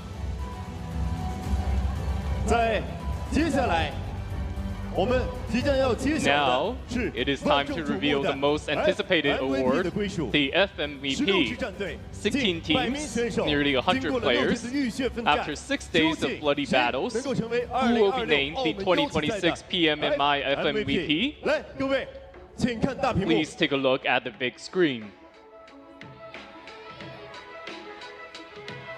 4位选手，他们分别是 We have 4 candidates: Furia Silence, Aurora Top, 天霸、心智、 Tianba QCZ, 渊彬。 and NS FMVP 的 Hyunbin. 最终人选锁定在这 The 4位选手 final 的身上。 FMVP 他 candidates 们 are 4 narrowed 位 down 都 to 凭 4借出 players. 色的表现， Each of 给 them 大家 has 留下了 left a 深刻 deep 的印象。 impression with their outstanding 但 performances. FMVP 的王冠 But the 向来 FMVP 只属 crown 于 has 独 always 当一 belonged 面 to 的 the 顶 one 尖利 sharpest 刃。 blade. 究竟 Who 谁 is 是这 the 片 toughest 战 gun 场上 on this 唯一的枪？ battlefield? 让我们掌声有请 Let us welcome with a round of applause, Suzhou Tianba QZZ. 有请亲志来到我们的身边。 Congratulations, and please come join us, QZZ. 再一次的恭喜亲志获得了 Welcome 2022澳 and 门邀请赛的 FMVP 荣誉。 congratulations again 从 for becoming 小组 the 赛的层次之 FMVP 上再到决 from 赛 the 日的 group stage, all truly well 让我们 deserved. 请小白曲为 Now, 亲志 let's 献上 present 奖 the 金版。 prize board to our FMVP QZZ.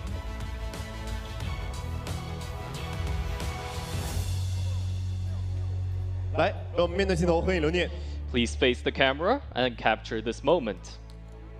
再次恭喜亲志成为2026澳门邀请赛的 Congratulations again to QZZ for becoming the 当然，我相信 2026此时此刻 PMMI 对于亲志来说 FMVP 还是 right 非 now. 常丰富的 I 情 think 感。首 it 先， is an 想请问一 emotional 下 moment. 拿下 So 澳 first, 门 I 邀 want 请 to 赛 ask, FMVP 的感受是？ how do you feel becoming the 感 MVP 受可能 MVP 没 for 有 the 拿到冠军没 PMMI? 有那么开心吧。 I 但 think 是 I'm not 其实我们 as 是已经 happy 做 as 得特 I 别棒 could 了，就 be. 每个 I 人 think 都打得特 we 别好，然后 really 状态 did play 也都特 very 别好 well, 但 and 是 we 最 were 后 performing at our 运气 peak. 可能不在我们这 But 边吧。 I think maybe we were a 对 bit，但我 unlucky 觉 in the 得 final 对于这 games. 一次的世界赛 I think 天霸的表 for 现已经是非常非常的出色 This 了，已经取得 tournament, 了非 we've 常 all 长足的 seen 进步。 Tianba's 那么对于 performance, 之 and 后 we've 的世界 seen 赛 your，是否感觉到 improvements. 现在更加的 So 具备 for 信 your 心一些 future 呢？ tournaments, would you be more confident? PMWC 我 Yes, 们来了。 we will be going for the 没错 PMWC. 让我们去期待一下 Yes, 天霸 let's 在 look 后面 forward 的 to 比赛带给我们的 Tianba's 更加 performance 精 in 彩的表 later 现。 games. 让我们再次掌声 Let's once 送给 again 亲志。 give a round of applause to QZZ. 好，再次的恭喜所有选手，同时也感谢所有 Congratulations 选手 again 这3 to 天来带 all 来 our 的所有的 award 精彩的对 winners, 决 and。thank all the teams for their spectacular matchups over these 3 days. The journey of the 2026 PMMI is not yet over. Don't leave yet. The players will return shortly. For now, let's hand it over to the casters.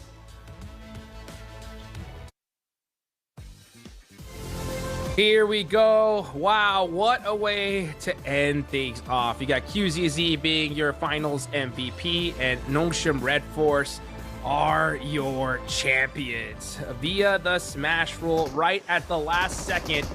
Man, what a way to end this tournament, Max. We got to go through some of the replays here before we get any further with the stats board, because I genuinely mean it. One of the most insane, intense finish, and sure, I got to give a lot of respect to Furia. They don't become your champions, but oh, they made me dream. They were giving it their all with the circle who just said, like, kept bullying Furia into submission. They just kept getting back up, Hotchicks, and never giving up on that opportunity, and especially this fight. Onto Tianba was really giving me hope that maybe it's happening. The insane Western run could be resulting in them becoming your champions. But as we saw, especially here, it's so easy. Hyunbin, Tizzy taking the high ground position behind Weibo and Furia. Really, that's what put the nail in the coffin and secured themselves the championship. And Silence was trying to make those plays, wasn't able to make it happen at the last second, though. The MVP of the game is going to be Tizzy. 7 eliminations, 1,000, almost 1,100 damage, and 43% contribution. I mean, Nongshim Red Force, what a comeback here. We weren't talking about them or had them predicted to win this thing up until pretty much the last second, and they did it. Yeah, in the last 2 games, we were like, well, actually, you know what? Maybe it's doable for the side of Nongshim Red Force, and they're telling everyone, shut up! Be quiet, because we are the champions. 11 eliminations total. And this is keeping in mind, by the way, Hodge, because they got the win. They win a shed. 3 players in a shed just hoping to remain fully unseen. And they were able to actually get to the mountaintop. I wish we saw a better POV of the mountaintop, but I think Weibo did a slight mistake by giving that position up for free, and then Nongshim Red Force just, they're given an inch, they take a mile, they take the high ground position and just start obliterating everyone in their sight. What a great execution macro-wise. DRG Yelling has just been top tier. As there you go with your match ranking, and the leaderboards are here. And despite Furia being number 1 in terms of overall points, by a single point, by the way, with the Smash ruling taking effect, Nongshim Red Force are your PMMI 2026 Grand Champions. Oh, man. Such a happy moment for Nongshim Red Force, and unfortunate for the side of Furia. Nothing worse than being on top of the leaderboards and not winning that big prize pool. I gotta say, though, the most disappointed team, though, I think in this whole lobby, without a doubt, it's gotta be Tianba. Man, Tianba did so great all tournament long, literally holding on to first place up until the last game here, Max. Yeah, I mean, it's been really, really tough for them to maintain that lead. It was a really healthy lead too, and they just lost it. We're going through the graphics so quickly, I can't keep up, but Top is going to be number 1 in terms of damage. Overall, 7,560, but QZZ is right behind him. It was still enough for him to become your PMMI 2026 Grand MVP. And way to go, QZZ, winning that MVP. But he heard it from himself, right? Just saying, hey, I think I could have been a lot happier. So it's super unfortunate. Best performance of players. What? Wow.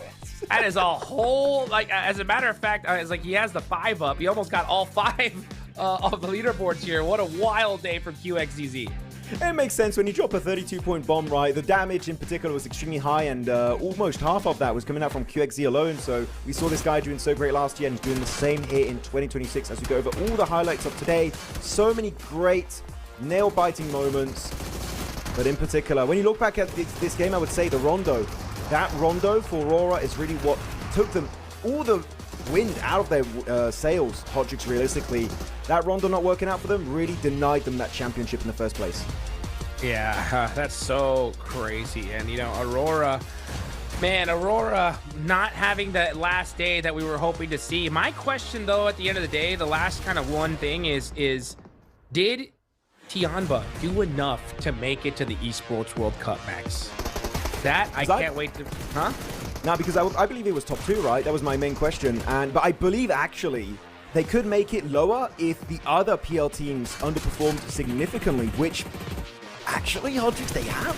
So I feel like because of the other PL teams doing so poorly, in particular, they're looking at LGD and Thunder Talk, I feel like it could have been enough. Even maybe a tiebreaker. I don't know how the tiebreakers would work in that situation, but he said he's going to make it happen in PMWC, so he maybe got the information that they will be making it to that next event in Paris. Well, you guys are going to have to keep up with all the socials. Make sure you guys are following everything here, because we had an incredible tournament. In my opinion, the toughest lobby I think we have seen probably in PUBG Mobile Esports. And it was Nongshim Red Force, the South Korean team, to be able to clutch it up and get the chicken dinner. That's how you do it. Max, any final thoughts before we wrap? Just stoked about South Korea getting a win. They got it 2 years ago in London with the most insane... Actually, it's very interesting. They got the win with D plus Kia 2 years ago in London with the island finish on Miramar. And now with the what I think is the second most insane finish to a global event, it's won by another South Korean team in Nongshim Red Force. So very deserving. And looking at the replay here, Hyunbin, so easy. Tizzy making it happen till the very end here. And Silence, well, I started to believe that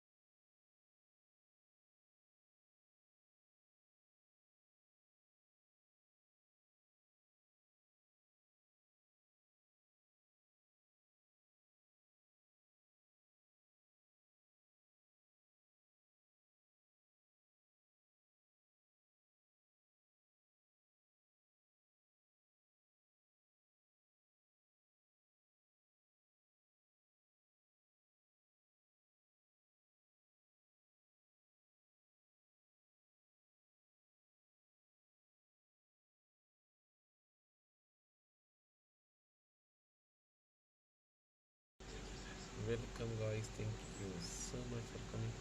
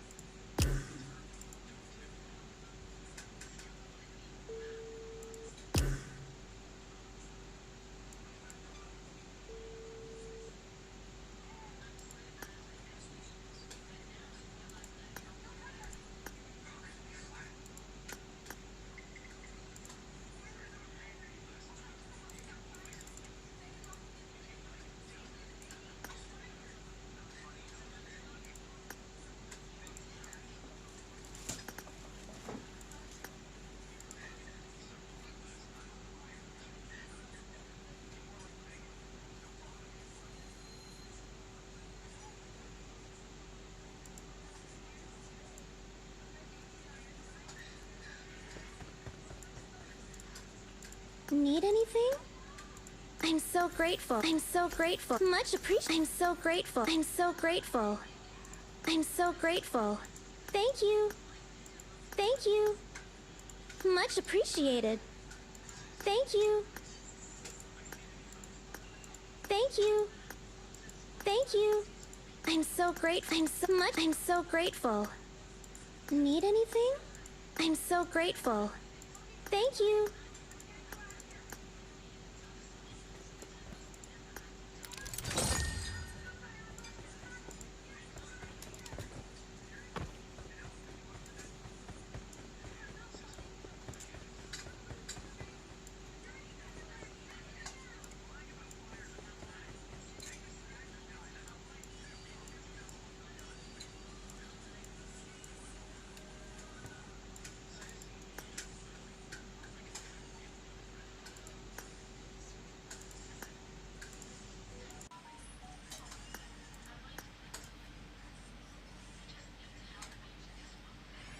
سلام خير يا قد شوي ساعتها زارك في صح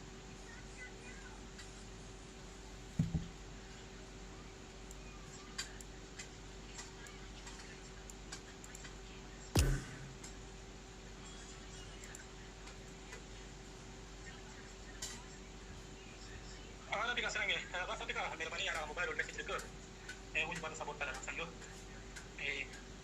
eso me cantaron que سبورت بعد مرة मेरा पैसे उतली म په خیال ورر مې لاجلې دي لکه یو مې زما معلومات تکا مخ ته ویلو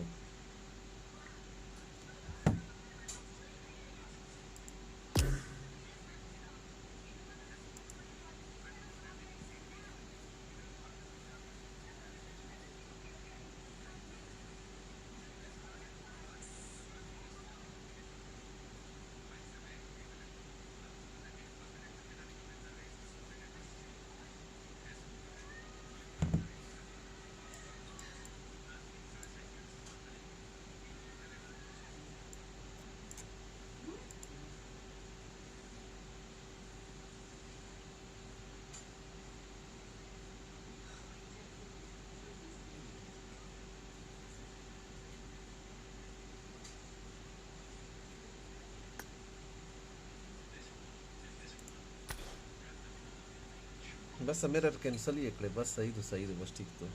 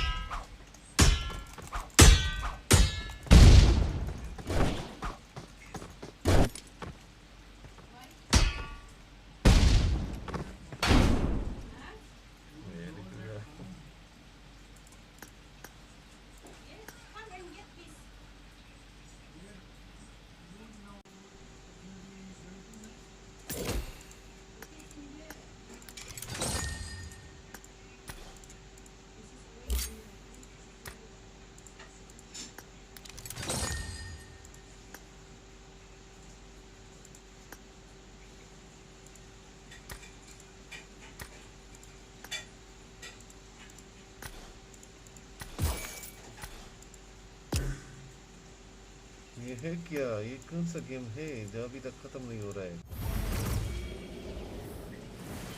याद आया?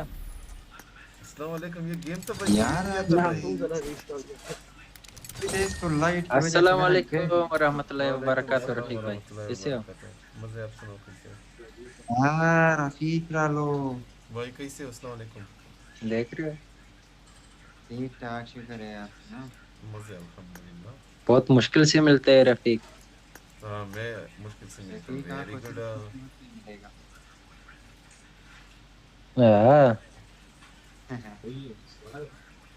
ये मुश्किल वाला बंदा आ गया वे तो रफीक भाई सही है। मुश्किल वाला बंदा आ गया जो मुश्किल से मिलता है।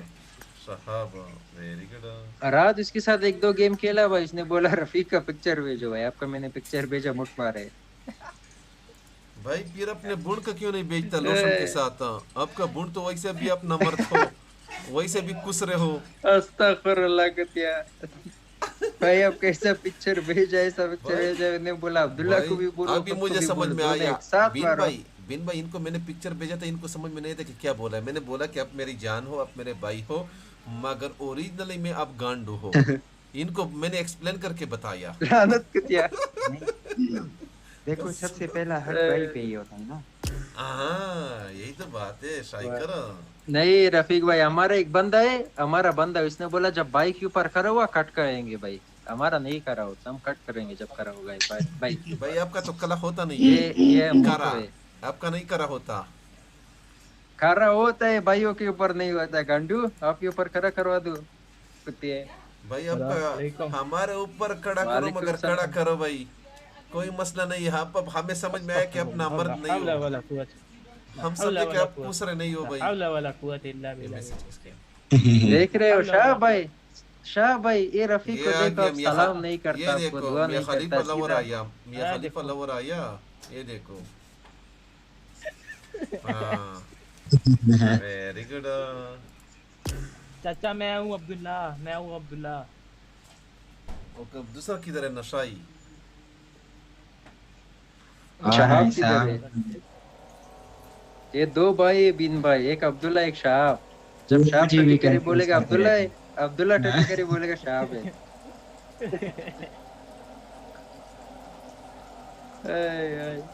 इन्होंने पिक्चर सेंड किया वरना मुझे विश्वास नहीं था भाई। इनका आवाज सेम टू सेम है रफीक भाई बिन भाई, सेम टू सेम।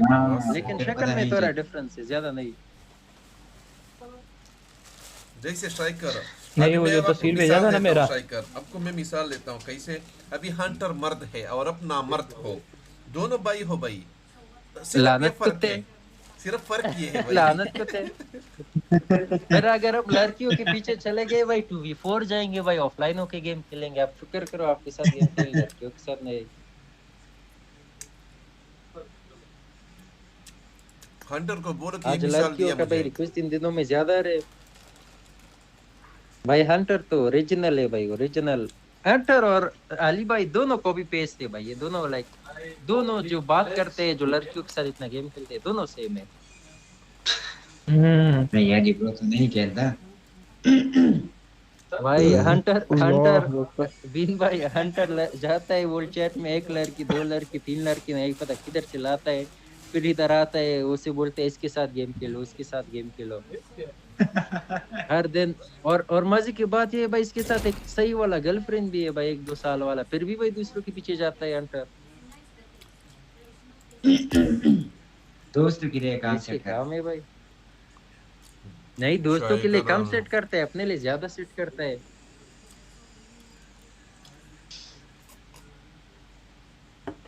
अली भाई तो अच्छा है, कभी कभार दोस्तों के लिए सेट करते हैं। 60 के लिए सेट किया लेकिन 60 ने भाई पानी में डाल दिया भाई। क्या फायदा भाई, क्या गुनाह करो।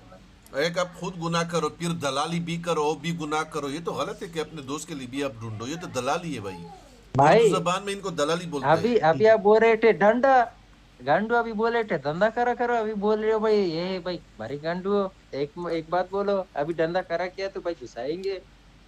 ये आप ये जो करा करते बोलते बड़ा मजा आता है मुझे। करा करो। नहीं कड़ा होता है, कड़ा।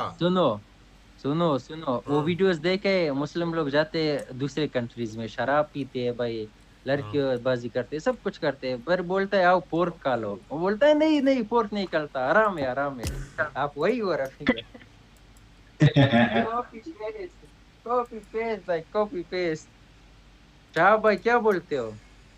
फिलिपीनी के साथ इसका हमने पिक्चर ढूंढ लिया, फिलिपीनी के साथ। कोई मसला नहीं भाई, ओहो कोई क्या फायदा नहीं। मुझे तो ये भाई आपने नंबर देखा की शाह पे शर्म आता है कि लड़की मेरे पीछे आए और मैं बाथरूम में छुप जाऊं भाई। जैसे स्ट्राइकर ने ये करनामा किया भाई, मुझे कसम से मेरा इधर नाक कट गया।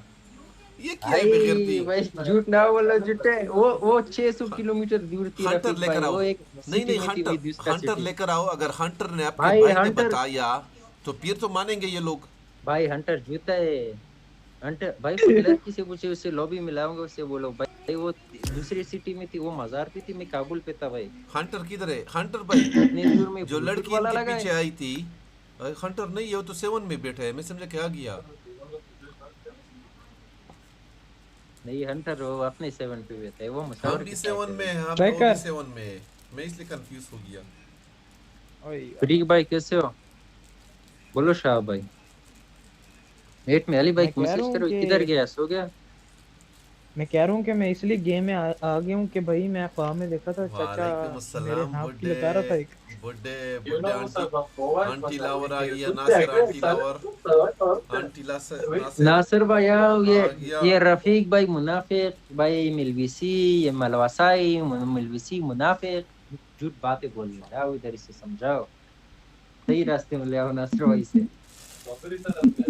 परेशान ओए मोटे तू क्यों छुपा है? ओए साहब मेरा तो बीन भाई, मैंने ये एक अभी इवेंट चला गया पबजी का, कोई खेलते थे, कोई टूर्नामेंट तक किया भाई। ओ मैं लगाता हूँ, मैं जब भी लाइव स्टार्ट करता हूँ भाई से फॉर यू पे चलता है भाई। अगर मैं वैसे गेम खेलता हूँ वो भी फॉर यू पे चलता है, मालूम नहीं क्यों।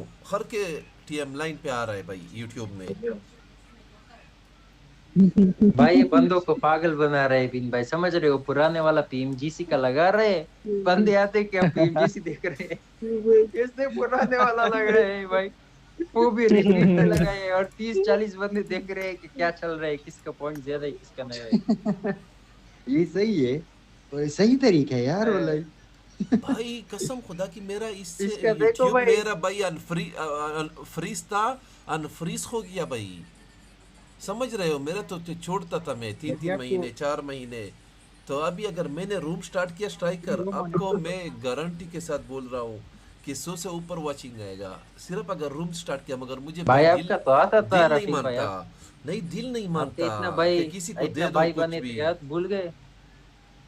नासिर बोल रहा है चैनल मोनेटाइज है चाचा शेक हो गया। मेरा बहुत पुराना मोनेटाइज है भाई। हाँ ओके, तो फिर इसी को कंटिन्यू रखो ना, अगर कोई इशू नहीं आ रहा है। रियूज कंटेंट वाला सीन भाई इस पे कोई कॉपीराइट स्ट्राइक नहीं है, सबके लिए होता है। इस पे एड्स भी नहीं आते, समझ रहे हो? जैसे दूसरे वीडियो पे एड आते हैं यूट्यूब में, इसमें कुछ नहीं आता। ये सीधा सिर्फ वो गेम प्ले होता है जो टूर्नामेंट चल रहा होता है। वो नया वाला लगाओ रफीक भाई, अभी नया वाला पाकिस्तान का भी पीएमएनसी चलने वाला है भाई, अफगानिस्तान का भी, सब पूरे दुनिया का मैच होने वाला है, वो लगाओ। उससे भाई 200-300 आएगा पूरा। ढूंढ के लगाऊंगा भाई। भाई PUBG के अंदर से लगाओ। है ना, आप अपनी वाली लगाओगे फिर वो इस तरह नहीं जाएगा। भाई ये जो टाइटल मैं लगा रहा हूँ, इस टाइटल पे जा रहा है भाई। पीएमएनसी लगा रहे भाई, PUBG के अंदर देखना वो आएगा भाई। ई स्पोर्ट्स सेंटर उधर क्लिक करो। बिन भाई पहले 3-4 में 8 घंटे में मेरा 60 व्यूज आता था फॉर एग्जांपल। अभी 3 घंटे में मेरा 3-4 हजार से ऊपर चला जाता है, 3 घंटे में सिर्फ फॉर एग्जांपल। झूठ बोल रहा, पहले इसके 10 व्यूज आते थे। 10 नहीं भाई, कुछ नहीं आता था। मैं बोल रहा हूँ भाई कि फ्रीज था। मैं तो बोल रहा हूँ भाई, मैं क्यों वो करो, झूठ बोलो। ये बहुत टाइम से इसका फ्रीज था, पाकिस्तान गया था भाई, पाकिस्तान से वापस आया, इसका पीसी चला गया, भाई पहले इतना टाइम पे 3-4 महीने पाकिस्तान में लैट्रिन में बंद हो गया ये। नुब को मैंने बोला, मैं नुब के एरिया में गया था पाकिस्तान गया, बाथरूम में से लॉक कर दिया। नुब को मैंने बोला कि कोई नंबर शाम दलाली करो मेरे लिए दलाली करो। बोला कि भाई दाढ़ी है इसी वजह से मैं शर्मा रहा हूँ, मगर आते इतना लड़कियां और आंटियां मेरे पास से। मैंने बोला नहीं चाहिए भाई, नहीं चाहिए भाई। न्यू भाई ऐसा ही बोला न्यू भाई। ये ले झूठे, ये ले।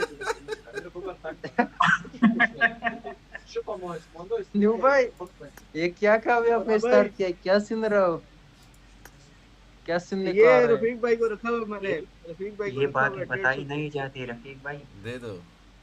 नहीं भाई मैंने ये जो भाई मैं जो दलाल होते हैं उनकी निशानदेही करना होता है, निशानदेही। शाइकर कसम खुदा कि आप गंदे हो गए, हमें भी गंदा कर रहे हो। शाइकर आप गंदे हो गए, हमें गंदा कर रहे हो। भाई मैं कैसे गंदा हो गया गांडू? आपका मुंह गंदा हो गया भाई। अब ये देखो, ये गांडू बोला, पहले आपके मुंह से कुछ नहीं निकलता था भाई। ये बंद आई, उसने बोला डुई भी सिखाया, गांडू भी सिखाया भाई, क्या कर भाई उसे लॉबी में नहीं आता वैसे आप कुछ खिला दो भाई। शहाब भाई, अब्दुल्ला भाई ये डुई क्या होता है?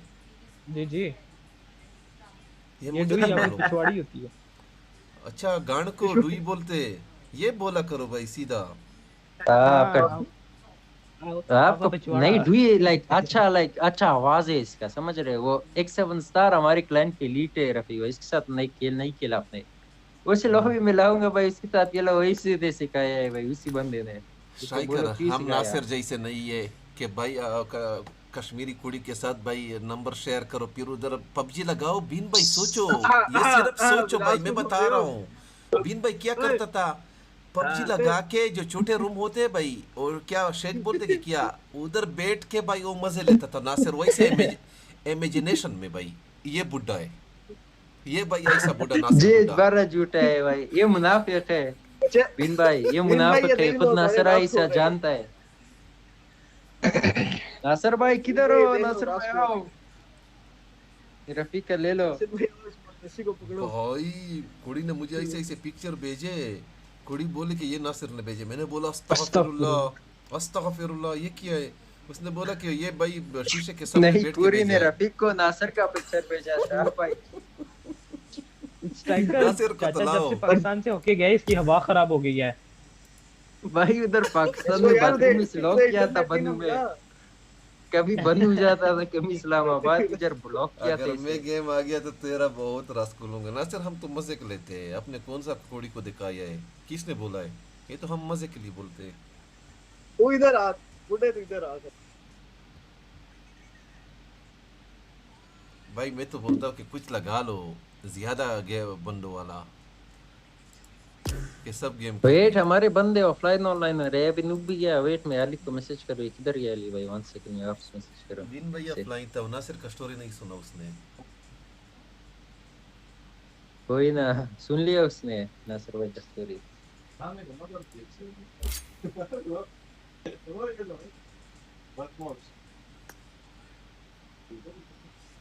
भाई अली भाई ऑफ हो गई मुझे लगता है, व्हाट्सएप में भी ऑफ है। अभी नुक किधर गया? ये नुक कड़ा है नुक भाई, कुत्ता अपनी बेगम के पास गया रहा है। इसका बेगम है नहीं भाई, ये आंटियों का शौकीन। हमने शादी नहीं सारा किया। पता है इसका, नहीं मुझे इसका सारा पता है, नुक का सारा पता है। देना भी छेड़ता, क्या पता है? देना ओ नुब बोलो वो दिया भूसड़ी। है क्या मतलब? वो दिया भूसड़ी कौन भूसड़ा? नुब तू किधर गया था? भाई यार भाई ऑफलाइन हो गए। तू किधर गया था? भाई इधर हो, मेरी बार गेम क्रैश हो रही है, मैं किधर जाऊंगा? ओ मुझे लगा बेगम के पास गए थे। उस दिन गया था जिस दिन तू मुझे मैसेज किया था किधर जा रहा है। मतलब साथ थे दोनों?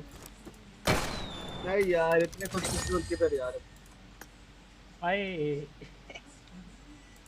जले में नमक छिड़क रहे कुत्ते। हाय हाय हाय। ओए कौन कौन ऑफलाइन है, निकालो उनको। तू भी ऑफलाइन है, इसको टुटा करो। भाई सिर्फ बीन और अली, बीन वापस आएगा, अली का पता नहीं। नासिर आएगा नासिर। ए ये नासिर को बुलाएंगे। स्ट्राइकर बोलो बोलो शाह भाई, अब्दुल्ला भाई। जो नाम है, क्या नाम है, चाइनीज नाम है, आई गर्ल्स है, पता नहीं क्या लिखा है। इग्रिस ये इग्रिस है, तुम लोगों ने ऐड किया और पता नहीं लास्ट केड़ी गेम से, अंग्रेजी लास्ट मैंने गेम नहीं। रूम खेल रहे थे।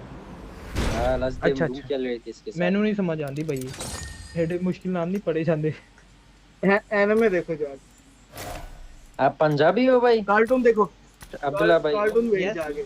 Yes very good. हो गया तेनू नहीं पता भाई अब्दुल्ला भाई का मैं जॉन सीना के साथ मीटिंग फिक्स करवाऊंगा। नजर ही नहीं आएगा जॉन सीना दी INS यार जॉन सीना तो भाई नजर नहीं आएगा, ये बात भी है। जॉन नहीं सीना किस नजर यार आएगा? नहीं, मैंने गलत बोल दिया। बुड्ढे आ जाओ बुड्ढे। ये देखो गलत ये स्पेलिंग बोले। नासिर भाई आओ, नासिर भाई दलता राशा बेटा, हमारे ऑफलाइन बंदों को मैसेज मारो। स्ट्राइकर नाम पर, चैट में नाम पर। ओहो मैं नहीं पढ़ूंगा भाई। ओए हमारे टीचर का नाम नहीं पढ़ोगे तुम? मेरा टीचर तो नहीं है भाई। उस्ताद जी फरमाते हैं पावे को शिया हुए, पावे को अब्दुल्ला भाई आप लोग किधर गायब थे, ये तो बताओ भाई। यार बस बहुत लंबी कहानी भाई, टाइम ही नहीं निकलता। कौन ऑफलाइन है उनको निकालो। ग्रीस भाई आप गेम खेलो, हमारा बंदा आया है भाई, उसे इनवाइट करते हैं। आप शान नहीं, शान तो बहुत पुराना है भाई, शान को निकालो। वापस आएगा ऑफलाइन है भाई, ये वापस आएंगे भाई, मैसेज किया। ग्रीस भाई पर खेलते हैं हम। नहीं ग्रीस भाई को छोड़ो भाई, उनको क्यों, शान तो नहीं आ रहा है भाई, ऑफलाइन है 1 घंटे से, क्या पहिरा। भाई बंदे को जानते नहीं है भाई, उस बंदे को जानते नहीं थे भाई, एक मैच खेला नूबने से ले आया चाचा के भाई। दिल पे छुरी चलाई तूने, चाचा के दिल पे छुरी चला दी। नहीं भाई वो कोई बंदा था अच्छा भाई, वो इसने कपड़े वगैरह इधर से ले लिए, स्किन ले लिए, वो खुश हो रहा था। अस्सलाम वालेकुम। वालेकुम अस्सलाम। वालेकुम सलाम भाई, वालेकुम सलाम। शाइकर कोई, शाइकर कोई तू तो चुप कर कुत्ते, तू क्यों बोल रहा है क्या हाल है? अभी तूने टटी किया होगा, अभी बोलेगा मैं अब्दुल्ला हूँ, फिर थोड़ी देर बाद बोलेगा मैं शाह हूँ। तू तो चुप ही कर। अब्दुल्ला मुसार माफी, अब्दुल्ला अभी टटी करने के बाद बोलेगा ये शाहब था। हाँ मैं चला गया था पानी लेने के लिए। देर महीनों से नहीं खेल रहा, मैं पानी के लिए गया था। नहीं मैं बुर मारवाने गया था, अभी अब्दुल्ला आया है, ये बोलेगा, समझ रहे हो? Very good. ये किसको डाउनलोड नहीं है? वेट एक बंदा बुलाते हैं भाई, वेट में मैसेज करो, ये भी वापस आ रहा है भाई। डू कर रहे हो तो वो तो लाजिम भागेगा ना, बेचारे का स्ट्रीम चल रहा है लाइव में, वो लोगों को बोलते हैं मैं शरीफ है, तुम लोग उन लोग उसको खराब करते। नहीं अभी नहीं चल रहा, अभी चलता पर वो नहीं इनवाइट नहीं करता इसे। लेकिन ये टटी मैन का तो कोई देख रहा होगा ना? कोई नहीं भाई, टटी मैन तो लाइफ में ही गाली देता है। हाँ ना, वो बीन का कोई बंदा तो देख रहा होगा इसको। हाँ ये बात भी है, ये बीन बहुत अच्छा है भाई, समझदार है, रफीक की तरह। बीन अच्छा है, फॉर एग्जांपल वो गाली वगैरह नहीं देता। नहीं भाई आपके तरह गंडू गली नहीं देता है, मैं भी नहीं देता था। मेरे साथ एक 2-3 हरामी आए थे, एक लाहौरी कुसर था, एक हमजा था, उसने मुझे सिखाए।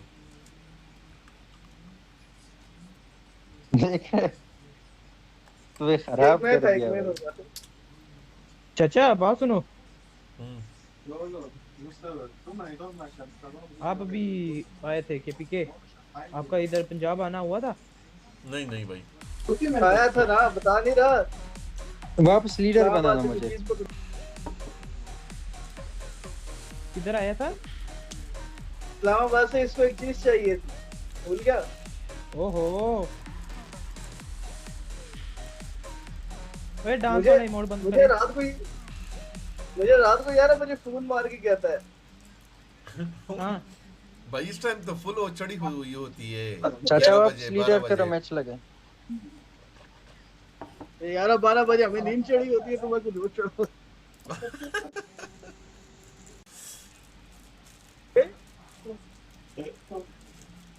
Você chamou como chamou? Chamou? Chamou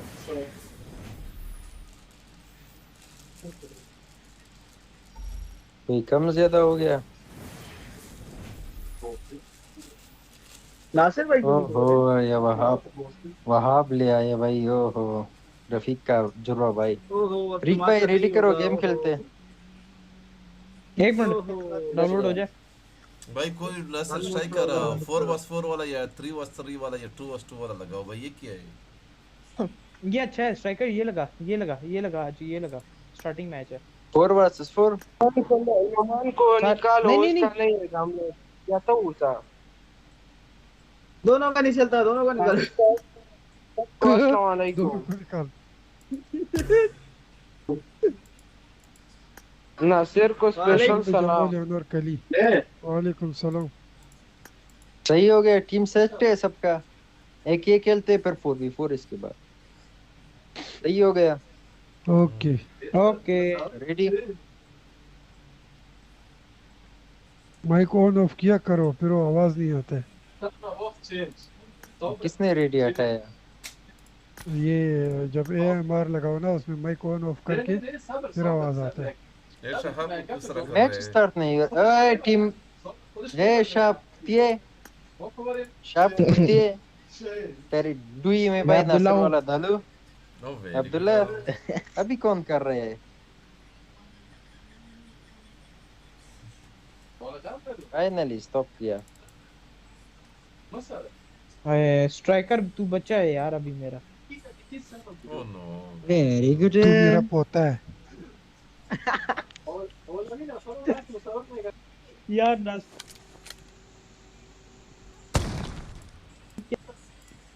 भाई कॉल पे करो।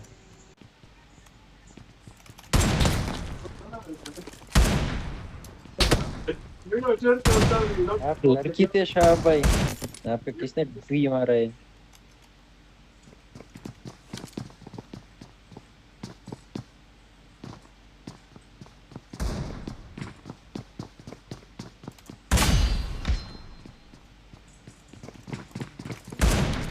हेलो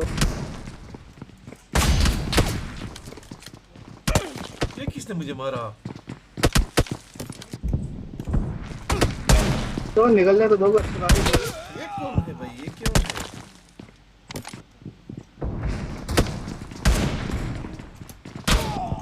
अबे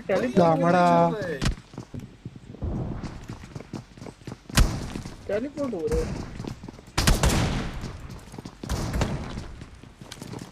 अबे क्या है? क्यों लैग हो रही है?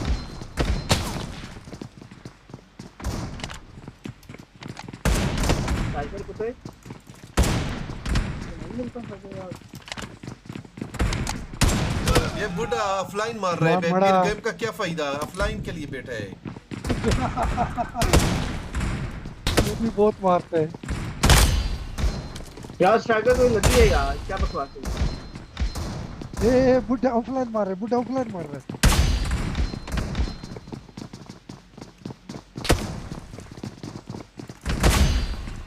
और इसलिए ऑफलाइन मारा। हाँ स्ट्राइकर मेरे पीछे आओ, मेरे पीछे आओ, स्ट्राइकर मेरे पीछे आओ। इधर इधर इधर ये इधर इधर इधर इधर।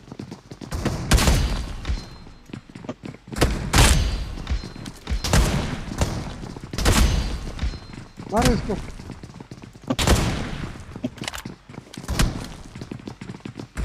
क्या रहा? सबका ऑफ है।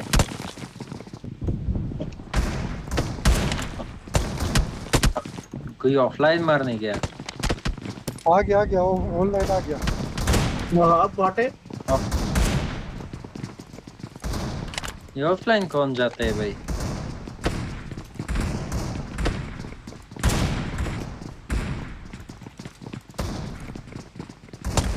गोड़ा पीरा ऑफलाइन के लिए। हेलो फ्लैश हो गया। ये फिर ऑनलाइन आ गया। ये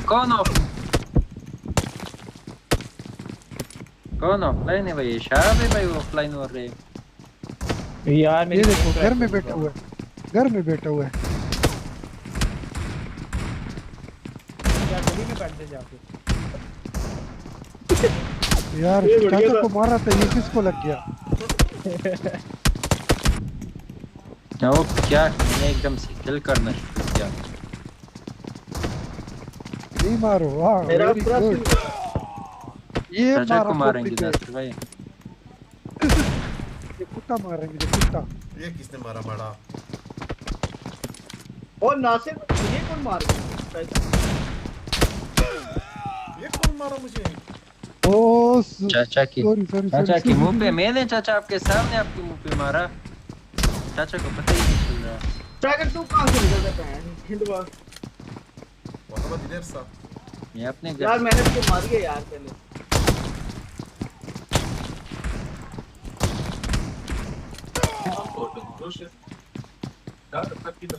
ये कुत्ता तो मेरे पीछे पड़ा रहता है। कौन बे? वो चाचा ऑफलाइन क्यों ऊपर गया? ऑफलाइन क्यों ऊपर गया? मिलवीसी ऑफलाइन क्यों ऊपर गया? नहीं आप लोग मारा, तो... उसकी खोपड़ी पे मारा। नहीं मैंने तो ऑफलाइन नहीं मारा भाई, क्या बोल रहे हो? नासिर भाई ने भी ऑफलाइन इतना नहीं मारा जितना आपने मारा। नहीं छोड़ूंगा इसको।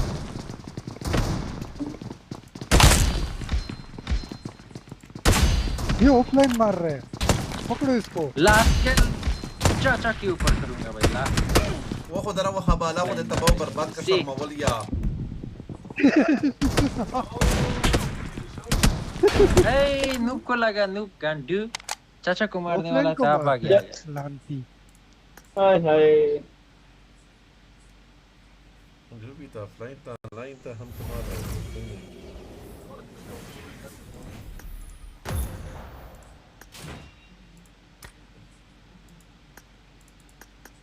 ऑफलाइन मार रहा था कुत्ता। ऑफलाइन मार रहा है, मैं इसको छोड़ूंगा ऑफलाइन के लिए? पागल है। मैं बताओ नासिर, अब कसम कहो कि पहले कौन ऑफलाइन पे गया था, ये मुझे बताओ। सुनो सुनो सुनो, मैं गांड दूंगा, तू गांड देगा? मैं सब कुछ दूंगा। पहले आप गए थे उधर को, उधर आप देगा तो इसका मतलब तेरा पाइप बहुत खुला हुआ है, उस पर थोड़ा ग्लू लगा। कोई मसला नहीं, वो खुला हो तो बंदा अच्छे तरीके से टट्टी कर सकता है। स्टिचेस लगाओ चाचा, स्टिचेस। क्या फायदा कि स्ट्राइकर जैसे आप लोशन अपने साथ रखते हो, लोशन के लोशन लगा के पीट करो। क्या फायदा भाई? आपके बुन में लगाओ लोशन भाई, आपको दर्द ना हो भाई, वो ये फायदा है। नहीं अभी आप बोल आपको दर्द ना हो, समझ रहे हो भाई? कोई अच्छा सा शाह भाई रेडी करो। 4v4 लगाता हूँ। हंटर को लेकर आता हूँ, ये हंटर को नहीं। हंटर तो किंग पे नहीं, दूसरा माइक कॉल कुत्ते, माइक ऑफ करके हंसता है। माइक खुला हुआ है मेरा कुत्ते। ओ कुत्ते अभी कॉल है तूने, ये फिर बंद कर दिया कुत्ते ने। शाह भाई रेडी करो। खुला हुआ मेरा। शाह भाई किधर है? ये अब्दुल्ला होगा, अब्दुल्ला शाह नहीं, अब्दुल्ला होगा, देख ले। कनेक्ट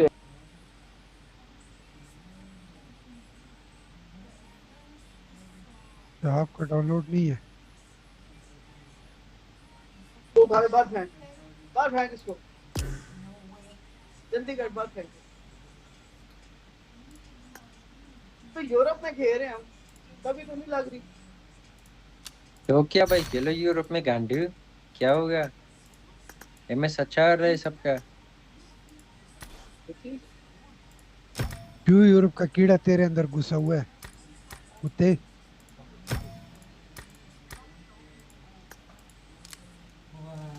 यूरोप सब मिडिल ईस्ट में लगी, ये नूब कुत्ता बोलते हैं यूरोप।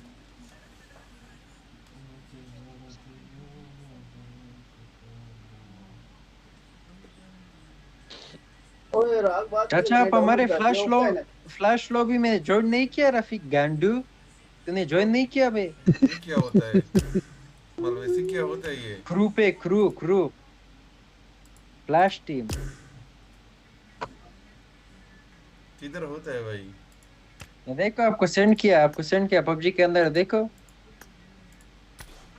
जहाँ बंदा इनवाइट करते हो, जहाँ से बंदा इनवाइट करते हो टीममेट को, 5वां ऑप्शन क्लिक करो, 5th ऑप्शन ऐसा लाइटिंग बोल्ट आएगा, हो गया। उसके ऊपर क्लिक करके ज्वाइन करो। हाँ अभी आपने ज्वाइन किया मिलवीसी। नासिर भाई आप भी ज्वाइन करो, आपको भी इनवाइट करो। इनवाइट करो करो। वेट मैं एक करो बंदे को करो किक मारो इधर से। नासिर भाई को इनवाइट करो।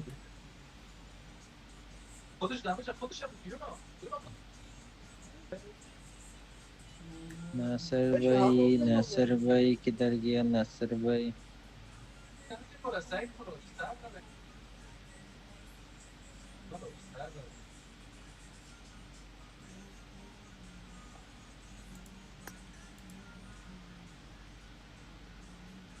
नसर भाई किधर भाई? आप किधर गए? आपका ना ऐसा नाम रखा है अपने नासिर भाई। वो रिकैप बड़ा चाहता है रिकैप। ये रहा। आ गया। इनवाइट किया आपको भी ये क्या? नासिर भाई। ये नूब कुत्ते को देख हब के लिए मुझे वो कर रहे हैं कुत्ता। हाँ मैंने कर दिया रिक्वेस्ट आपने आ ज्वाइन गया नासिर एक भाई? ही। हाँ आपने भी कर ज्वाइन दिया। किया। अभी इसको किधर से देखूं? ये पांचवा जा फ्रेंड्स को इनवाइट करते पांचवा ऑप्शन। भाई हम अगर कोई बंदा खुद को ऑफलाइन मारे ये हमारे इधर से नजर भी आता है नासिर भाई, समझ रहे हो? पांचवा। और इधर से इसमें तो सबके मेरे अच्छा को अच्छे भी से ऐड इनवाइट करो, मैं होता है। ऑफलाइन करके खेलता हूँ। ये जो थंडर का निशान है इसमें तुम्हें भी नजर ऐड आता है ना? करते हैं। जी जी। हाँ या चंदर का निशान है। नू भाई आजा, तुम्हें भी इनवाइट करो। ये कुत्ते को डिस्कनेक्ट है, इस कुत्ते को किक मारो ये शाब को। वेट नूब को इनवाइट मारो। फिर 3v3 वाला लगाओ कोई स्ट्राइकर। वेट नूब को इनवाइट मारो। नूब भाई ये रहा, नूब भाई इनवाइट कर दिया।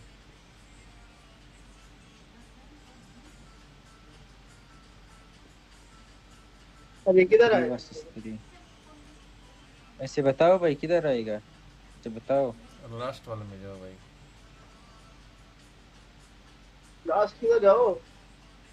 और जाना किधर है? नशेड़ी को भाई नशेड़ी जिधर से आप इनविटेशन भेजते हो दोस्तों को भाई उधर नीचे देखो। वाव के नीचे होता है कुत्ते।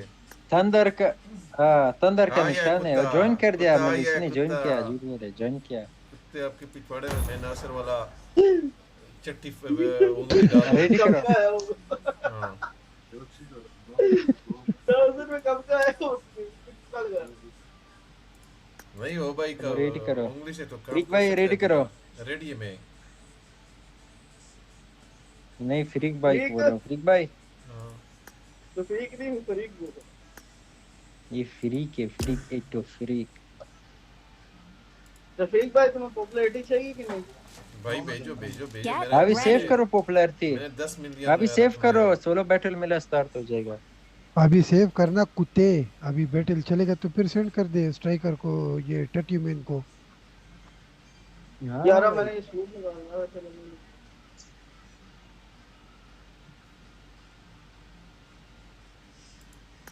फरीक भाई किधर गया भाई?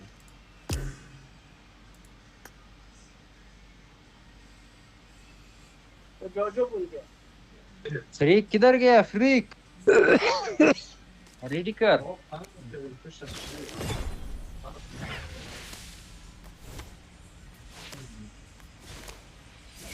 चाचा मैं बाथरूम जाता हूँ भाई, आप एक पिक्चर सेंड करो, मत मारो आप दिक्कत है। फरीक आया स्टार्ट करो। अभी किसने रेडी हटाया? आप कुतिया निकालो अगर वहाब नहीं कर रहे, कटरा में कर रहे भाई।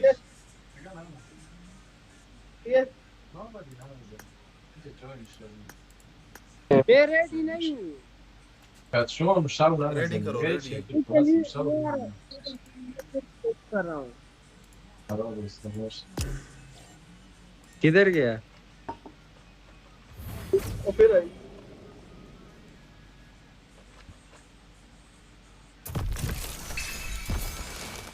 आगे सामने सामान स्टार्ट है।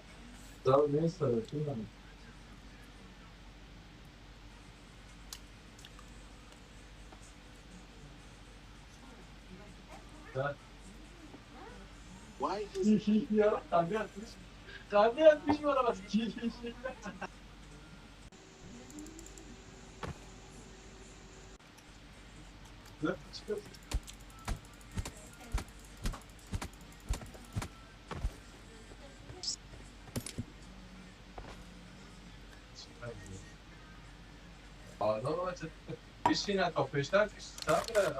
किसके साथ है वेरी गुड है रफीक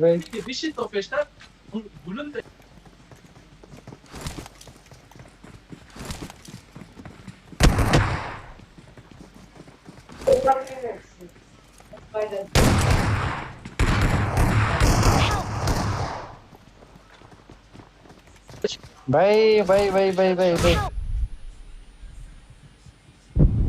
हिल अप हो गया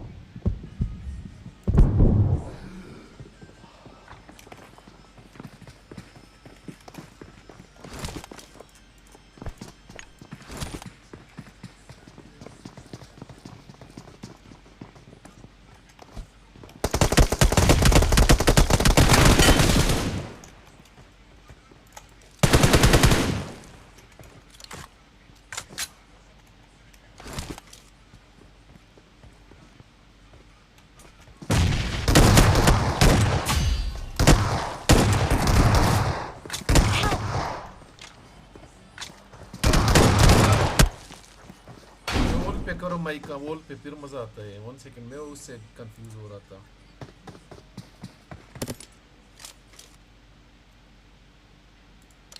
भाई बात क्यों नहीं कर रहे मेरा ग्लिच क्या आप लोगों का ग्लिच है भाई बात करो बात तो कर रहे कौन नहीं कर रहा बात मेरा भी ठीक हो गया गुस्सा तुझमें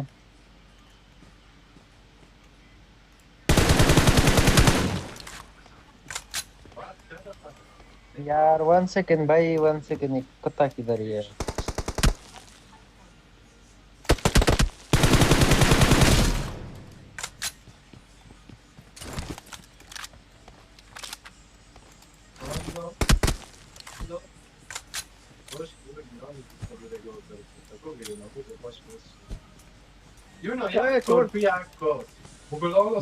भाई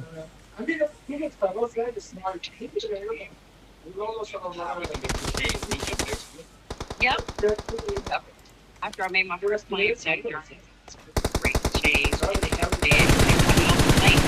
उसको 2 हेड लगे वहां पे कैसे नहीं मरा वो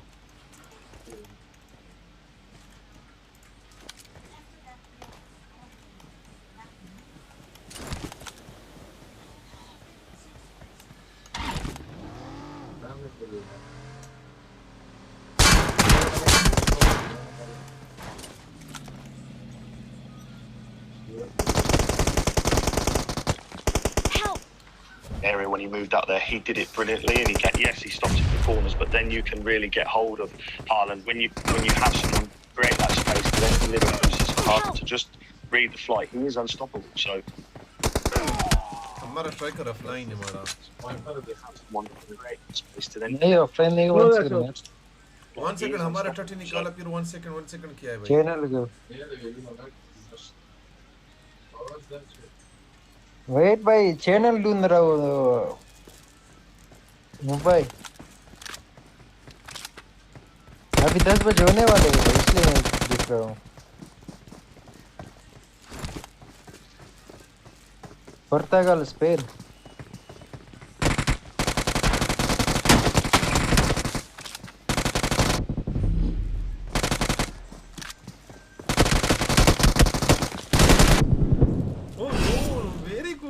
डंडा दे दो कुत्ते गया भाई वैसे सबर कर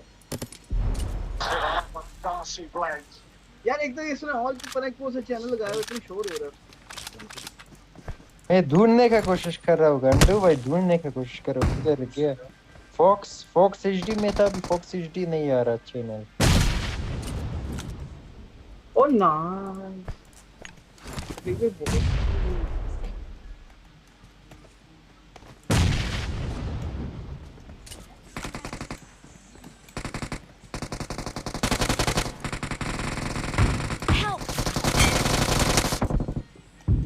Watch out. फिर से भी जिंदा था भाई, इसको किसने निकाला बिठाया? मैं भाई ये मैं भी लोबी में हूँ, हमारे पास ये ड्रामा होता है फिर। क्या हुआ चचा? चचा क्रिस्टियानो रोनाल्डो का लास्ट मैच है भाई।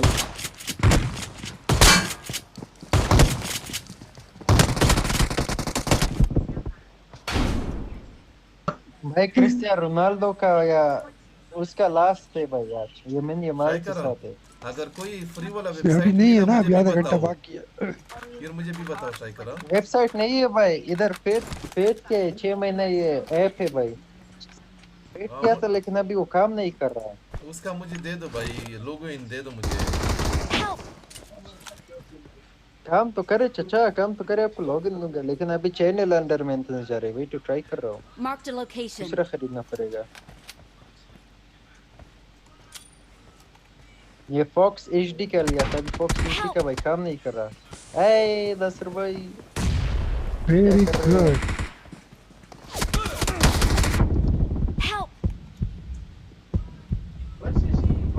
जीरो इसको मुक्के मारो, टट की इसको मुक्के मारो। मैं नजर आ रहा था। और क्या? स्मोक में चिट्टा पहन के लेटा हुआ देख रहा। ये क्या, मुझे तो रेंडर ही नहीं हो रहा कुछ।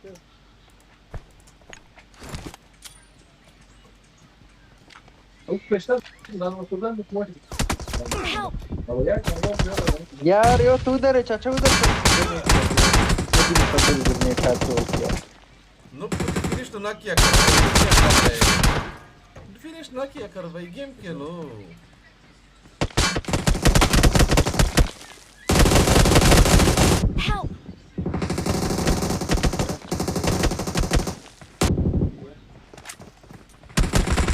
नहीं किधर भागोगे? और इसको वेट में फोकस करो वाली चैनल को, वेट में फोकस करो इन जरा। इनका मैं छोड़ दूंगा। ओए अच्छी नहीं है ये तो।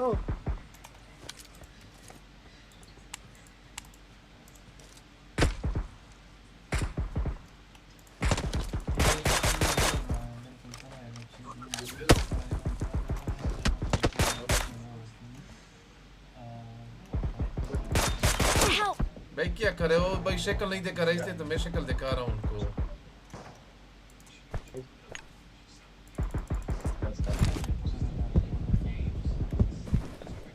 स्ट्राइकर को खोपड़ी पिला गया।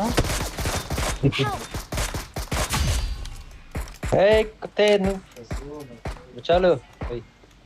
कोई नहीं भाई, नु बात सकते है, इतना है। फ्लैश मारूं किधर है वैसे?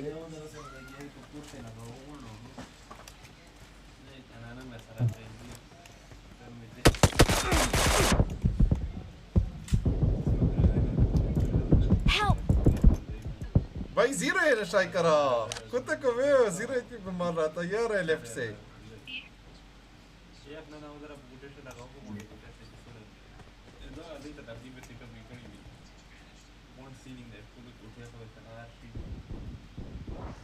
Help! And noob.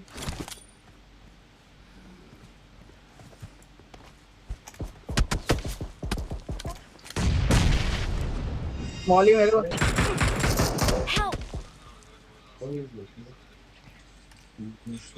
नहीं चाचा चाचा चाचा चाचा चाचा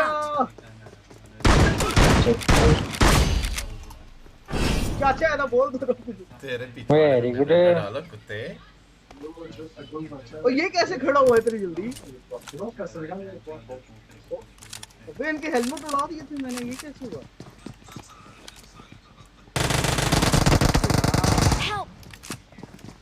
नूब गांडू कैसे नॉक नहीं हो गए? बड़ा ही फजूल जगह में भागता है इसने इसने पिछवाड़े मेरे पीछे के पिछवाड़े में गोली घुसेड़ी। वेरी गुड बुड्ढे।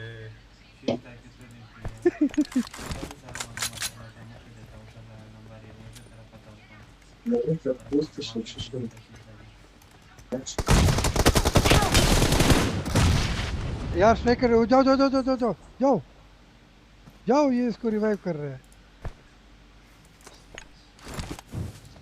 ठीक है, मैं दिखता ना अपना काम पर लेता ही क्या करे यार यू कास्ट पूछे भाई हाय हाय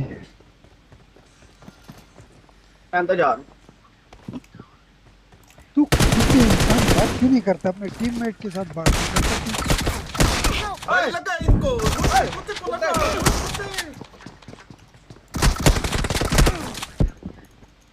ये फरीक कब जिंदा हुआ? डाल इसके पिछवाड़े में इसके बाद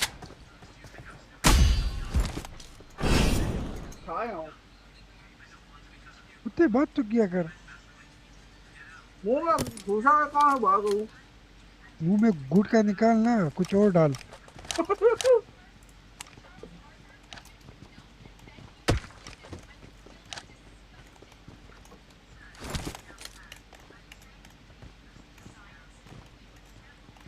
किधर है?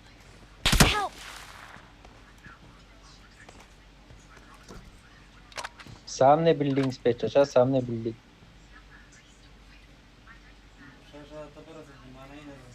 टाइगर को नॉक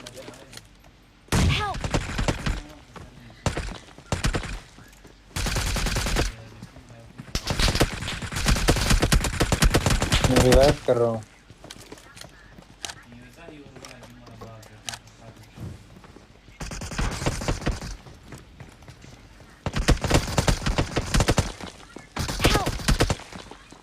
लो एचपी ना रखा भाई फर्स्ट फ्लोर चला गया पीछे बड़ा छत पे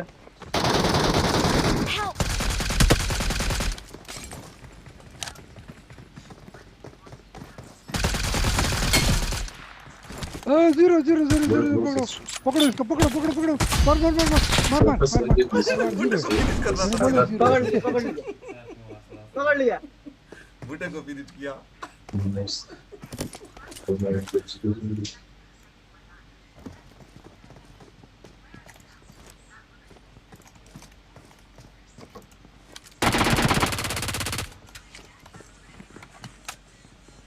आने तो दो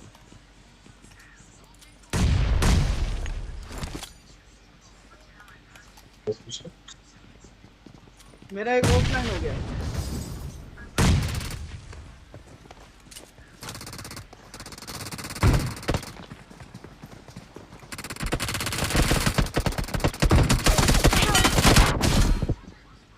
यार मुझे लगा नॉक हो गया छोड़ दिया मैंने फायर छोड़ दिया। तो ये कौन मार गया मुझे और कुत्ते लेटा जोन के स्मोक के अंदर था भाई देखा भी नहीं।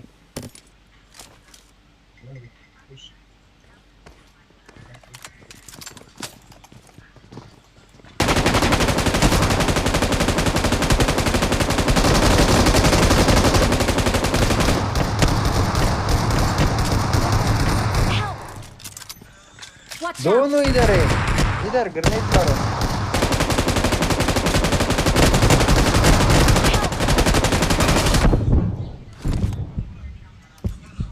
बाहर है कुत्ते लगाया हुआ है तूने बाहर है वो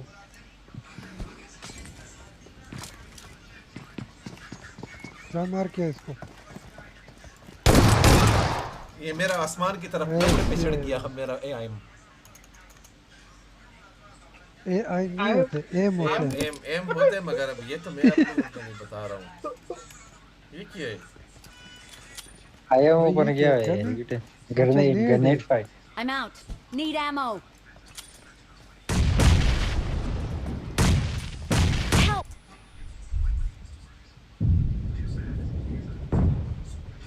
अपने नेट से गया ये कैसे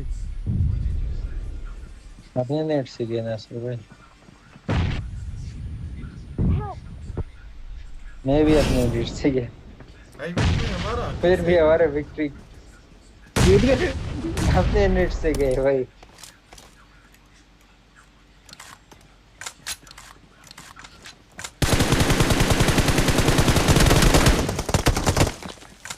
खोपड़ी मत दिखा, खोपड़ी मत दिखा।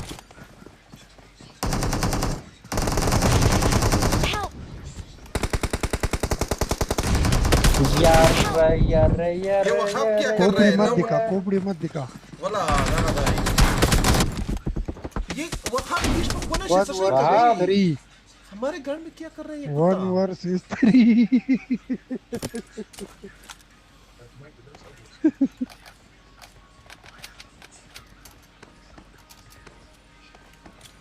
किधर है? दिखा दो एक बार बस।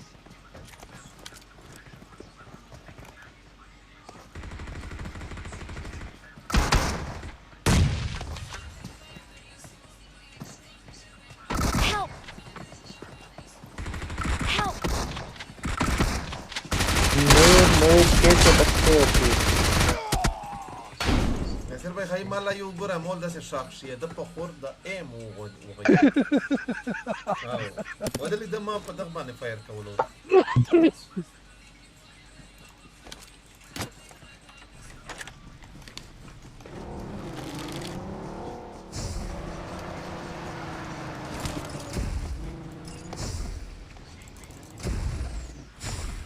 मेरे घर का को फ्रीक था कि ना।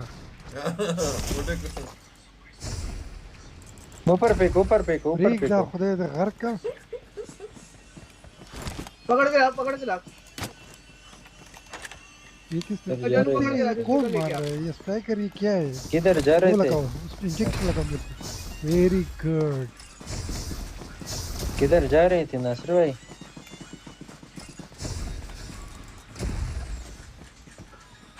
चल पुत्र मारो। पकड़ लिया टट्टी को, पकड़ लिया। पकड़ो इसको, पकड़ लिया, पकड़ो इसको। चल पुत्र मारो। पकड़ इसको, फेंको।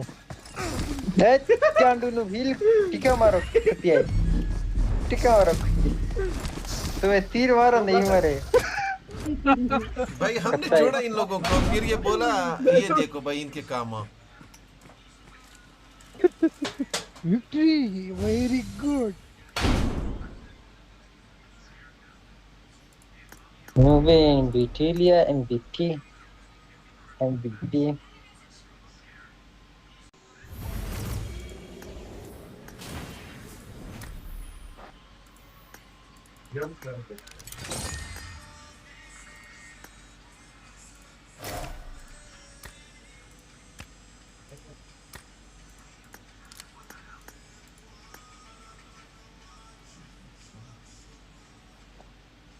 ओके बुड्ढे क्या वेरी गुड।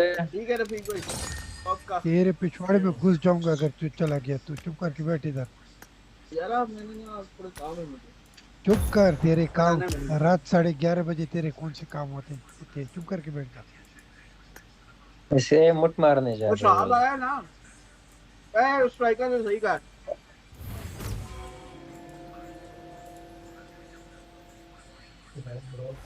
चलो आप लोग खेलो फिर यार। बैठ जा। भाग गया। कैसे हो शाह भाई, उमेर भाई, क्या हाल चाल? ठीक ठाक।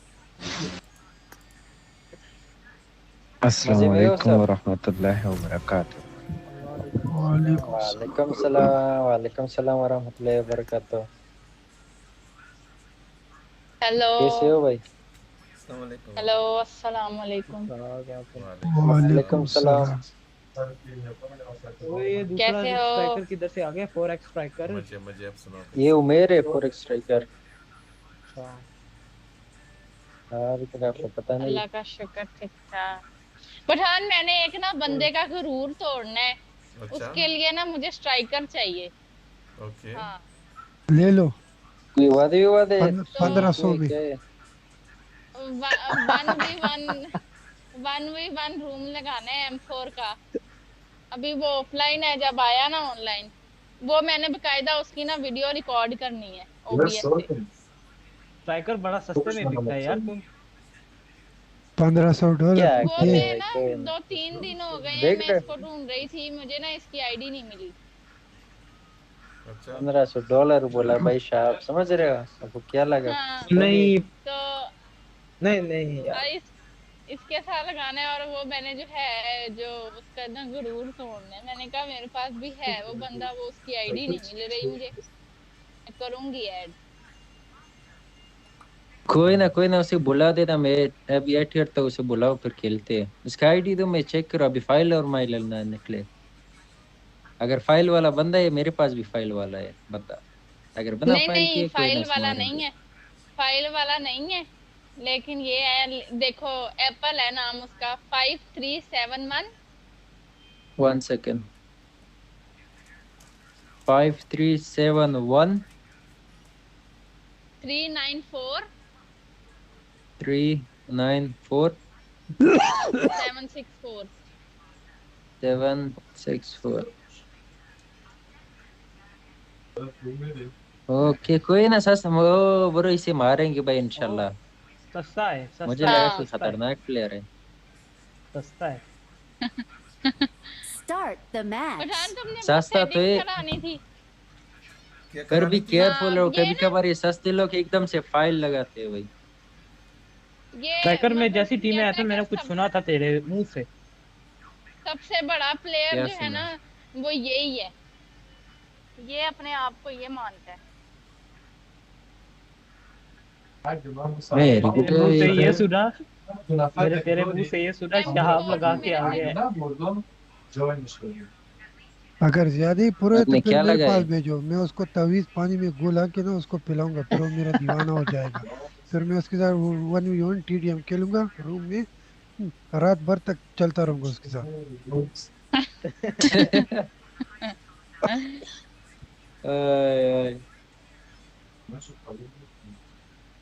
Very good. एक रात की बुकिंग हो जाएगी इसकी।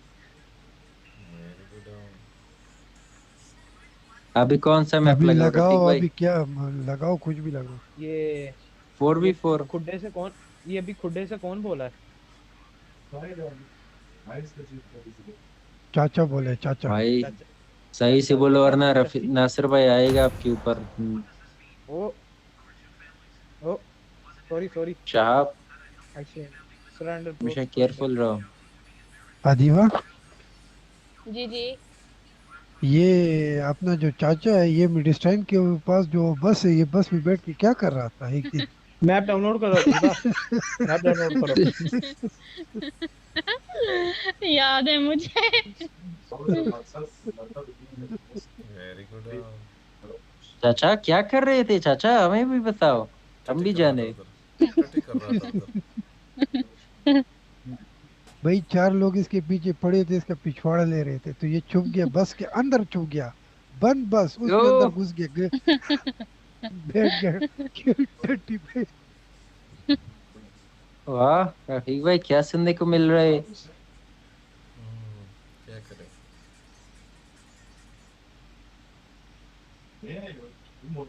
मैं शर्मा गया भाई, मैंने बोला चाचा पठान है सबका ले लेता है, लेकिन अभी चाचा का ले बंदे ले रहे थे।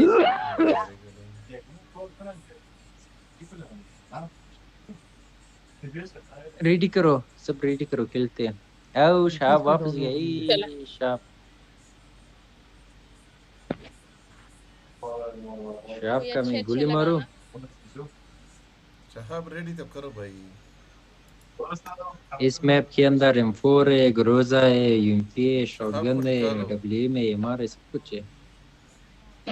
चला गया शाह। मिनट में अब्दुल्ला को बुलाता हूँ फिर।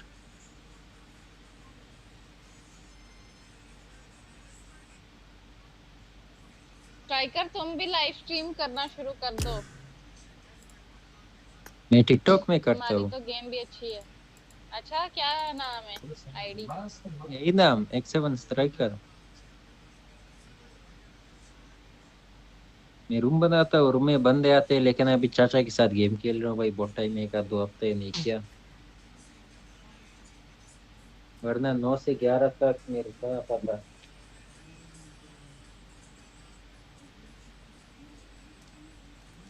शाह वापस आ गया भाई, फजूल में किक मारा।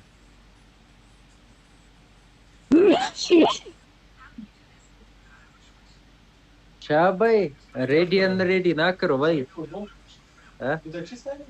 Iniciou boş kolu çaylar zeri çiğ. Initio तक छोड़ो भाई, स्टार्ट करो, लेट हो गए भाई, 11 बज गए।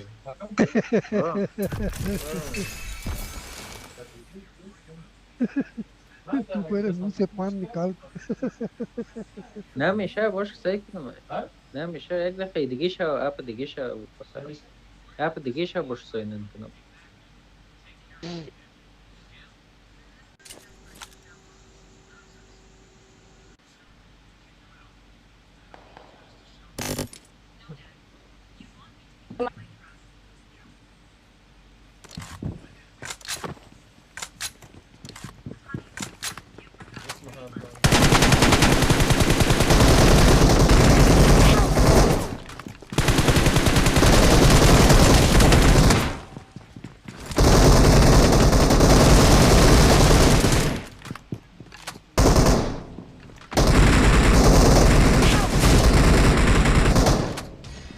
ओए नाइस, बहुत अच्छा।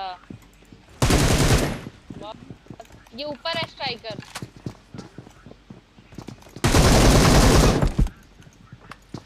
चाचा तुम्हारे लिए। ये किसने मुझे मारा? चाचा तुम्हारे लिए। पठान क्या कर रहे हो?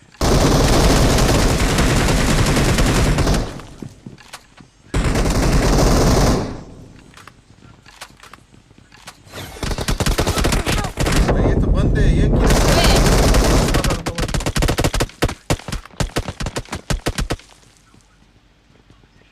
कम। या।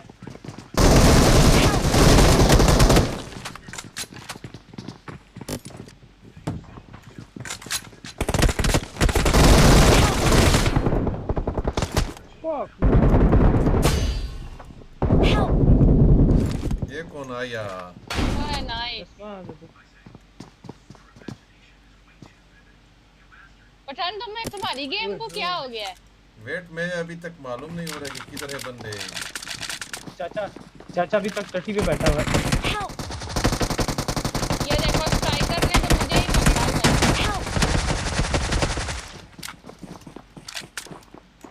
Watch out.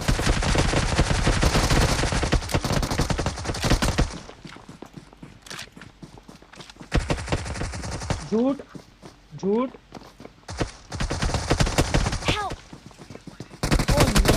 पकड़े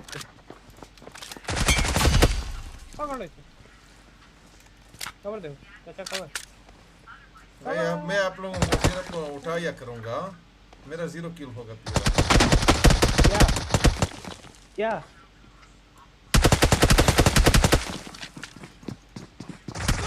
वेट करो, ये क्या है भाई? वो मैं समझा क्या स्टार्ट हो जाएगा।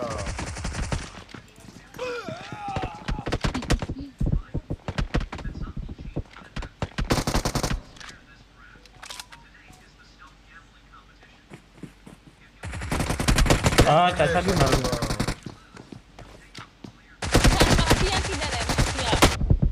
माफिया मालूम नहीं है भाई, चोरी करता है आजकल।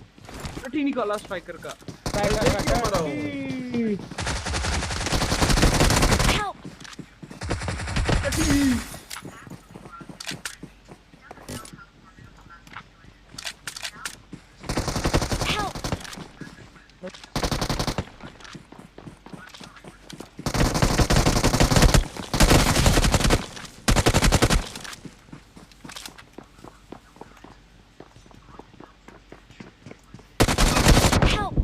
ये अभी नीचे तो आओ भाई, सब बोल रहे हैं। Very good freak very good.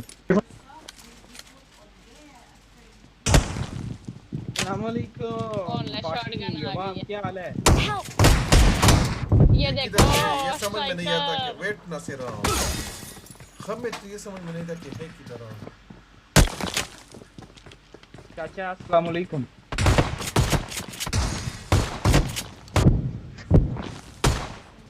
अच्छे को लगता है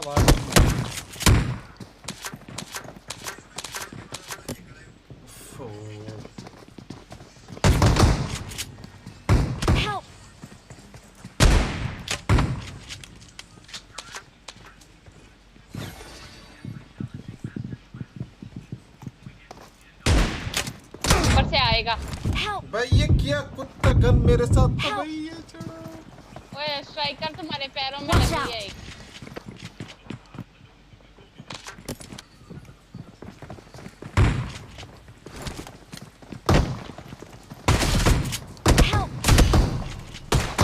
बुड्ढे को लगा है भाई ये बुड्ढा Watch out.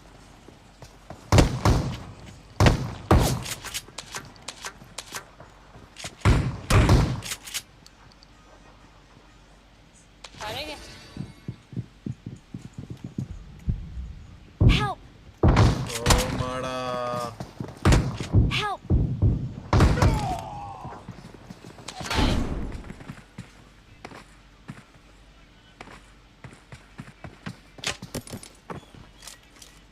पहले इसमें कौन जीत रहा है कौन आ रहा है पता ही नहीं चल रहा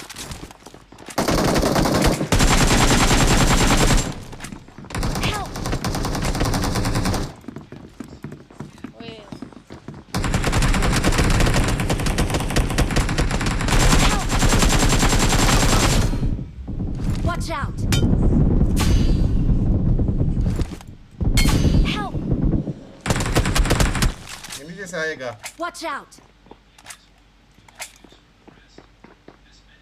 इनको मारो ये आएगा मारो मारो इनको ओ वेरी गुड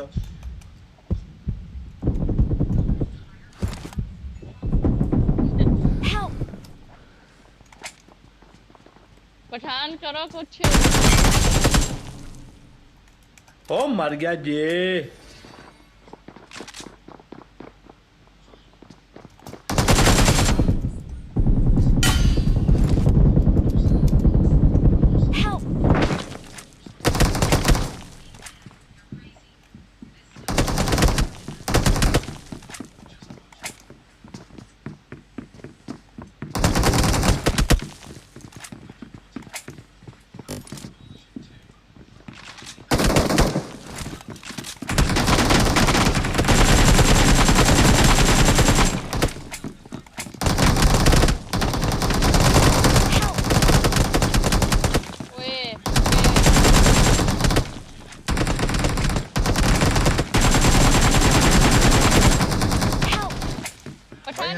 जाओ क्या कर रहे हो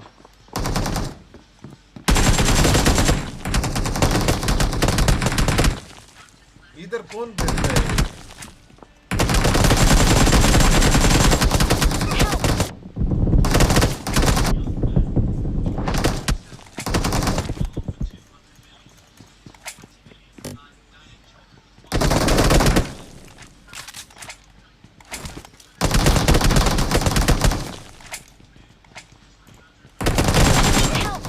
0 जाओ 0 है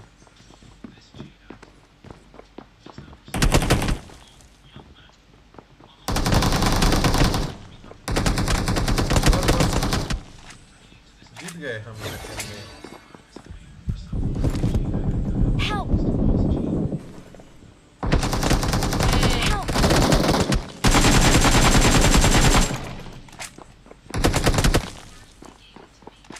एक नॉक है नीचे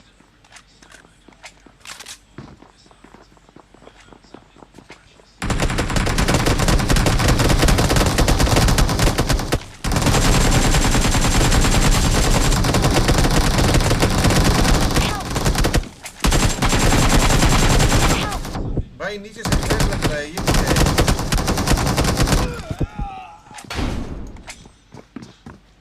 अपना गेम खराब किया हमारे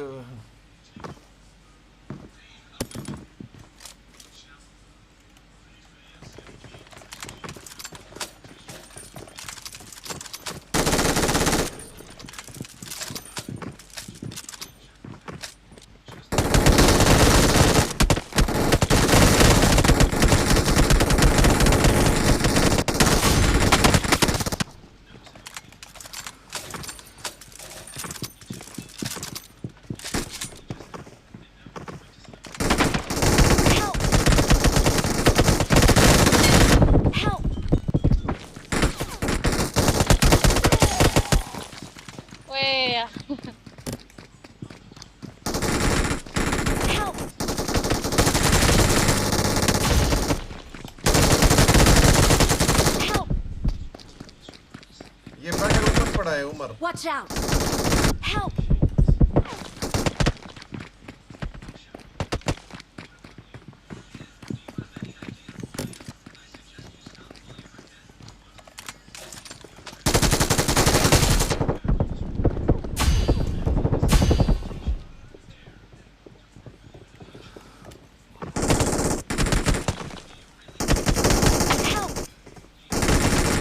ये स्ट्राइकर तो बहुत गंदा मार रहा है।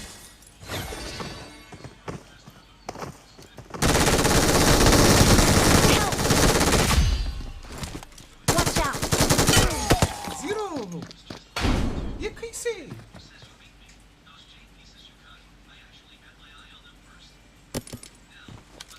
पठान अपना माइक ऑल पे करो।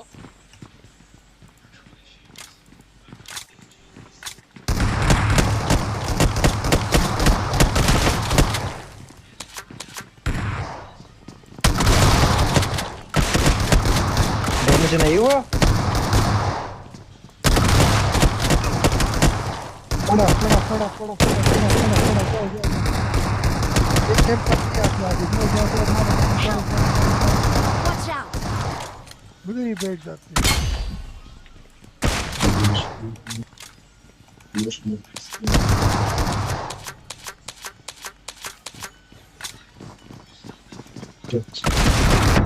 Help! Help! मारो वेरी गुड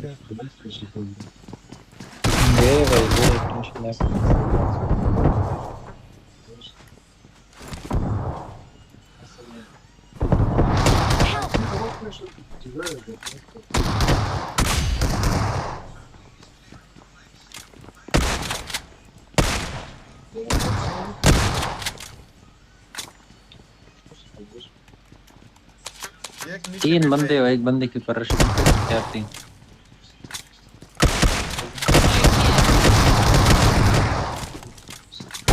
जाओ माड़ा जाओ माड़ा नहीं ऊपर चलो उन्होंने।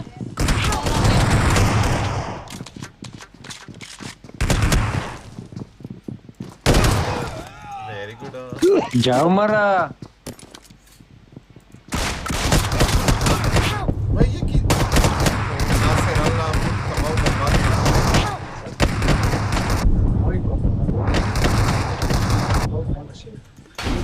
सुबह से मुझे पागल किया कैंप कर करके, अभी तो एक दफा मुझे भी करने दो। अस्तगफिरुल्लाह ये कौन सा हाँ डीपी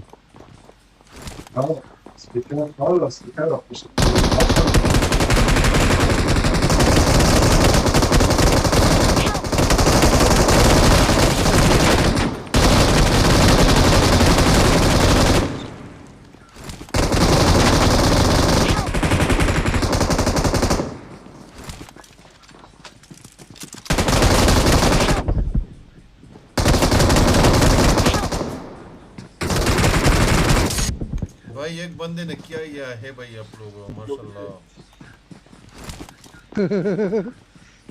वेरी गुड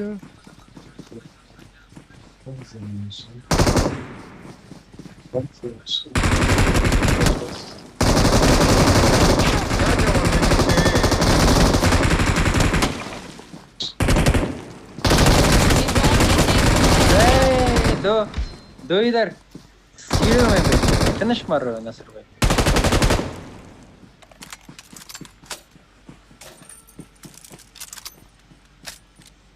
नाले वाला है रफीक कबीर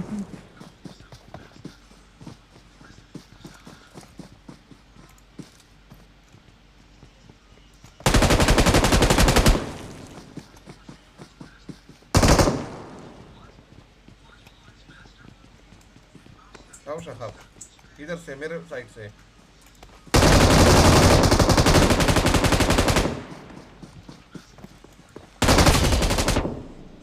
घुमाऊंगा इनको। ओ मर गया ये आ रहे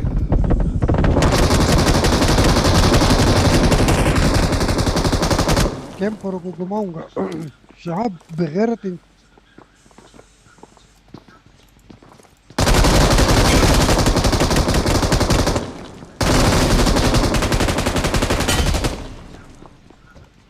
भाई ऊपर ना जाओ भाई। हाँ मैं रिवाइव करता हूँ। वेट वेट वेट ये स्ट्राइकर बाकी है, वो इनको मालूम होता है स्ट्राइकर। मुझे वेट करो स्ट्राइकर, मुझे ऊपर जाने दो। वेट रहा। किधर जा रहे हैं भाई?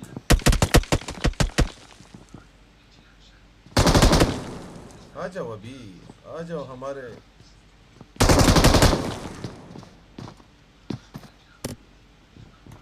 एक बंदा है भाई, एक आओ आओ आओ आओ आओ आओ आओ आओ।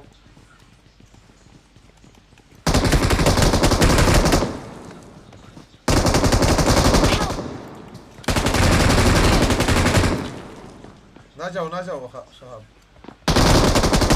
Very good shot.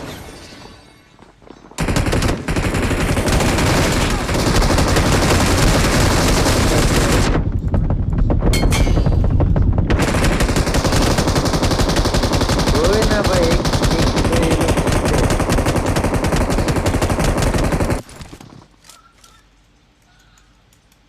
ये क्या है?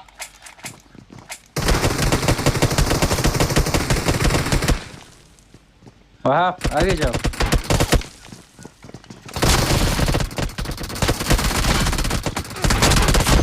नहीं नहीं यार यार मत जाओ आगे, ये लोग नहीं आते, मत जाओ। ये मारो भाई, ये मारो कैंपर को। दोगे जाओ जाओ।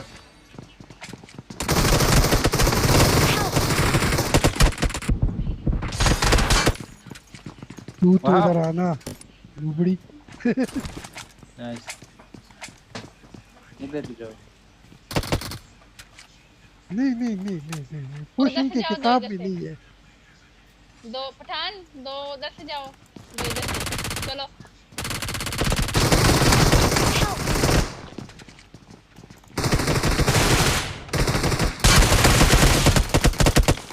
जाओ। अभी तक कैंपिंग कर रहे हो भाई। वर्ड था वजीर।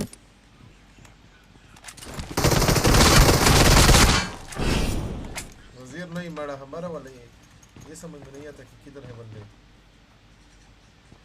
तुम्हारे वाले कैंप करते और क्या समझ भी नहीं आता।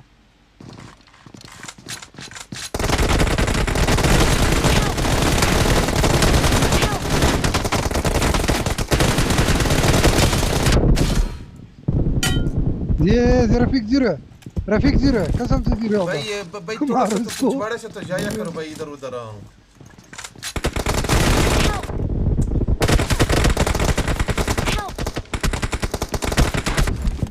एक बंदे से मारते हो। Very good. स्ट्राइकर से सिर्फ आओ।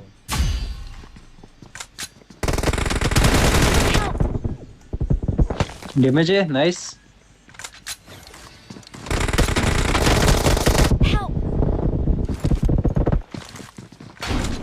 जी वेरी गुड।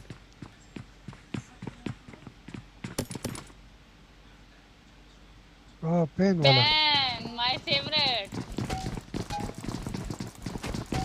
Help!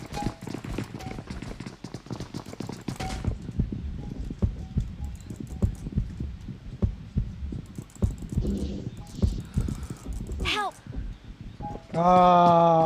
टट्टी लग गया। स्ट्राइकर वाला लग गया मुझे। मेरा वाला लग गया, चेक करो।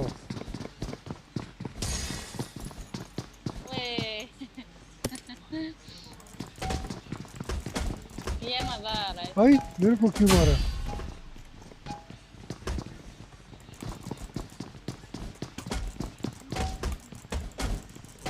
गुड। कुत्ते जैसा मारा इनको तो। डैमेज है।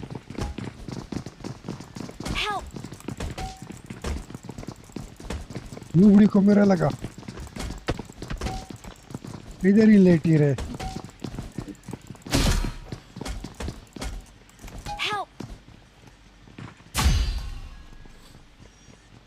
नाइस। आप लोग मर गए इतना जल्दी? हमारा टुकड़ा वाखा। पकड़ इसको।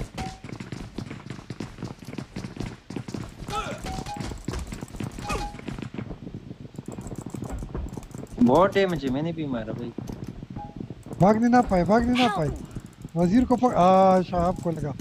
वजीर को गन मारो चारों बंदे। सबको मारो भाई सब। आओ। वजीर ने मारा। मारो वजीर को मारा। टर्टीमैन को मारा मैंने। मेरे पे गया।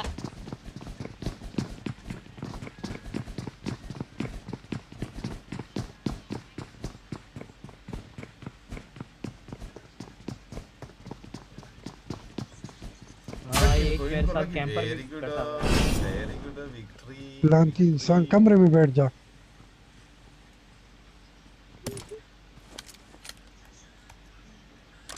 ओहो M24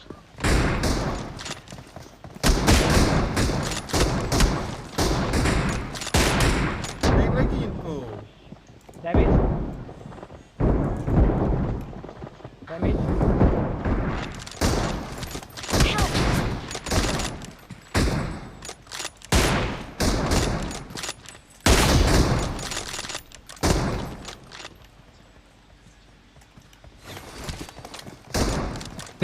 मैं भी आया तक नहीं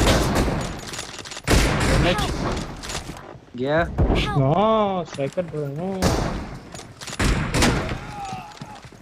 कोई नहीं अभी हमारा है। अभी मजा आएगा ना बीड़ू।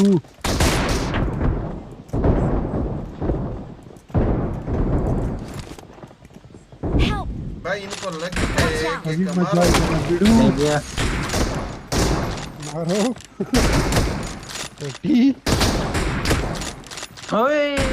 हिट लगा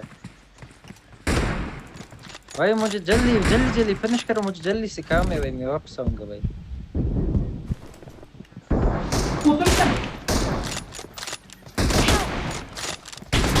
ऐसा मारते लोग।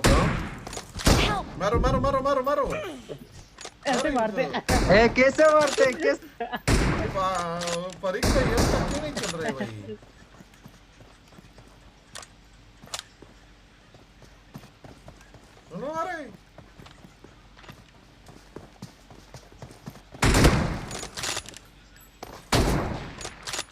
नाइस कोरो को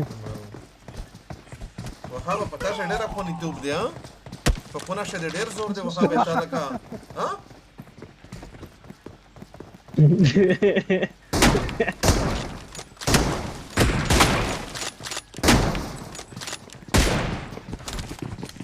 ओ तेरी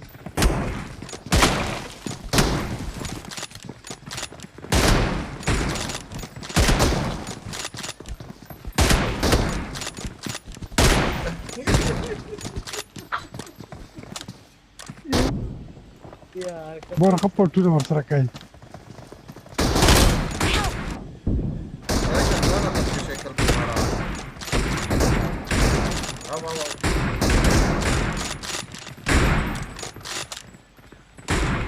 I need consumables.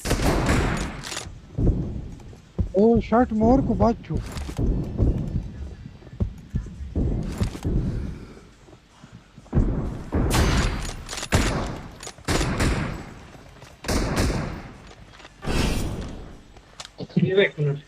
भाई 9 वाइट 9 है समझ रहे हो।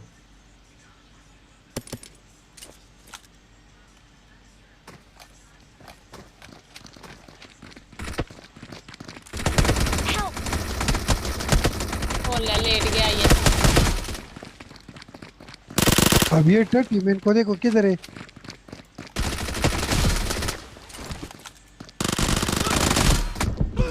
भाई 3 नॉक किए। ले रहा है दोस्त दल तक की 3 नॉक हैं।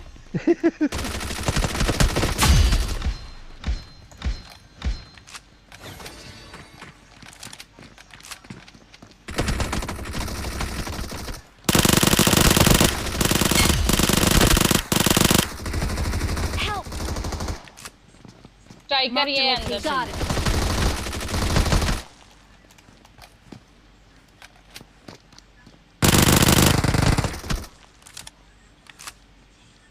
हेल्प करो हेल्प।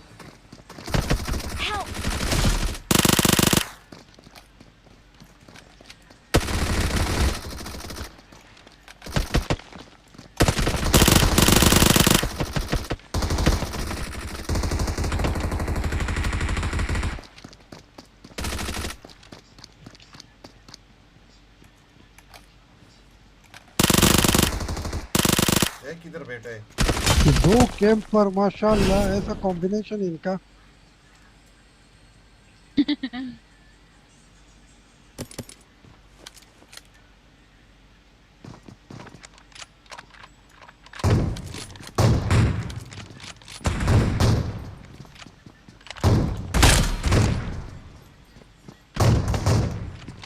लगी इसको।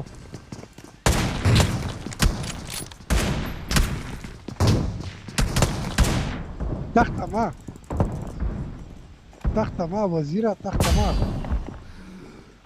تحت وزير مشاكل وادخلوا.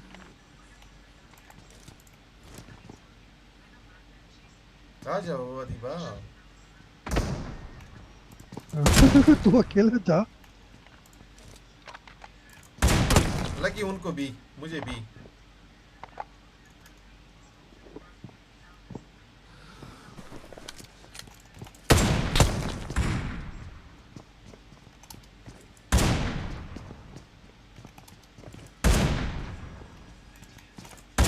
पुश कर दो।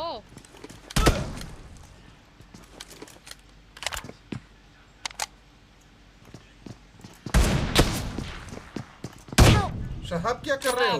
वो देखो भाई ऑफलाइन है।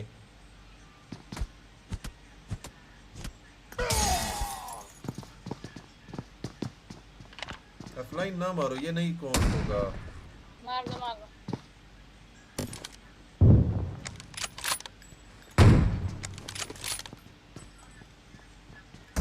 आ जाओ आ जाओ आ जाओ। इसके बाकी बंदे किधर हैं?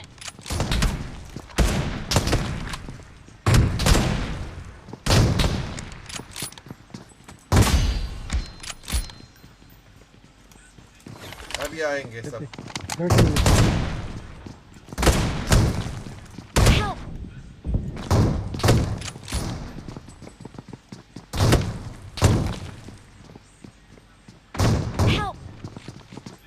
ओ ये लोग बैठा है, वो मारो। Got it.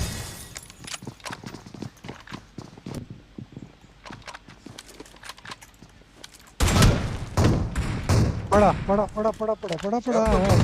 आपको भी पड़ा। हाँ दोनों को पड़ा। टेंशन नहीं ले।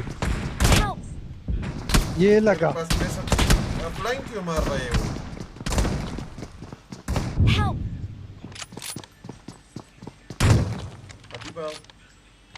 Watch out. मैं आ रही हूँ पठान। मैं आने दूंगा। मैं आने दूंगा।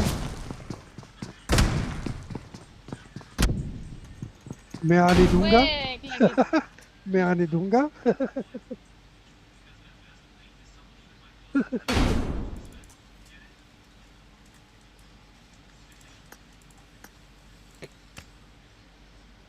Very good.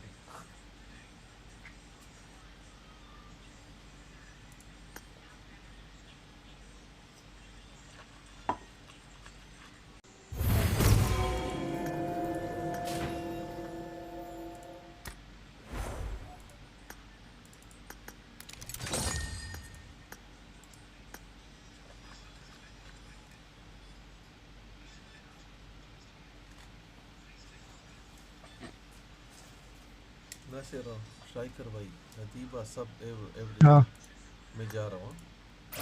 चलो कल मिलते हैं भाई। आप लोग किलो आते हैं भाई, मैं भी चलता हूँ भाई। मिलते हैं इंशाल्लाह। ओके।